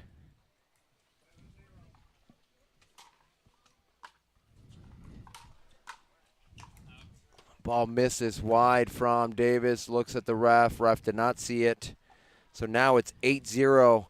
And now it's a matter of, does Davis try to fight to get back into this game? Does he save his energy for game 3? It really depends on how he's feeling. So we have a timeout, and we're being joined by Ken Herman here. He's going to be taking over the broadcast. I said, unfortunately, I have to catch a plane. So I'll have to leave here. I wish I could stay through the end of the live stream, but I gotta get to the airport. So Ken is going to be taking over. So Ken, what are your thoughts here for Anthony Davis? He's down 9-0. He took game 1, 11-9, very close game 1. He's down 9-0. I know if it was me in the situation, I am debating how much energy, how much effort do I want to spend trying to get back into this game 2 rather than conserve my energy for game 3. What are your thoughts on that, Ken? I think you're spot on about that. Frank Anthony, however, as well as I know him, is not going to give up the fight. He could be down 10-0, and he's still going to go for the kill out there. I think it's so important right now to try to get the momentum back. Even if he loses this game, he wants to find some positives out here that if he does go into a third game, he can find some positives that he can build the momentum on. Looks as if the wind's starting to pick up again. The side that Frank is on has today been the more challenging side. I've been watching this match from the side view. A lot of cat and mouse going on. Yeah. A lot of cat and mouse. So we are sorry to say say goodbye, Daniel, but we've got Mr. John Sperling coming into the booth with me, and we will try to do our best to ride this out. Well, that's an upgrade. I'm saying that because he's standing next to me. I would have said downgrade if he wasn't so close, but he's right here, standing right next to me, so I have to say the right thing. Now, Mr. John Sperling will do a fantastic job commentating here.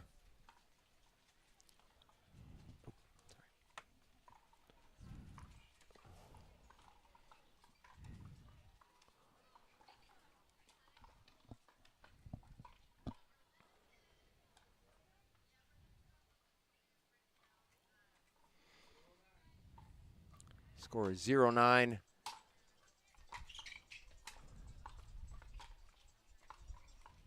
Yeah, you know, if it's me on the other side in Frank's position, I know he's a fighter. He doesn't want to give up anything.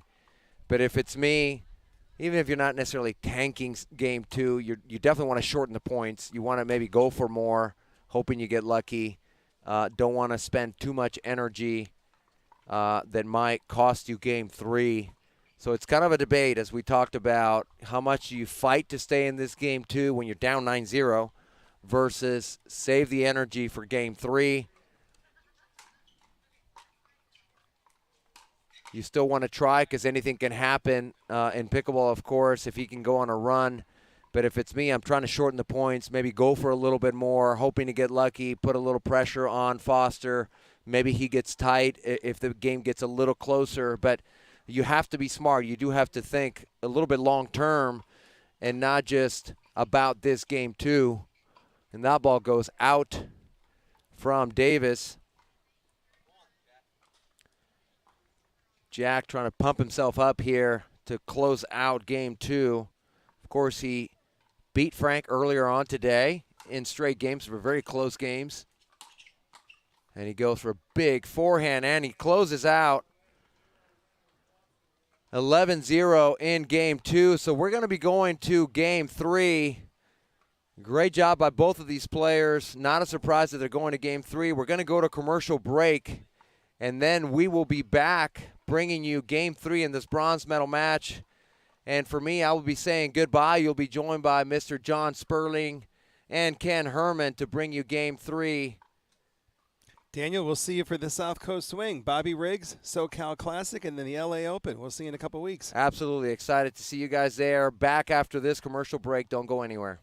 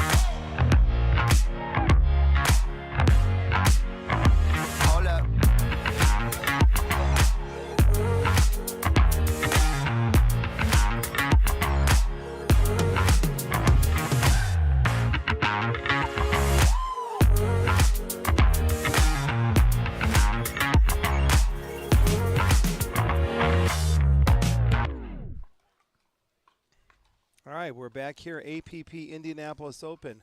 We are in the 3rd game.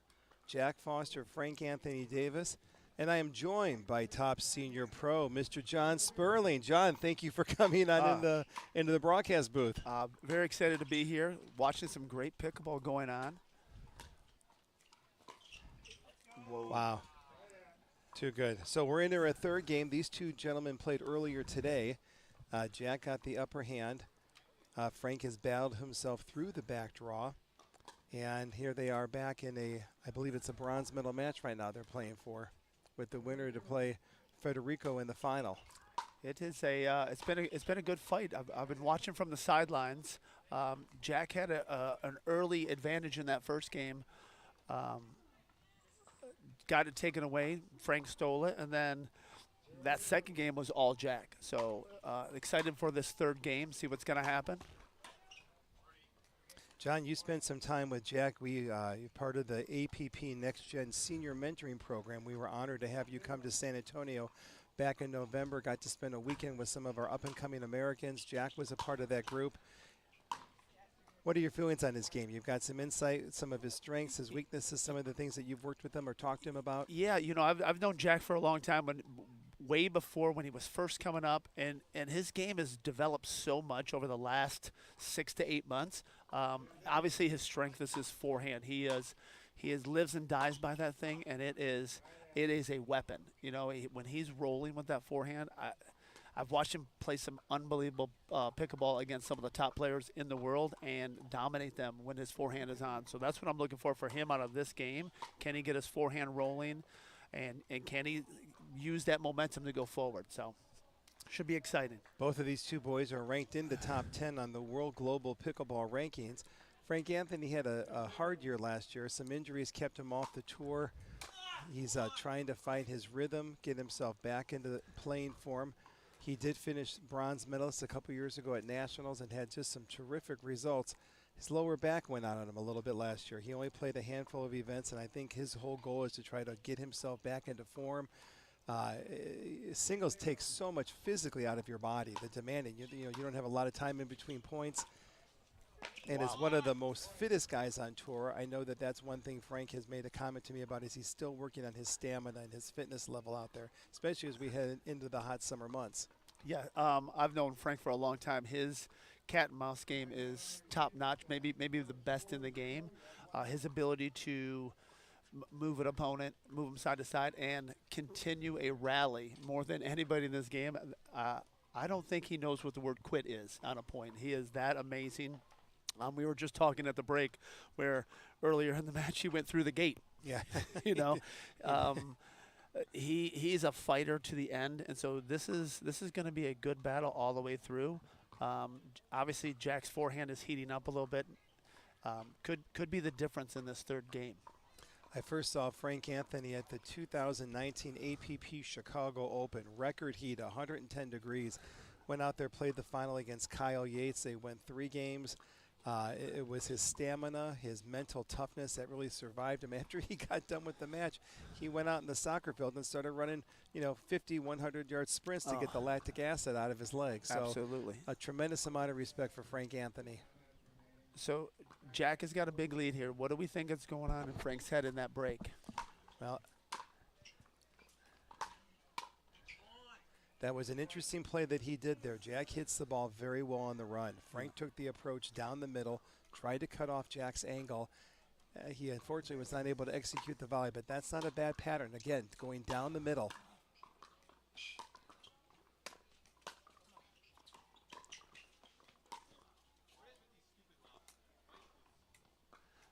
There's the difference with Frank is his ability to make you play a ball that you don't want to play. Right, he has the ability to move you around, make you hit shots that you're baiting you almost into hitting a shot against him, and it allows him to take a little bit more control. When Jack is able to set his feet, his shots are strong.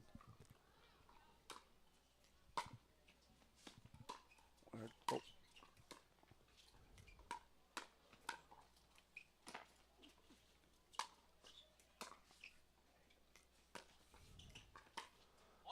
That's a great point. That's terrific. A great point. Both players are also sponsored by New People, and showing a lot of love out to the company. Absolutely. I think in this game, the only way Frank's going to get back to it, he's going to have to pressure Jack, maybe put him on his heels a little bit as he's taking these points.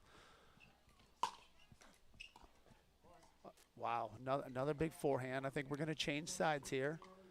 Jack's got a commanding 6-0 lead. As they're making this switch, if you're Jack, you got all the momentum going your way. If you're Frank right now, what are you thinking, Ken? Well, if I'm Frank, I want to go back to the basics. I want to work on having to hit a return that gets the ball out of Jack's strike zone. Doing something that will force Jack to hit the passing shot higher that I can go off and then execute a volley. Right now, Frank is struggling a little bit with gain and tight on his first volley up at the kitchen line, and his approach shots don't seem to have as much bite or as much sting as they did there in game 1. But that would be one thing that I think he should try to focus in on, and also trying to continue to get depth on his serve. Jack's got a long reach with his arms up there. When he gets up to the net, it's hard to pass. So if the further on Frank's serve that he can keep Jack pinned back to the baseline, that may be a good play to try to find some way to get himself back into this third game. Absolutely, and I think the keys for Jack are keep doing the things that you're doing well. You're pushing Frank around. You're keeping him deep. You're not allowing him to get in his comfort zone. 6-0 on this third game. Yeah, there was just nothing on that approach shot. It was short in the middle, and Jack was moving into that ball in his strike zone. So that's when he is at his strongest, when he's able to take that ball moving forward. He's got, like I said, one of the biggest forehands in the game. No, look at that. I don't think we give Jack enough credit for that backhand. That was pretty dirty. Yeah, he held that long enough to at least make Frank have to guess which way he was going to hit and could roll it back the other way. We are at 8-0 here. Wow. That's a big ball. Even there, Frank did what he's supposed to do. Got the return deep, but again, Jack being able to set up, get his feet underneath him. His forehand is a deadly weapon. 9-0. Good return. If I'm Frank, I'm doing anything I can to slow Jack down. Use my timeout, something to break momentum. Yeah, I agree.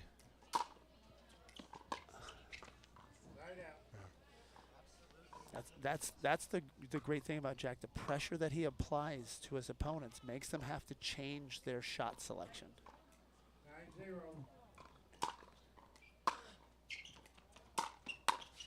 Yep. And the hard thing for Frank is not only is he battling a power player, but he's also got now the wind holding up that shot, which is allowing Jack to get behind a little bit more. 0-9. See if he can get some depth on this shot.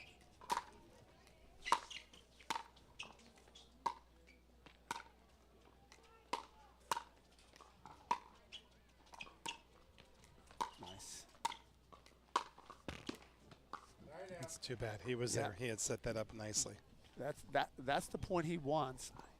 That's the point he's looking for. Gets his opponent out of play. Just couldn't pull off the last shot. Credit to Jack. He's putting more balls in play and making Frank hit one more ball. We're at 9-0. Big serve by Jack. You know, he's feeling it right now. He wants to stay in that pattern.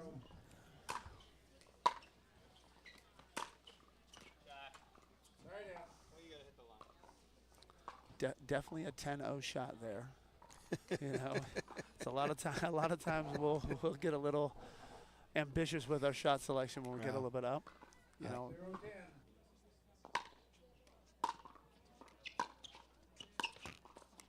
Point.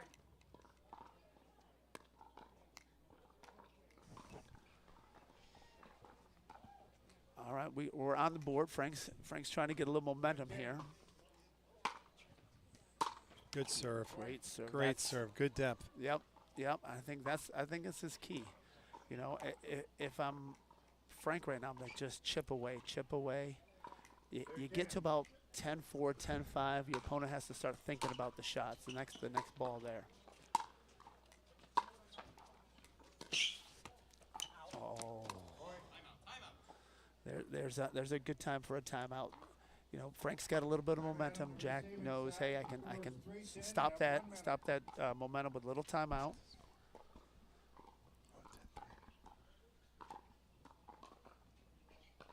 We got 10-3, I think, is our score right now. Yep. There's the momentum we're looking for. So Frank's got a couple points for himself on the board here. Now what's the game plan, Ken? What do you think Frank's going to do? Well, he's just telling himself 1 point at a time. Yeah. You just can't get over your skis. It's 1 point at a time. And, you know, a little luck maybe, but Yep. Frank will make you play every ball. Yeah. He's not going to roll down. And if you're Jack right now, you know, you don't want to give up too many points, right? And allow that momentum to change hands. But what are you thinking if you're Jack? Jack just has to continue to play in the now, and he's got to play to win. Okay. Play to win. Stay the course, right? Stay the course. Jack okay. does not know anything but fast, hard, and furious. Correct. Yeah, it's true. And listen, that's he's gonna go for his shots. He's gonna play to win. Yeah. Nice shot. Yeah. You know, you just need to acknowledge the nice shot from your opponent. That's the key with Frank. His ability to make you play that ball, like we said earlier, that you don't want to have to play. Good. He's getting some depth now. Oh. So sometimes what you need to break momentum is a lucky net cord to go over. That could take the fight right out of you real quick, couldn't it? It's deflating. Yeah, you got a little bit of momentum going on. You got a 4 points in a row. All right, game point. Yep. Frank's coming in. Still the right shot. Still the right shot. I think Jack's biggest key there, just make him play one more ball, right? Let's see what he can do when he volleys. You don't have to cut it so close, make every shot so perfect. It's hard when you're trying to end a point. We all know that the hardest point to get is 11 in pickleball. Good. He's Frank's got typical Frank stuff going on right now. He's making his opponent talk to himself. He's getting him frustrated. Putting one more ball back in play, making you have to doubt your own game. That's you can see Frank in the corner saying one more point, just one at a time. It's if you've ever been on the receiving end of Frank's play, it's a grind. Both of these players are both having conversations with themselves. Absolutely. There you go. There we go.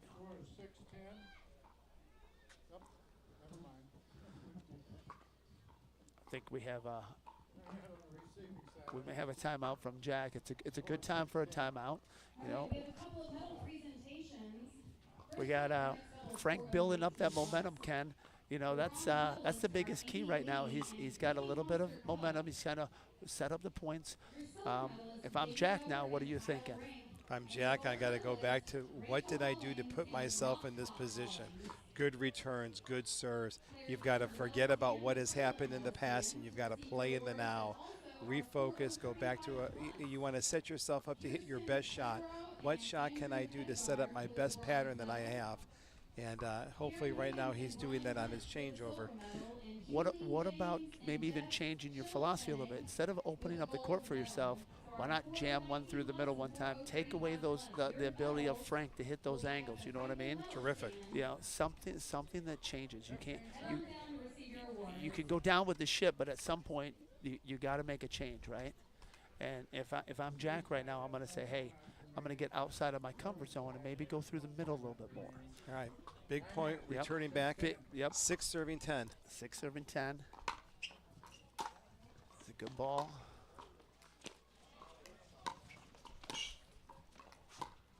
Good reach.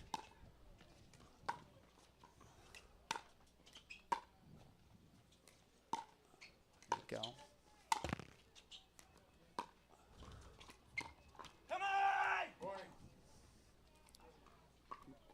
We've all been there. We've all had that game where you're up big and it starts to come away from you.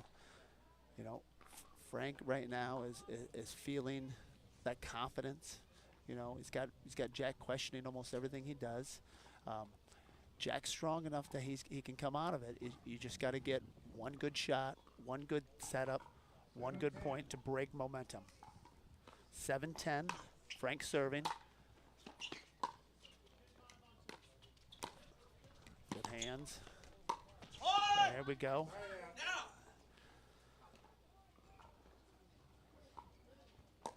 It's a good point, and it's kind of what he wants to do. We got Jack serving for match point at 10-7.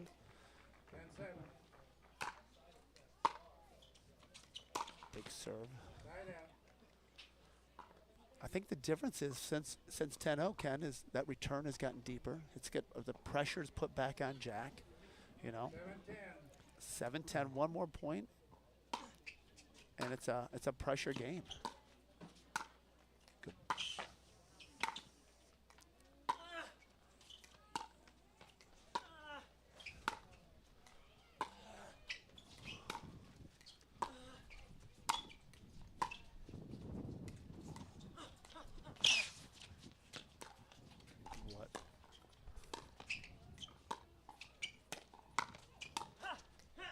Wow, what a point. What a point. Wow. What a display of defense. Terrific point by both players. Both players. Jack won the point, but look at him. He doesn't feel like he won the point after that shot. That is an unbelievable point. And I'm watching it, and I'm nervous for Jack on every shot. It was so good. Jack's got the serve. Another game, another match point. Another match point on the paddle. 10-7. Frank's over there looking fresh. This is actually positive for both players. Absolutely. It's positive for Frank that he can find himself coming back from 0-10. There's a timeout I thought we were going to get. That's good. Yep. What a display of defense. If you're Jack, you hit every shot that you can, and everything gets returned. That is devastating to your ego, to your confidence. What are you doing if you're Jack right now? You got the ball in your hand. It's 10-7. You know, what are you thinking if you're Jack, Ken? He's got to go back again to his what shots does he hit best out here, and what is his bread and butter off of his patterns. His bread and butter is hitting a deep serve and then trying to dictate the point off of his forehand, regardless if he runs around it or if it's a mid-court ball in the middle. So he's got to set himself up with his serve in order to get the ball in his strike zone. Yeah. I think what's happened in these last couple of match points that's been on his paddle is he's tried to create something off of balls that were not there for him to create something on. He was bluffing. Yep, He thought he could hit a big shot out of a ball that was 6 inches below out of his strike zone, and you've got to have controlled aggression and work the point. I agree. Work the point. We're at 10-7, match point, and oh, you can see it in his face. Happy to get that one done. Happy to get that one done. Congratulations to both players. Wow, what a great match from both players. What an effort. Great comeback from Frank, but congratulations to Jack Foster on that. He'll be moving on to the gold medal match to face Federico in the final. What a final! Get ready, everybody. We'll be back in just a minute. I think the women's gold is going to up. The women's gold is not up. They're still out there battling in the bronze. Yes. So why don't we do a quick interview with our winner, John? If you want to go visit with them a little bit, and then we'll get an update as far as what is our next match. Sounds perfect. Okay.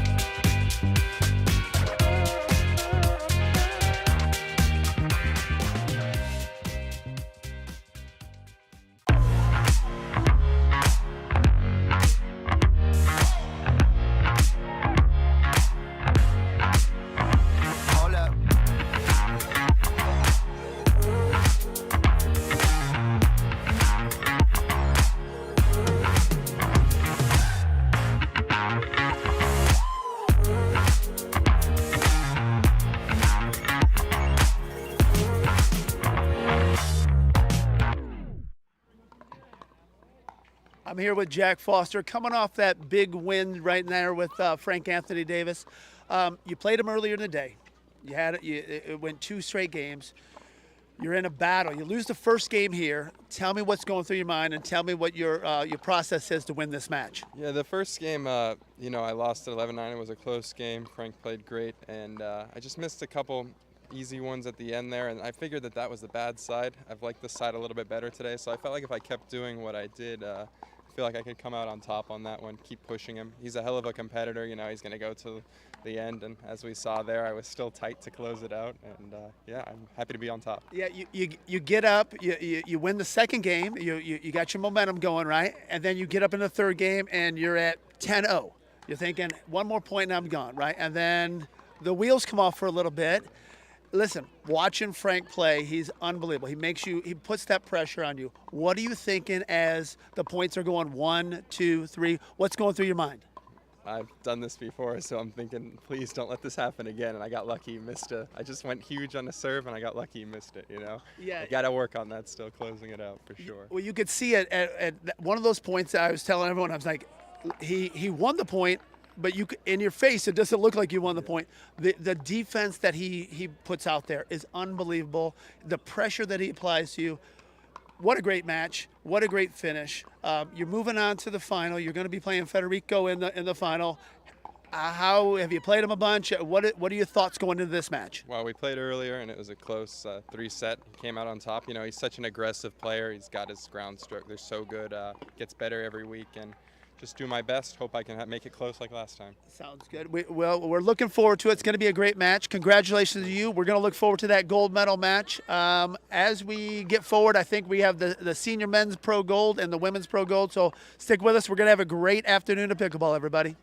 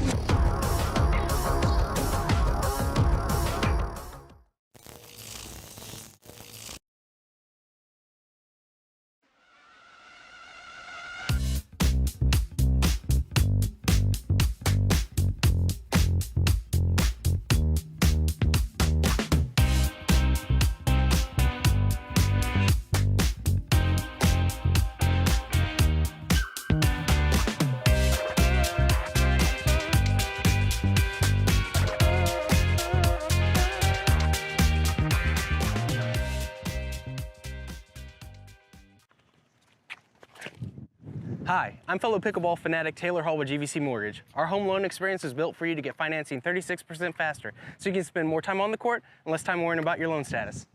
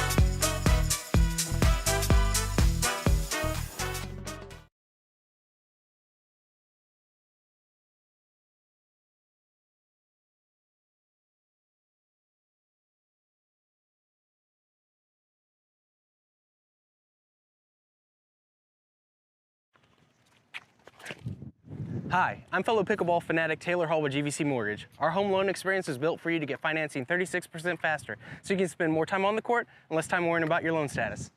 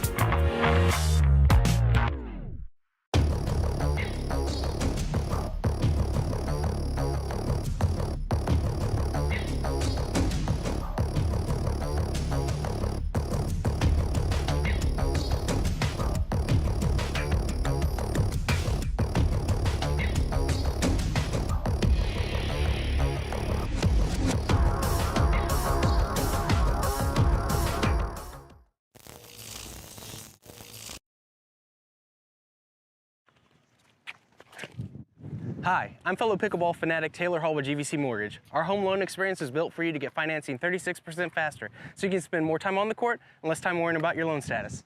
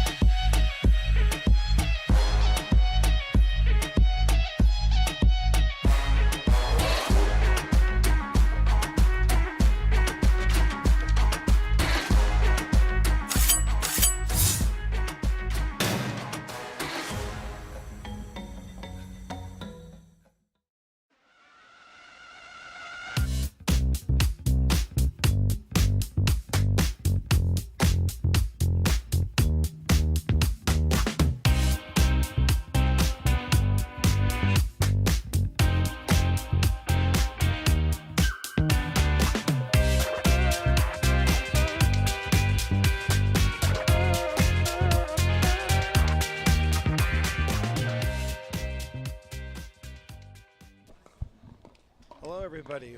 Welcome on back. We are at the APP Indianapolis Open for our men's gold singles final. And alongside is my good friend and tournament co-owner of the Indianapolis Open, Mr. Rick Witzkin. Rick, welcome to the booth. Oh, my goodness. You know what? It's been a long weekend, Ken. But boy, oh boy, thank you, Mother Nature. And I cannot wait to watch these phenomenal athletes spar in the singles final. Game one, time in, 0-0.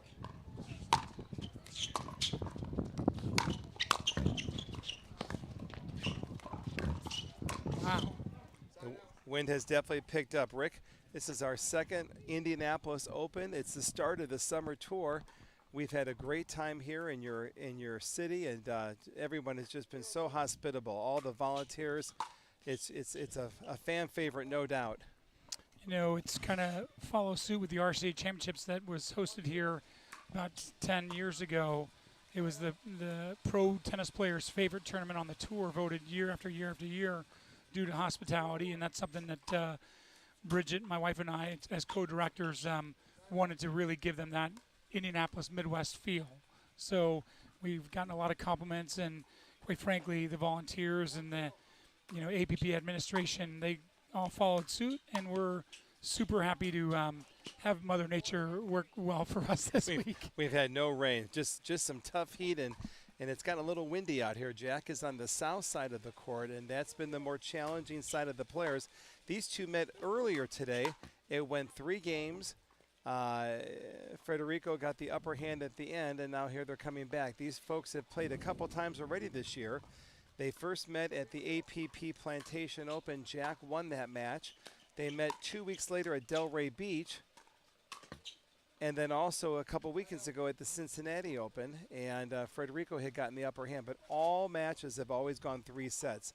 There seems to be a lot of momentum changes. Both of these players like to strike the ball early. They're aggressive, big hitters, just like we saw there. And when the momentum's going their way, they are on the charge.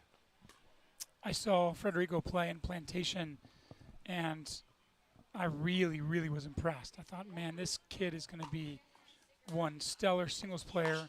I've not seen him play doubles or mixed, but I spoke to him a little bit before the match, and he said, you know, he got bronze in doubles. He was happy with that here. And, you know, when you look at an athlete and you're kind of fellow pro player and you see smooth and somewhat effortless, you know this guy's using less energy to make his shots go where he wants them to go. So, you know, I think Jack's a little more of a strong, herky-jerky player, and but still, he's so young that he's got boundless energy. I'm assuming this is going to be another tight match like it was earlier today. Rick, it's great to have you in the chair with us. I'm looking over across in the grandstand court.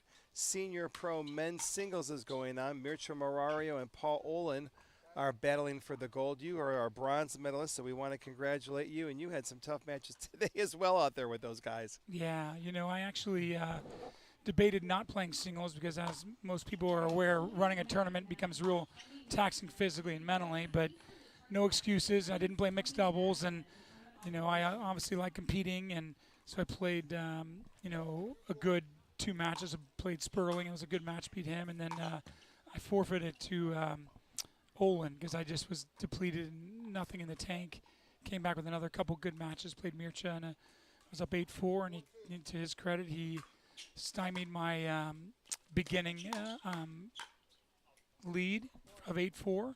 He won 12-10 and tight second game. So kudos to him, and those guys are just such phenomenal players that, you know, I know we're watching the Pro Open players here, but boy, oh boy, the Pro Seniors, you know, you think about Matthias and Paul and Mircea, they're just stellar singles players as well, and they train hard for this. So it's fun to see those guys because they seem to always get far in the draws. All right, so we've got a timeout here.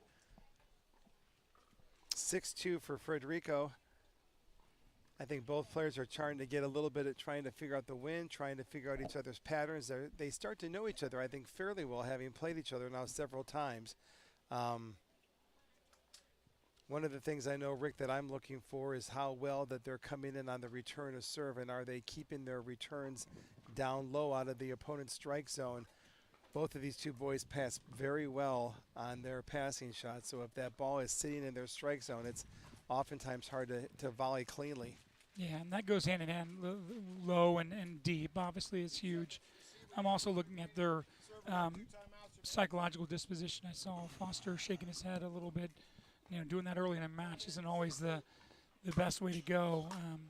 You know, we can see that Jack is maybe a little more emotional with his outward expressions from what I've seen out of these guys. But regardless, you know, Staksrud is pretty cool, calm, and he's been hitting a lot of lines lately, like that last backhand on the line passing shot. Right on the line. Good return. You know, when you play quality players like this, you've got to really go for the deep serves and the deep returns. If you don't, you're in big trouble. So you see these guys taking full swings, and, you know, the wind consideration is significant. They know where they can air it out into the wind.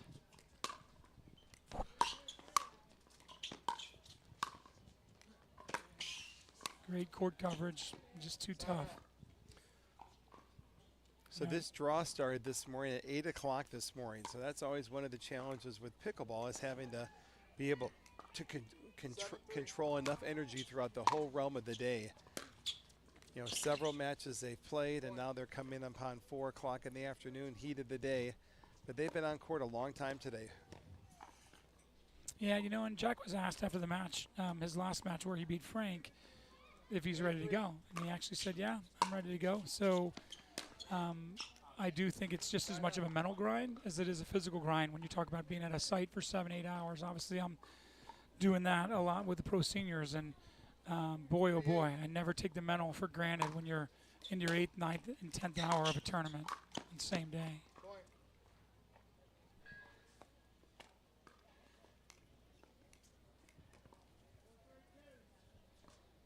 4-8. 4-8.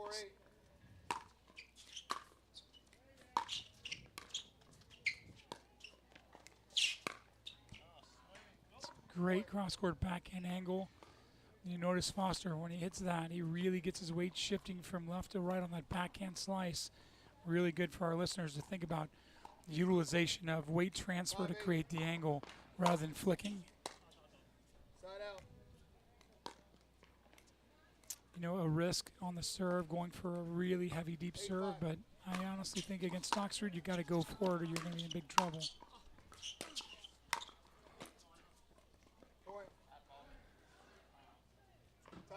Time off here. 9-5. Foster's having to regroup a little bit. Federico's come out and hitting the ball very cleanly. He's moving his feet well, getting good depth on his passing shots.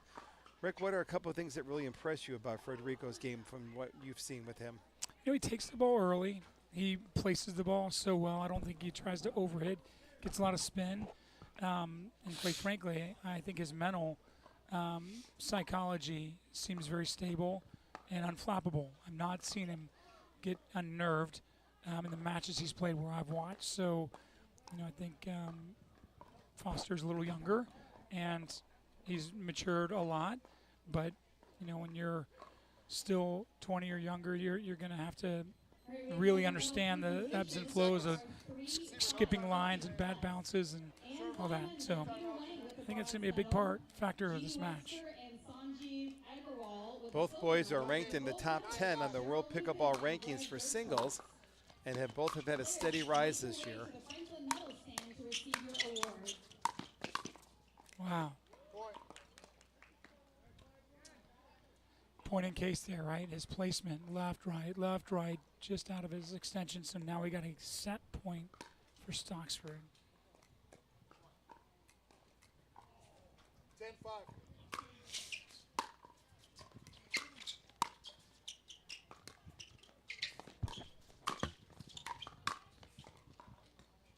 There it is. 11-5, Mr. Staksrud. Change of ends, 2 minutes, please. 2-minute break.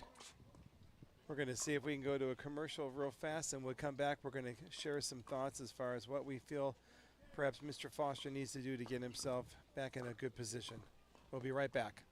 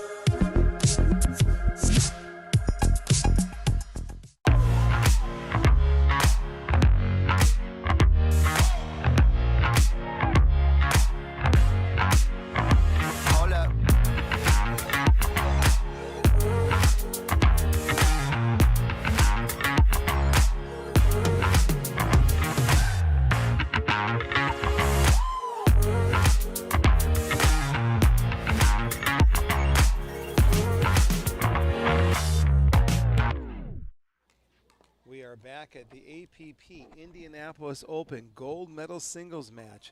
Game 2 is ready to start. Rick, Mr. Foster lost the first game. You got some insights as far as what you'd like to see him try to do the second game to try to get himself into this match? You know, Ken, obviously Staksrud played a pretty low error ratio in that first game. And I think it's really important that Jack gets off to a quick start here. I think, you know, Federico, obviously when he's up, you know, 4 or 5 points, a little looser, a little more relaxed, goes for a little more and feeling that vibe. So it's just so important at this level, the highest level, to really showed composure and grit in those first to four scenario here. So I think we got to see that. That was just wide by Foster, 1-0 Staksrud, but looks like it's pretty competitive in these first few points. I like the way Staksrud works his body into his serve. You can see a lot of hip and pelvic thrust and force, which helps the distance on that serve. So that makes it tough off the return and sets Staksrud up for a lot of passing shots.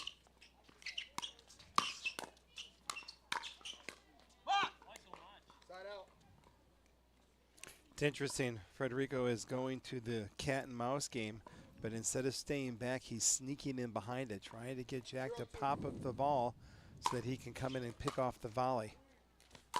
He had success with that earlier today when they met in the winner's bracket final. I'll be curious to see if Jack makes some adjustments off of this pattern of Federico's. 2-0.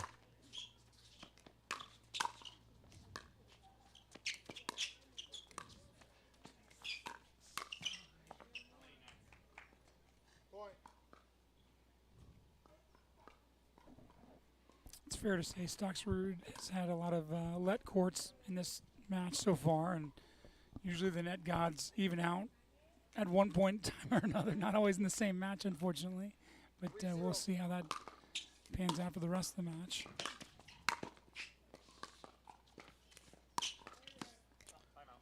Point. 4-0. Timeout. Well, 4-0. 1 minute. both of these young men are trying to get their first APP singles championships. They have been runners-up at several events. Jack was runner-up in Cincinnati last year, also at Hilton Head, playing a tough match in the final against Zane Navratil. Federico has run across J.W. Johnson at several events this year, playing him as recently as the Delray Beach final, and also in South Carolina, APP South Carolina tour stop over Easter weekend. It's interesting to see the improvements that these folks have making. I do know that they both go back, they watch the live streams, they're looking at their patterns, they're working on areas of their game that can come back out here. And one of the themes that I keep knowing that both of the two players are working on is just constantly their transition game, trying to get in quickly behind the return to serve and then being most effective with their first volleys.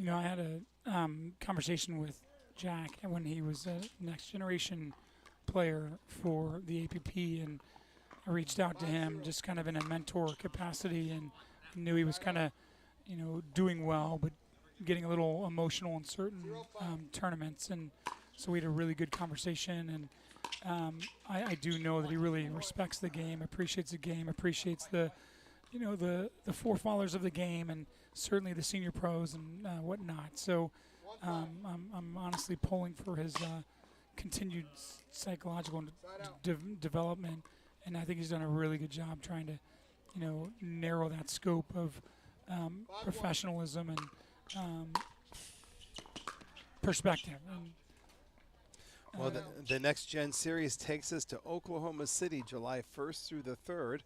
We haven't really had a Next Gen event. We had one scheduled in February that I know you were going to come to, but we had a huge blizzard that came through Oklahoma City.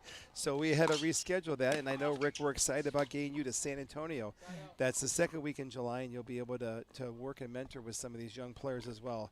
I think American Pickleball's future generations is in great hands, and a big thank you to all the senior pros that are donating their time to come pass along their words of wisdom to these up-and-coming Americans. Well, in point in case, you know, here we are at an awesome facility that is a public high school facility that has 6 dedicated courts. I'm so proud of this community and the administration of Mount Vernon Schools.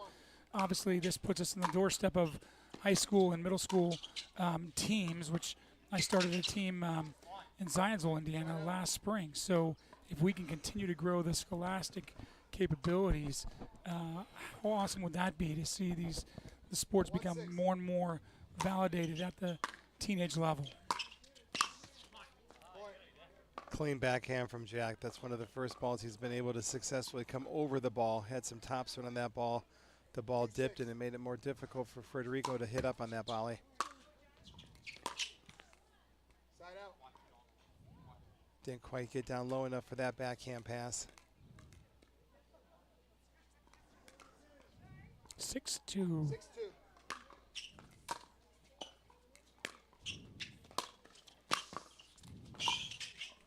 You know, the depth of that serve creates that point. He hit that ball within a quarter inch of the baseline, sent it cross court deep, and then it was a 7-2. running for his life Foster moment. See how compact that is. Our listeners need to see how clean that return is. Off the return, he hits his third so early. That's really not the way everybody strikes their backhand, and I think it's really good technique, and coaches need to make sure they demand that of their students as well, two-hander or one-hander.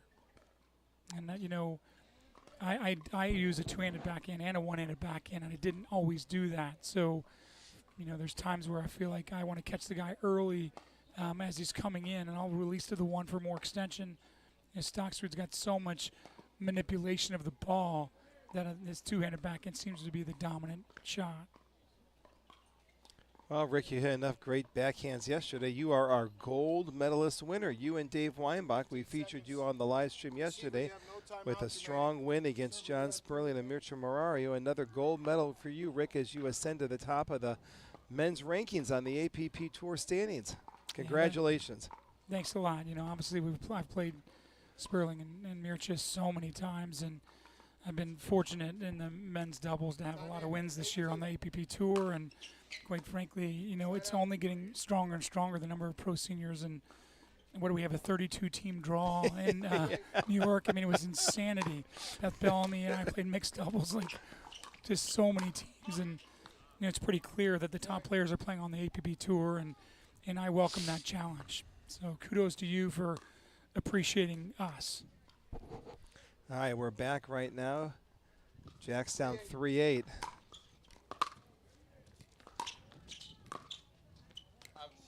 It's a nice isn't that interesting? Took some pace off the ball. That's a sense of an area of development that I know Jack needs to work a little bit on. Not everything needs to be, you know, Mach 40, mixing up his pace, mixing up his spins. It's great to see that. And he goes back to his bread and butter.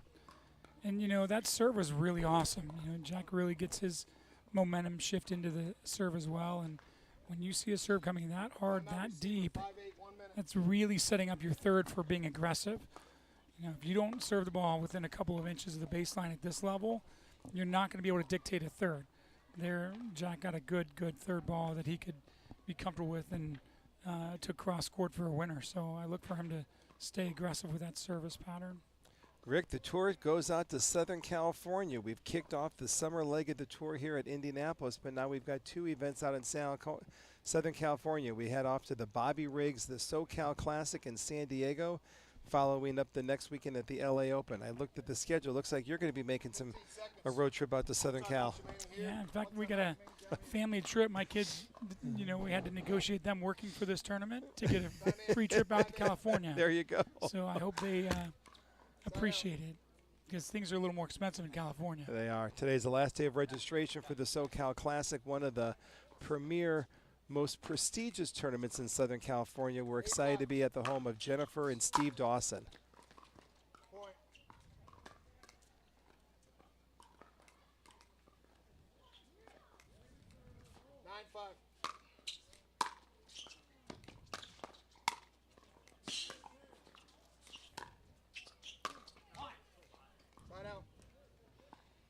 You know, it's really a wise thing for our viewers to watch the lateral movement side to side of these players. They're just so quick, and, you know, on top of the anticipation, just the burst of speed and balance is just phenomenal. Federico's keeping the pressure on, staying relentless, coming in, trying to get that ball out of Jack's strike zone.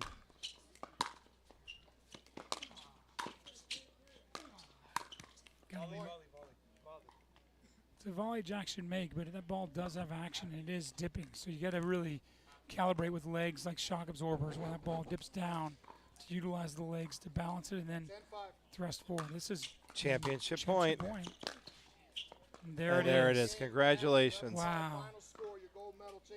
Congratulations. Backhand passing shot was on today.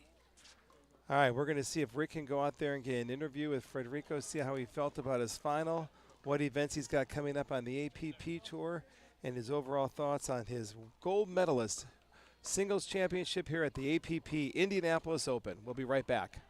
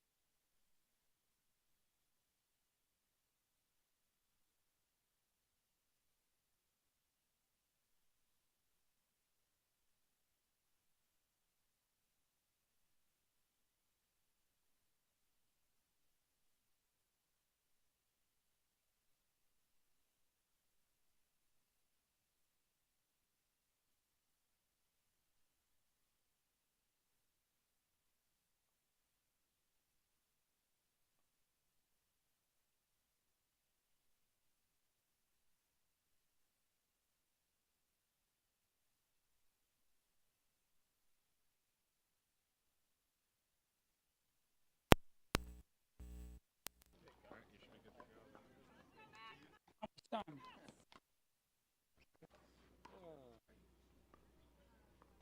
Senior pro Rick Witzkin here at the Indianapolis Open. I'm here with two phenomenal athletes. We got Federico, the champion, and Jack Foster, the runner-up.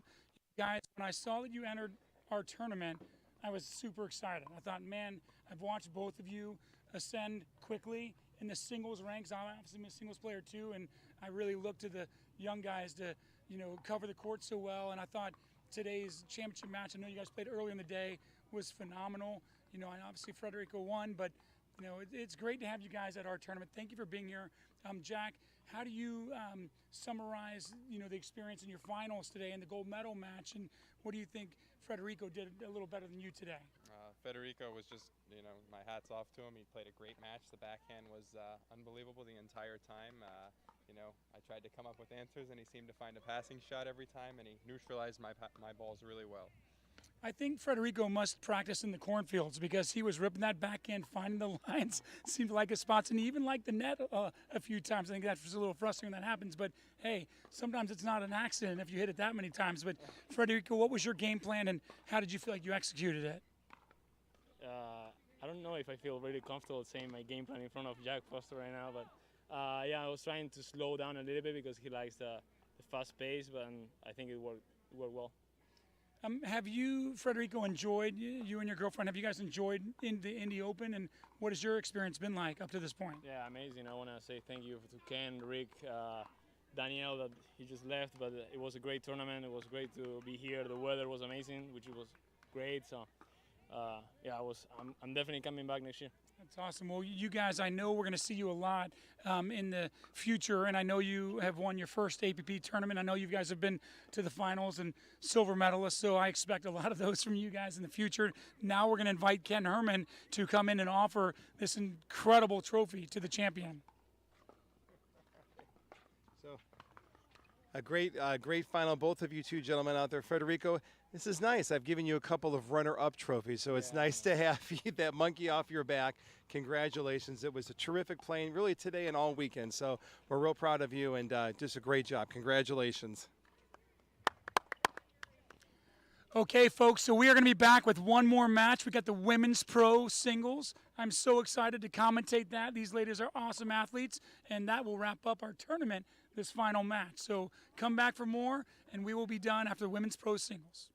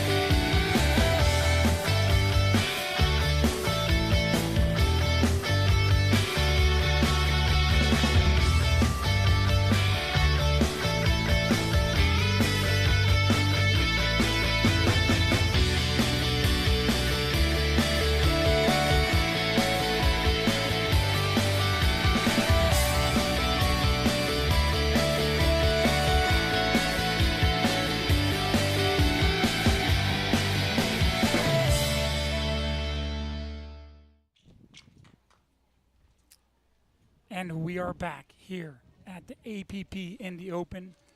We are waiting to see the beginning of the women's pro singles match. They're getting ready to start.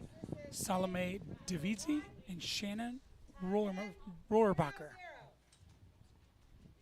Davidse to serve.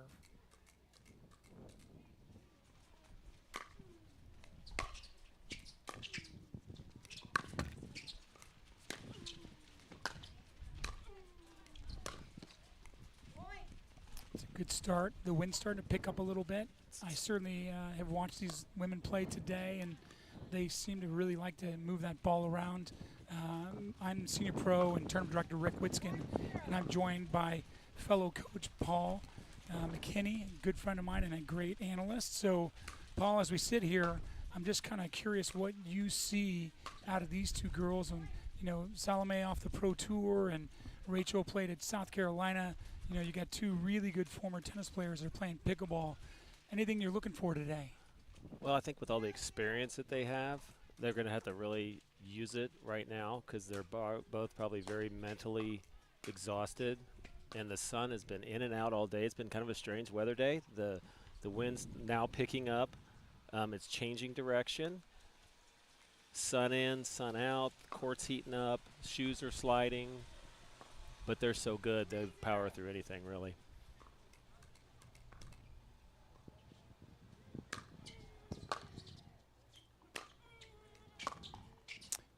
Daniel Roditi and I were talking on Friday about the grunting and the exhaling, and a lot of viewers, I think, aren't really understanding the depth of that. But Salome has a high-level tennis background.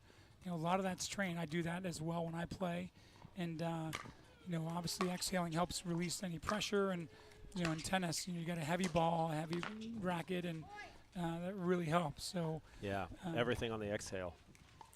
When appropriate. Salome's obviously coming out pretty hot at 5-0, and I think it's a very wise timeout by Rohrabacher. I was thinking she might want to get that. Davidse is really stepping in, taking the ball early, and seems to be dictating play here a lot in the beginning. And as you know, in pickleball, it's really all about streaks, especially in the beginning. And these guys are so good. They know they can come back. Some of them like to come back. But I think that 5-0 with this wind, sometimes you just want to get to the other side. That's a good point. Well, Paul, you and I have had a number of students playing this tournament this weekend, and we've watched our students, and I really like to see the use of timeouts wisely. Yes. And we preach that. I know we do. It's just insane some of the times I see people not use them. I don't know if they're embarrassed or what the story is. And I mean, what would you say, Rick, the number one reason to use that timeout? I think momentum shift is number one for me. Yeah. I know pros and non-pros use them for different reasons. Obviously, if you're winded, need to catch your breath, that's something Daniel obvious. and I talked about. Yeah, that's very obvious. But sometimes I noticed that when you were playing against Mircea earlier, he called one on it was tied up. Yeah. And he had the ball. Yeah. And I said to myself, you know what? He could be doing a reverse, or he's trying to get himself focused. I think in singles, the timeout is a little different. Sometimes in doubles, you want to talk and just get it together. Daniel Roditi and I talked about that yesterday or Friday about an advantage timeout where you're kind of the server, you got the lead, or you feel like you're getting momentum.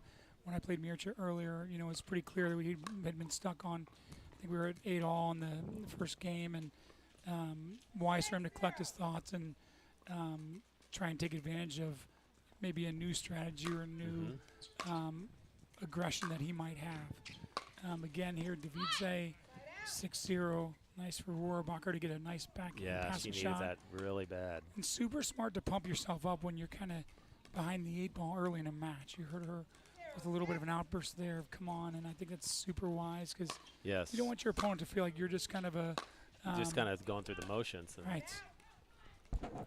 And eventually you're going to get your break, You're going to get your break. All these guys are pretty level. So what's going to make it so that you are even.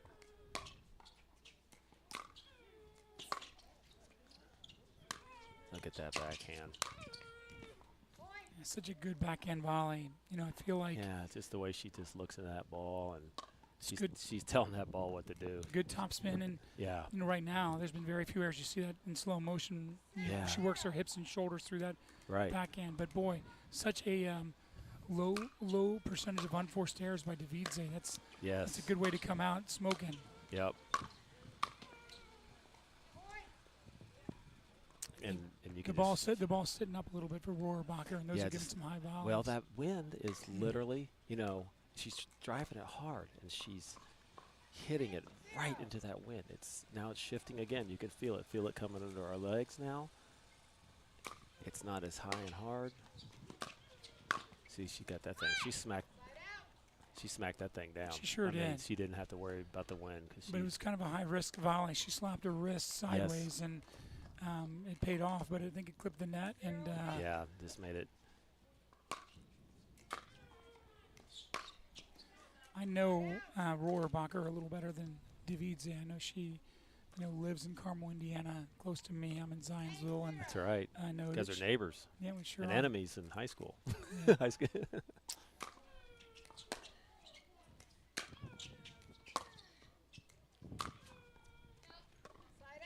I know she's, you know, looking to play more tournaments. I was encouraging her when we had coffee a few weeks ago just to really go for the singles too, because you know there's a lot of times these women's pro singles draws aren't that there aren't that many participants. Right, right. What do you think that is?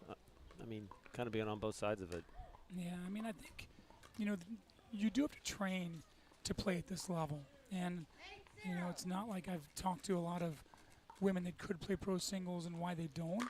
But I know that the women at the top are so good in training, and this is, you know, pretty much their profession year-round. Right. It's probably a little intimidating for somebody that's off the tour or, you know, played college and maybe tinkering with another job too. And I think, you know, it's going to have to be an all-in commitment because these women are just too good. Yeah. You can't just kind of put one foot in and one foot out. Yeah.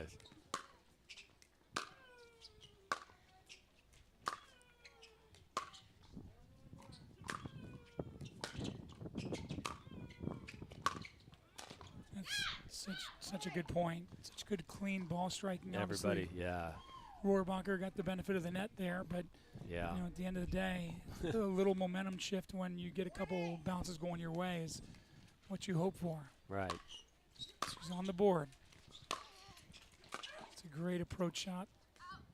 Great approach shot. Her brain kicked in at the last second. It's funny. That's normal for pickleball players. You're so excited about hitting the ball, you forget letting the ball go is a shot too. Oh my! Nice carved backhand angle. It's one thing that, you know, our viewers need to understand is that sometimes when you want to hit passing shots, it shouldn't be your hardest passing shot angle. Sometimes taking a little bit off of it, where it drops a little lower, is a good strategy. And I think Rohrabacher just did that there. Yep.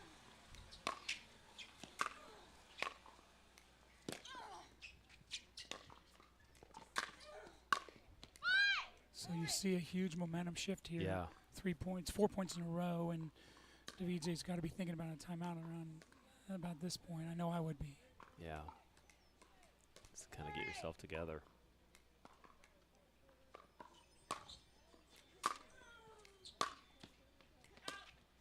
Just long. Just long. You know, one thing we preach to our students is you can't take those timeouts with you. So That's right. you know, they're wise to use them. They don't do you any good on the ride home. No. Even if you get pulled over. But I have 2 timeouts, officer. Yeah.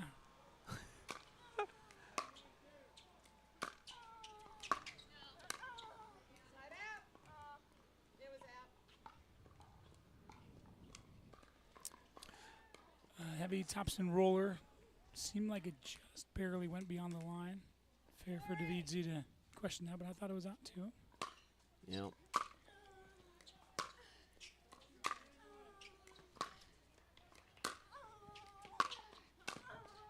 That's a great. That's just great a good cross little, angle. yeah. That's called court coverage right there, right? She's, Yep. you know, approaching deep, guarding her down the line, passing shot, and then if you notice, she kind of rotates her body, her hips, and her shoulders to create that cross-court angle volley. Yeah, and even if you know it's coming, it's probably too late. I mean, Correct. there's just nothing you can do. I've noticed a lot in singles, what percentage would you say is just either guessing correctly, reading the body language, because you have to anticipate the shot. Yeah, you start I hitting think just incredibly sharp angles. I think knowing your opponent's tendencies too. Yeah, You know, exactly. I play Olin and Mircha a lot in singles, and I know what their tendencies are, and it's wise to study your opponent. Yes. Now Davidze's taking control here again, up, I believe 10-4, and she's got so much movement on her ball. You can just see the rotational topspin. Yep. Set point here. And there it is. Point, game, 11-4, Davidse winner. Up to 2 minutes, ladies. All right. And we are going to be going to a break here at the APP Indy Open. I'm here with Paul McKinney, Senior Pro, and Tournament Director Rick Witzkin.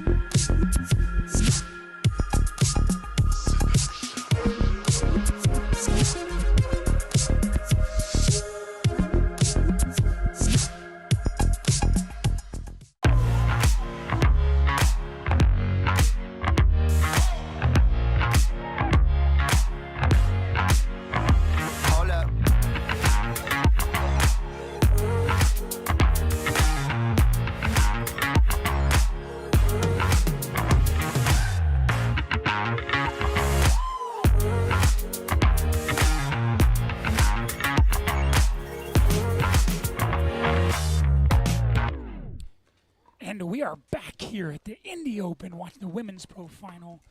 We are in set number 2. Salome Davidze came out of the winner's bracket, and she is up a set to 0. So kind of a tall task here for Rohrabacher to try and win this set, plus another, and then a game to 15. But you know what? They're both great ball strikers, and we'll see if the win becomes different Right. in the momentum shift. Something's got to change here. Here we go. Davidze's just catching the ball so early that if Rohrabacher doesn't hit a deep enough return, she's in trouble. She's shrinking the court real quick, which it's already smaller in tennis. Let's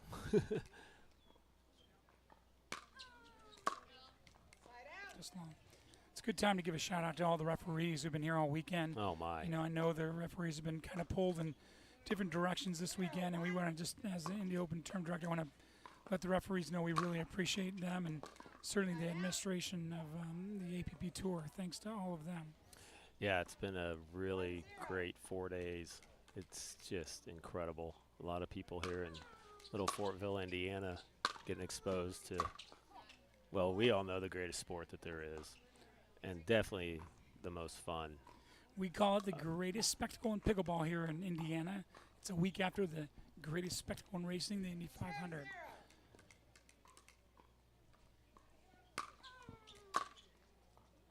You know, it's Just worth long. mentioning Davidze's open stance on the serve. There's more than one way to skin a cat, and the service stance is certainly one of those areas we know. Paul, as fellow coaches, look, her hips are open. She absolutely shifts from her right leg onto her left leg, and she's got a pretty good serve. Yeah, you can, for everybody that's watching, if you really watch her core, and we talk about that a lot, Rick, is that core is, the core is key. So much power. Nice point by Davidze there. that was Moved really, the ball she side to side. I think She got a little skip off the line too, and just good balance on those drop volleys, angle volleys.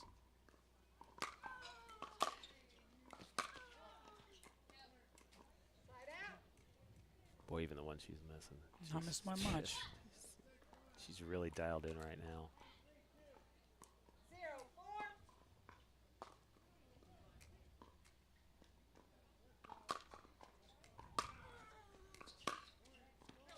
Side out. All right.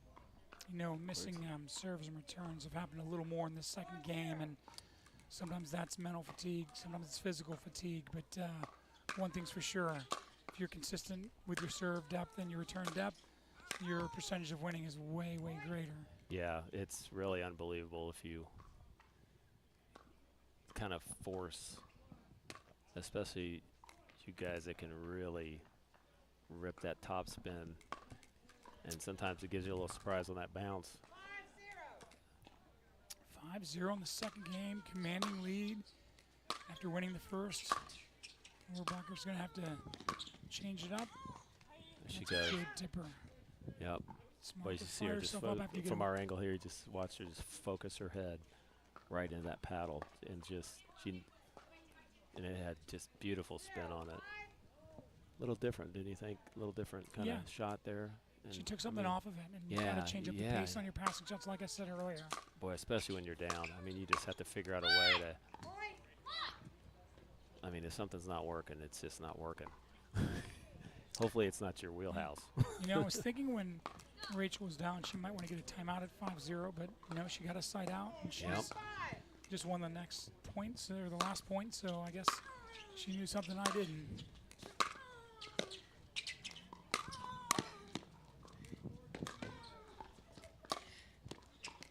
Ooh. Oh, wow. Surprising she let that go. Yeah.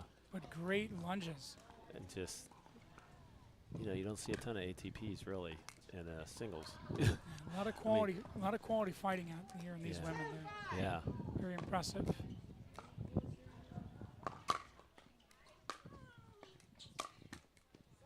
You know, you kind of asked earlier, what percentage do you anticipate? Well, I mean, your quality of your approach shot really determines how much you're kind of guessing on their passing shot versus reacting. And I've seen a couple times here Rohrabacher is almost anticipating the passing shot by Davidse, who just hit an incredible backhand. Right. Threading the needle down the line. You can anticipate that all day. Yeah. That's gold. But I think the anticipation at the net is what I'm referring to. Yeah. And Yes. certainly where you use more anticipation is at the net. There's that timeout. Just for our viewers, just make sure that you anticipate more when your approach shot isn't as deep or isn't as impressive. Right. So And here we are at 11-4, 6-2, Davidse in command. But I'm impressed with the ball striking ability of both players. I think obviously Davidse is the more experienced player. I know she's won some tournaments and gotten to some gold medal matches in the pro women. And Rohrabacher's less experienced here, but Right. This will be just great experience. So either way, you got to take something with you. That's it. And she's definitely not out. There's no. I'm telling you, there's a different gear. You just have to find it. And you've played a long time, Rick. You've done a lot of tennis. You've done tons of coaching throughout your entire life, really. I mean, the grind is really the It's thing real. that you can't. You can't teach it. You just have to get it within your own will. yeah, and the grind is what I'm doing on a weekly basis on the senior pro level. I'm playing singles, doubles, and mixed, and you know it's such a navigation of that is insane good angle. Now that was anticipation from the baseline. She Yes. felt like it was coming cross court. She read it early and caught her. Look at this, like incredible look at that. maneuvering of the hips and the wrists. But anyway, when you think about, you know, you're going to advance far and double, closing this match out, and she just, you know, seems to continue to keep her foot on the gas. Yes. A lot of players, when they're up a set in 8-2 vying for a championship, maybe hold back a little bit and maybe protect that lead. And, you know, it's really fun to look into the psychology of champions and how they put the pedal to the metal and go for it. And I feel like these last 3 points she's won, she's going after it. She's There's not holding no back. safety shots going on at all. a little surprised we haven't seen a timeout. There we go. Wow, it's like you are. On cue. We got championship point when we come back. We are back. Aren't you lucky? Paul McKinney, Rick Witzken are here to bring you the end of the Indy Open. And we want to thank Mitch, and we want to thank Warren. Warren is a statistician. These guys, honestly, they're like peanut butter and jelly. They just met this weekend, and if you saw the chemistry, you guys would be blushing. That's right. Good time. Who doesn't like peanut butter and jelly? You know, when I'm playing doubles, I like to have a little partner setting the table, and I like to eat the dessert. That's right. And, I think it's always good to use some food analogies later in the day, because Lord knows us pro pickleball players don't get to eat a lot, which is a whole nother topic. I mean, I try to eat sparingly when I'm playing. So right, you don't ever want that stomach to get in the way of victory. Match point. Here we go.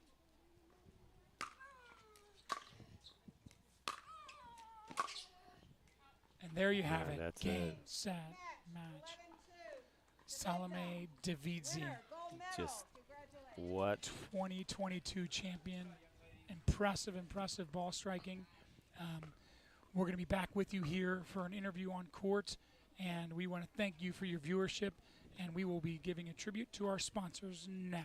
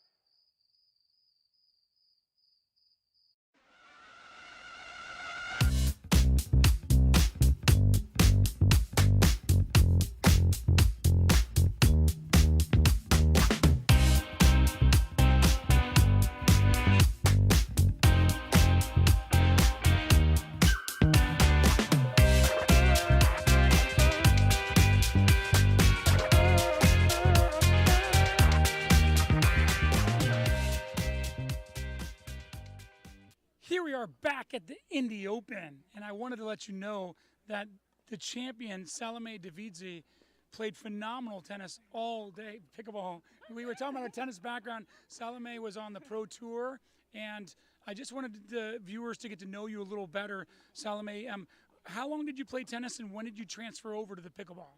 I turned pro when I was 16, and I played a lot of years on tour.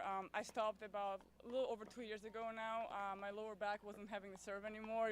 It had enough, and the pain was, I was like, no more. And then actually last fall, I was here in Indiana. I was with my brother in Columbus, and he's like, you gotta try pickleball. And we went out, and I was like, oh, I don't know. And then he signed us up for 4 or 5 mixed doubles US Open. And end of January, he's like, the tournament's coming up. We gotta start practicing. And I picked it up, and I was like, wow, I can do this. So I just started playing. Well, you may know that I live in Indiana, obviously, I'm tournament director, but I love playing singles pro senior, so hopefully we can be sparring partners when you come to Columbus. That'd be fantastic. But back to the match, because I just felt like you were in control of that match from start to finish, and I just wanted to know if you had like a set game plan, or were you just kind of focused on what you do? I feel like you're catching the ball early, moving her around, serves within an inch of the baseline. You just seemed on cue with everything. What was your strategy? Just in general, last few tournaments, I've been really working on coming in. When I first started playing pickleball, if you watch my first tournaments, I'm standing back and playing tennis. And I said, this is too hard. You know, I had to be on every single day. And even today, I said, I'm going to go out there. I'm going to be really aggressive, play my game, and hopefully if it works. And it was working, so I just kept on it. Well, when I saw that you signed up for this tournament, I got really excited because I knew your name. I've seen you, obviously, I play all the tournaments too, and I've seen you play. I'm like, man, this woman's awesome. And I know you're going to be doing really successful things on the tour. Do you feel like you're going to play even more tournaments now, or are you kind of a little bit discriminate as to where you go and how many you play in a year? No, I really want to. As you can tell, I'm pretty competitive as a person, and I really enjoy competing. I really enjoy playing, and I want to play more tournaments. I'm going to take the next 4 weeks off, actually, work on my game, practice a little more, and then come back and hopefully play the rest of the year and play more tournaments. I'll see you around. Yeah, well, it's awesome to have you put an exclamation point on the Indianapolis Open. It's been a great week. We've had great weather. Such a awesome shout out to the volunteers and Bridget Witskin. Oh my God, everybody. Yeah, did you enjoy the Indianapolis Open? I love it so much. I want to thank all the sponsors. I really want to give a shout out to my brother, George, and his wife Carrie, and my two little nephews who are awesome pickleball players, our future, and thank you for hosting me this week. Yeah. And you too, and everybody, thank you so much. I really loved it. I'll see you next year. Yeah, I'm happy this is your favorite tournament. It is my favorite tournament now. All right, Ken wants to officially present you with the trophy, so that's awesome. The CEO of APP Tour. Wow. Well, we first off want to say congratulations. Seems like we were in Fleshy Meadow yesterday or last week, so it's an honor. It's an honor to have you here. Congratulations. Indianapolis is the kickoff to the summer season, so what a great way for you to start taking a gold singles title here. Congratulations, you're a great champion. Thank you. Here you go. It's a big one. Just hold it that way up. Okay. Big one. Take us out, Rick. All right. Until next year, thank you so much to Mount Vernon High School. Thank you to the APP Tour. Thank you to these awesome pros. We'll be back soon enough. Good luck to everybody for the rest of the summer season APP Tour.